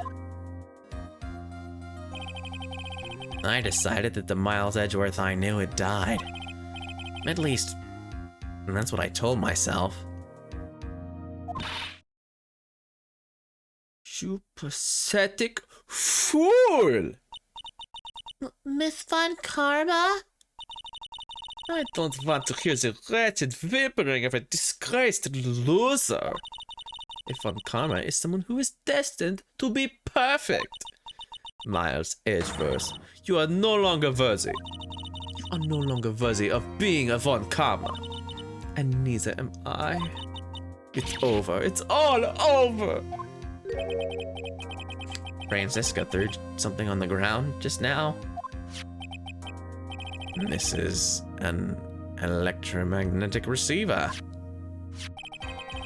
Isn't that the thing she used to track Detective Gumshoe?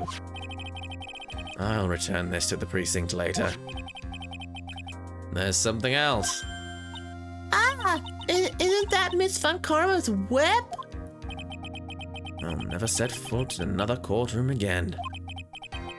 I'm sure that's what she's saying by this action. You should keep this, right? Okay. Nick! Who's this? Ah, it's Maya! Maya! Mystic Maya! Mystic Maya! Look at them. They're so cute. Baby mode. Oh, Nick, I knew you'd come through. You got on guard convicted, like I knew you would. And on top of that, you even rescued me. Fucked up that Balto is Maya's color scheme. That's messed up. Well, of course I did. You know I would never desert you. But we sure pressed our luck this trial. You're really lucky to be standing here. No, you love to think about it. Think about it more. Whatever. Look, it's over, okay? Besides, if I did croak, I'd just come back and haunt you like a bad ghost through Pearly. Is it really that easy to do something like that? Thanks a lot, Nick. Don't mention it. Maya. Oh, Mr. Edgeworth. I'm relieved you're all right. What if I hurt you? Hey, looks like you've made some real progress, Mr. Edgeworth. Well, I suppose I'm a little different from who I was a year ago. Oh, no. All right. I think it's time we got out of this depressing place. Huh? Where are we going? Food, Nick, food! Grub, chow, I'm starved! I'm so hungry, even you look like a nice, juicy hamburger! On a bun to me, Nick. You think I look like a burger? I'm a prime rib, at least. Come with us, Mr. Edgeworth, please. If you insist. All right, so how about we hit up our usual burger joint? Don't be silly, Nick. Huh? This case messed up that awesome evening and got in the way of my gourmet food. So I decided we have to make it up by having another feast. Another feast? Come on, Nick. Food! Food! She's fucking losing her mind. It's a good thing all that food just fucking sat there for 3 days. And we kept coming back to it and I kept singing. I'm like, that food's still fucking there. Hey, pal. Sorry to keep you guys waiting. Gumshoe, are you all right? Yeah, but I'm really embarrassed. I didn't think I'd hit a telephone pole of all things. A telephone pole. And it wasn't a red light that got him. You did it again, city boy. Felt like my dear old heart was just gonna give out on me. And I ain't joking. Yeah, it was more exciting than the very last episode of The Steel Samurai. Thanks. Now looky here, Mr. Snooty Prosecutor. Don't you reckon you bullied Mr. Right too hard? If you don't start being a lot nicer to him, he might just kick it. Tonight even. I'll keep that in mind. Well, come on now. Everyone gather around. Y'all are gonna get your picture taken by a genuine professional photographer. Looks like Lotta bought herself a new camera. Well, pal, at least we can put this messy case behind us now. Come on, tonight's all about eating, so let's go chow down, pal.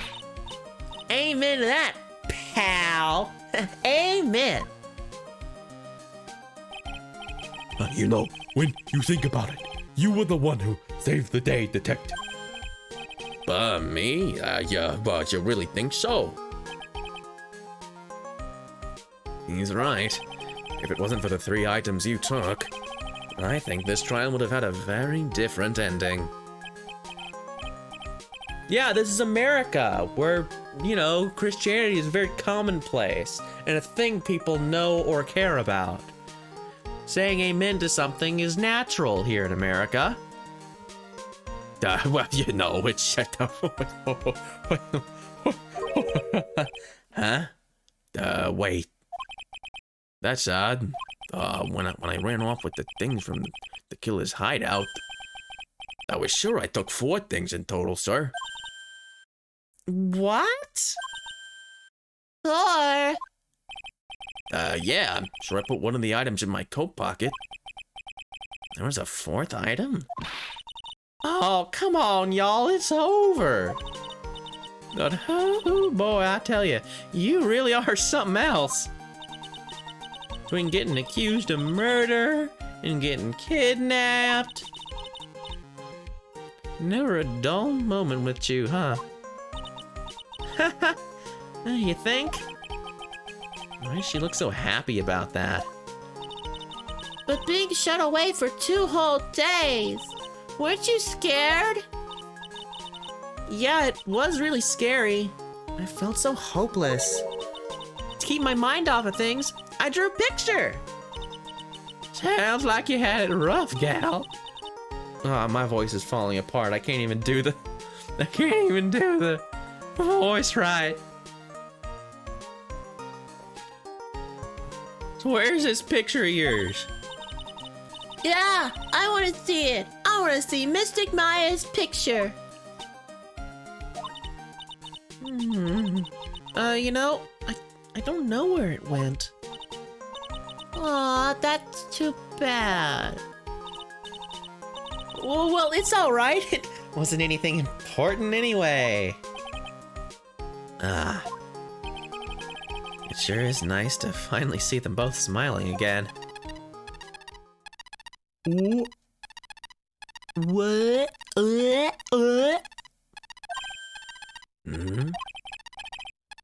What is it, Edgeworth?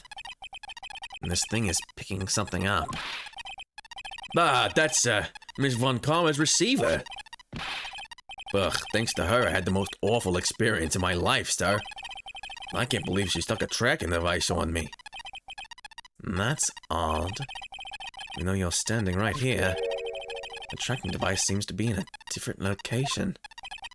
Oh, it's probably busted or something, sir. Well, it doesn't matter. I'm afraid it's about time for me to excuse myself. I still have some work to do. Huh? Mr. Edgeworth, you haven't eaten anything yet. And you've eaten way too much, you glutton. I had fun tonight. Now, if you'll excuse me. Wait. What? I just want to say, thanks, Edgeworth. You really saved me out there. If anyone should be saying thanks, it should be me, right? I feel like words alone aren't enough here. I wonder if there's anything I can give him to express how I feel.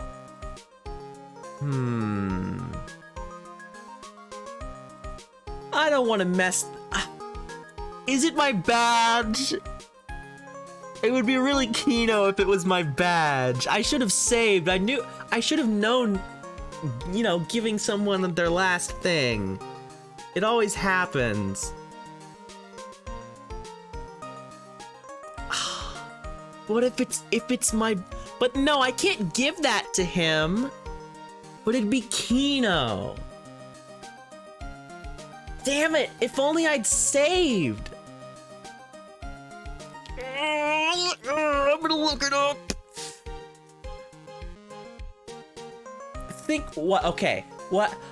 I think it would be very appropriate to hand him the badge.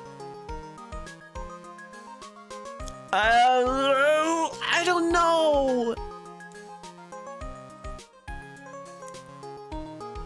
I mean, we did get 2 new things. Or I guess 1 new things. We got the whip.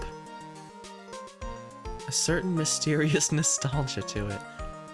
Are we supposed to give him the whip? Because there's nothing else. All this other crap. This is all crap. This is all garbage. He doesn't want any of this nasty nonsense. He doesn't want the fucking Magatama. The only thing I can think of is the badge and the whip.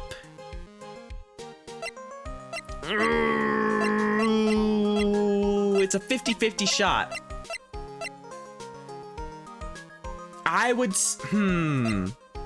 I'm gonna think about this. So if it's the badge, I need that. I can't give that to him.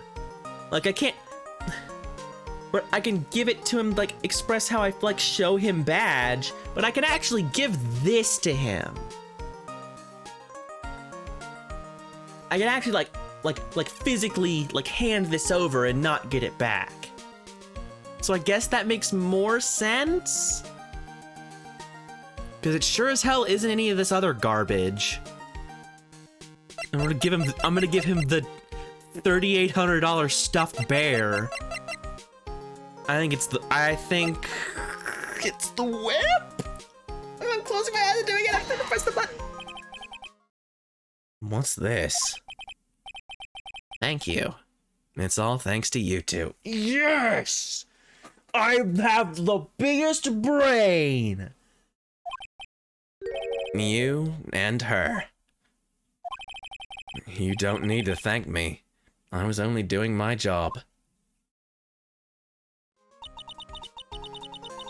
Oh, well I guess that was it. Was that right? Or did that just seem like it was right? Oh well, who cares? If I was wrong, don't tell me, or do tell me. I thought I had a big brain. It's not my fault. It looks like Mr. Edgeworth has left, Mr. Nick. Hey, Mystic Maya! Yes, Pearly? I guess you two can go back to being lovey-dovey, right? You and Mr. Nick, I mean. Pearly, would you cut it out already? You're embarrassing me. Anyway, so who's paying for this lovely dinner party? As if you need to ask. Everyone say thank you to Nick. Huh? Yeah, I'm kinda at the point where I can't even buy instant noodles, pal. So I kinda already put your name on the bill. Huh? Yeah, got me a situation just like that myself. There's this camera shop in this hotel, see? And I just bought this good old beauty here. It'd be better off anyhow for $3,000. Huh? Actually, I reckon you bought it for me since it's all in your tab and all. What? Isn't this great, Mr. Nick? Yeah, Nick. Why do I suddenly feel like screaming? Oh, you don't need to hold back now, you hear? Yeah, pal. Time to let it all out. This is gonna be the first time I hear the real you. God, it's been a while since I heard you say it. I've been busy being a hostage and all. All right then, if you say so. Yeah! Bring on the biddies! We did it! We beat the video game! You really came through for me, Nick. I'd hide that letter, but I knew you'd find it. I really feel like I've been living on the edge lately. I mean, I've escaped death 3 times now. Pretty cool, huh? I feel like a pro.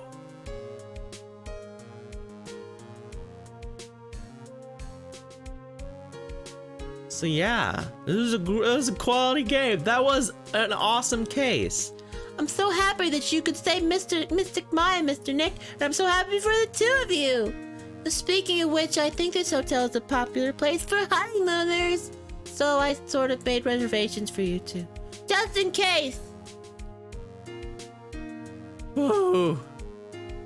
They're gonna make me say one last line for everybody, aren't they? I just want to talk about the game now. Well, pal, it looks like I'm back on the force again. Mr. Edgeworth had a long talk with the chief, and he got me my blah blah blah.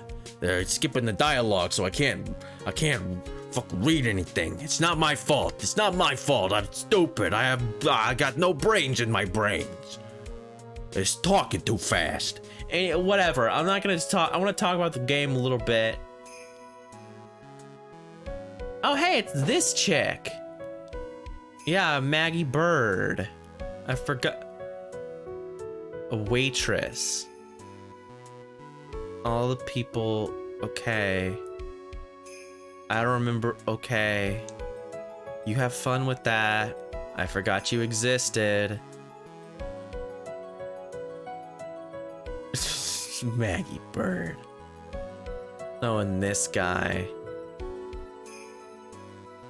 Yeah, I don't care. I really liked this game. Oh, I do not like the way his teeth like turn inward. Like you saw that when I was it was like I need him to do that animation again. No, he's not doing it. But his teeth like morphed. That was terrible. Anyway, I'm trying to talk about the game and I keep getting distracted by the voices and the people and I don't care about them. It was a great game. I had a lot of fun. This one that we're referencing right now, sucked. It was so bad. But everything in this final case was really intuitive and I really felt like I was figuring things out, and it was a little hard, but like I actually got it and everything tracked, and I don't think we left anything. Like there were no horrendous loose ends or like important evidence that I felt like why can't I just say this? Why can't I just do this? Like it felt really good. So yeah, case 4 of Justice for All, definitely probably my favorite case so far. Like at the end there, it just felt like really cool because like, yeah, remember that he wanted to blackmail you, or he wanted to blackmail the killer, which I did remember. I was like, oh man, he wants to blackmail that guy. What an asshole. And that felt really good. Like it's hard to say it was good. It was good. I've never played a video game before. It was good. Like there's not many more ways to say it. But it just all came together, you know? Which I was worried that it would or would not. But it totally did. I mean, I had people hyping it up. Yeah, stay in jail.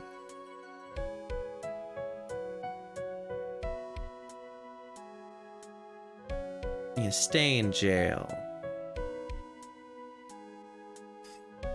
Yeah, so that's another VN down. Probably next one I'm gonna be working on is Danganronpa 2.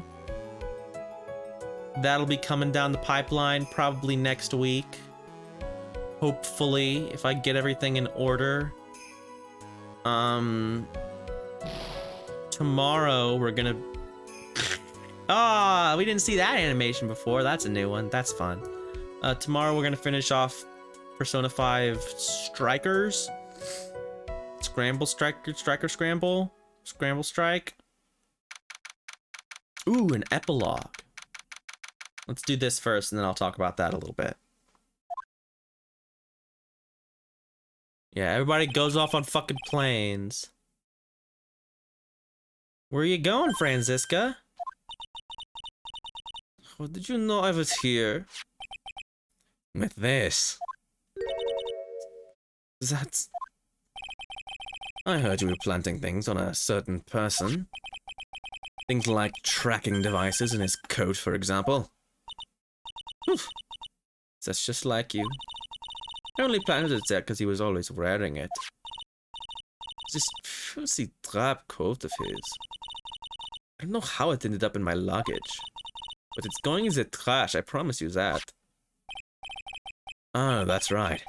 Speaking of that man, he told me something very interesting. When I ran off with the things from the killer's hideout, I was sure I took 4 things in total, sir. 4 things. It seems he put the last one in his coat pocket. He put it in here. It doesn't matter anymore, the case is already over. What are you going to do now? That's none of your business. Are you running away? Shut up! You don't understand a thing. can't possibly understand what it means to be Manfred von Kammer's daughter. Franziska. So many expectations from everyone around me. Expectations I must fulfill. I'm expected to win no matter what. Failure? Such a thing is not an option for me. My father was a genius, there's no doubt about that, but me, I'm no genius. I've always known that. But I had to be one. I had to. You may not be a genius like your father, but you are a prosecutor. You have been and always will be. No, I'm not. Not anymore. I've even thrown my whip away. Speaking of that, Wright gave me this to hold on to. Right. You knew something like this would happen, didn't you? Yeah. I got it. I guess my brain really is just that big. I'm so smart. I'm going to say this again. We prosecutors do not fight for personal honor or pride. I hope you will think deeply about what you should be striking down with that whip. You haven't changed a bit. You've always left me alone and walked on ahead without me. Miles Edgeverse, I've always hated you. And then, finally, my chance to take my revenge on you arrived, and if I could win against that man, if I could make Phoenix Wright bow down in defeat, then this girl you left behind would have risen higher than you. That was supposed to be my revenge. It's very Japanese. It's really good. I see. You know, I can't do it. I can't change who I am. I can't throw away everything I've been until today. I believe you can. Just like how Adrian Andrews did. Adrian Andrews. You were going to use her during the trial, right? But you were dependent on your father by using his tactics. Isn't that right? Today you chased after me, after I had left you behind all these years. And that's why we're standing here now, side by side. But I have no intention of stopping. If you say you're going to quit your walk down the prosecutor's path, then this is where we part ways, Franziska von Kammer. Aww. I am Franziska von Kammer. Don't think I'm going to walk in your shadow forever. Our battle begins now. So you had better prepare yourself, Miles Edgeverse. Yeah, there it is. That's what I was waiting for. It's the most Japanese. Look at it, look at that plane! Look at that plane! Phoenix Wright, one day she's gonna get ya.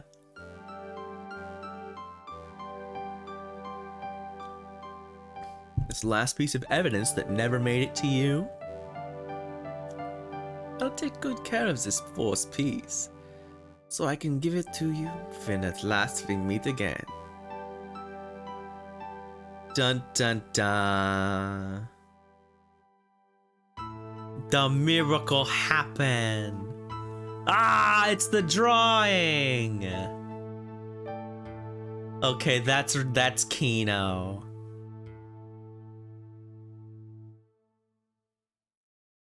That's really raw. Oh, well, I hope everyone had a good time. This was really fun for me. Yeah, that's the drawing that she made. Yeah, tomorrow it's gonna be the finale of He No, it did. Shut up. Shut up, Isaac. You're being mean. You're being rude for no reason. Let's see. Who's online that we're good? Ooh. I know who's online. I know who we will raid. But yeah, tomorrow, last episode of Persona 5 Scramble. Then we have surprises next week. So, get ready for that.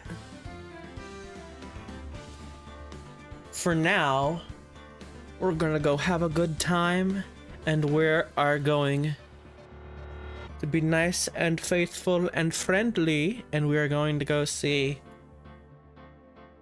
Abigail. So I'll see y'all over there. I'm gonna go make food and watch her play Mother? Whatever this game is. Probably horror, since she does a lot of that. So yeah. See y'all. Goodbye. Have a good day.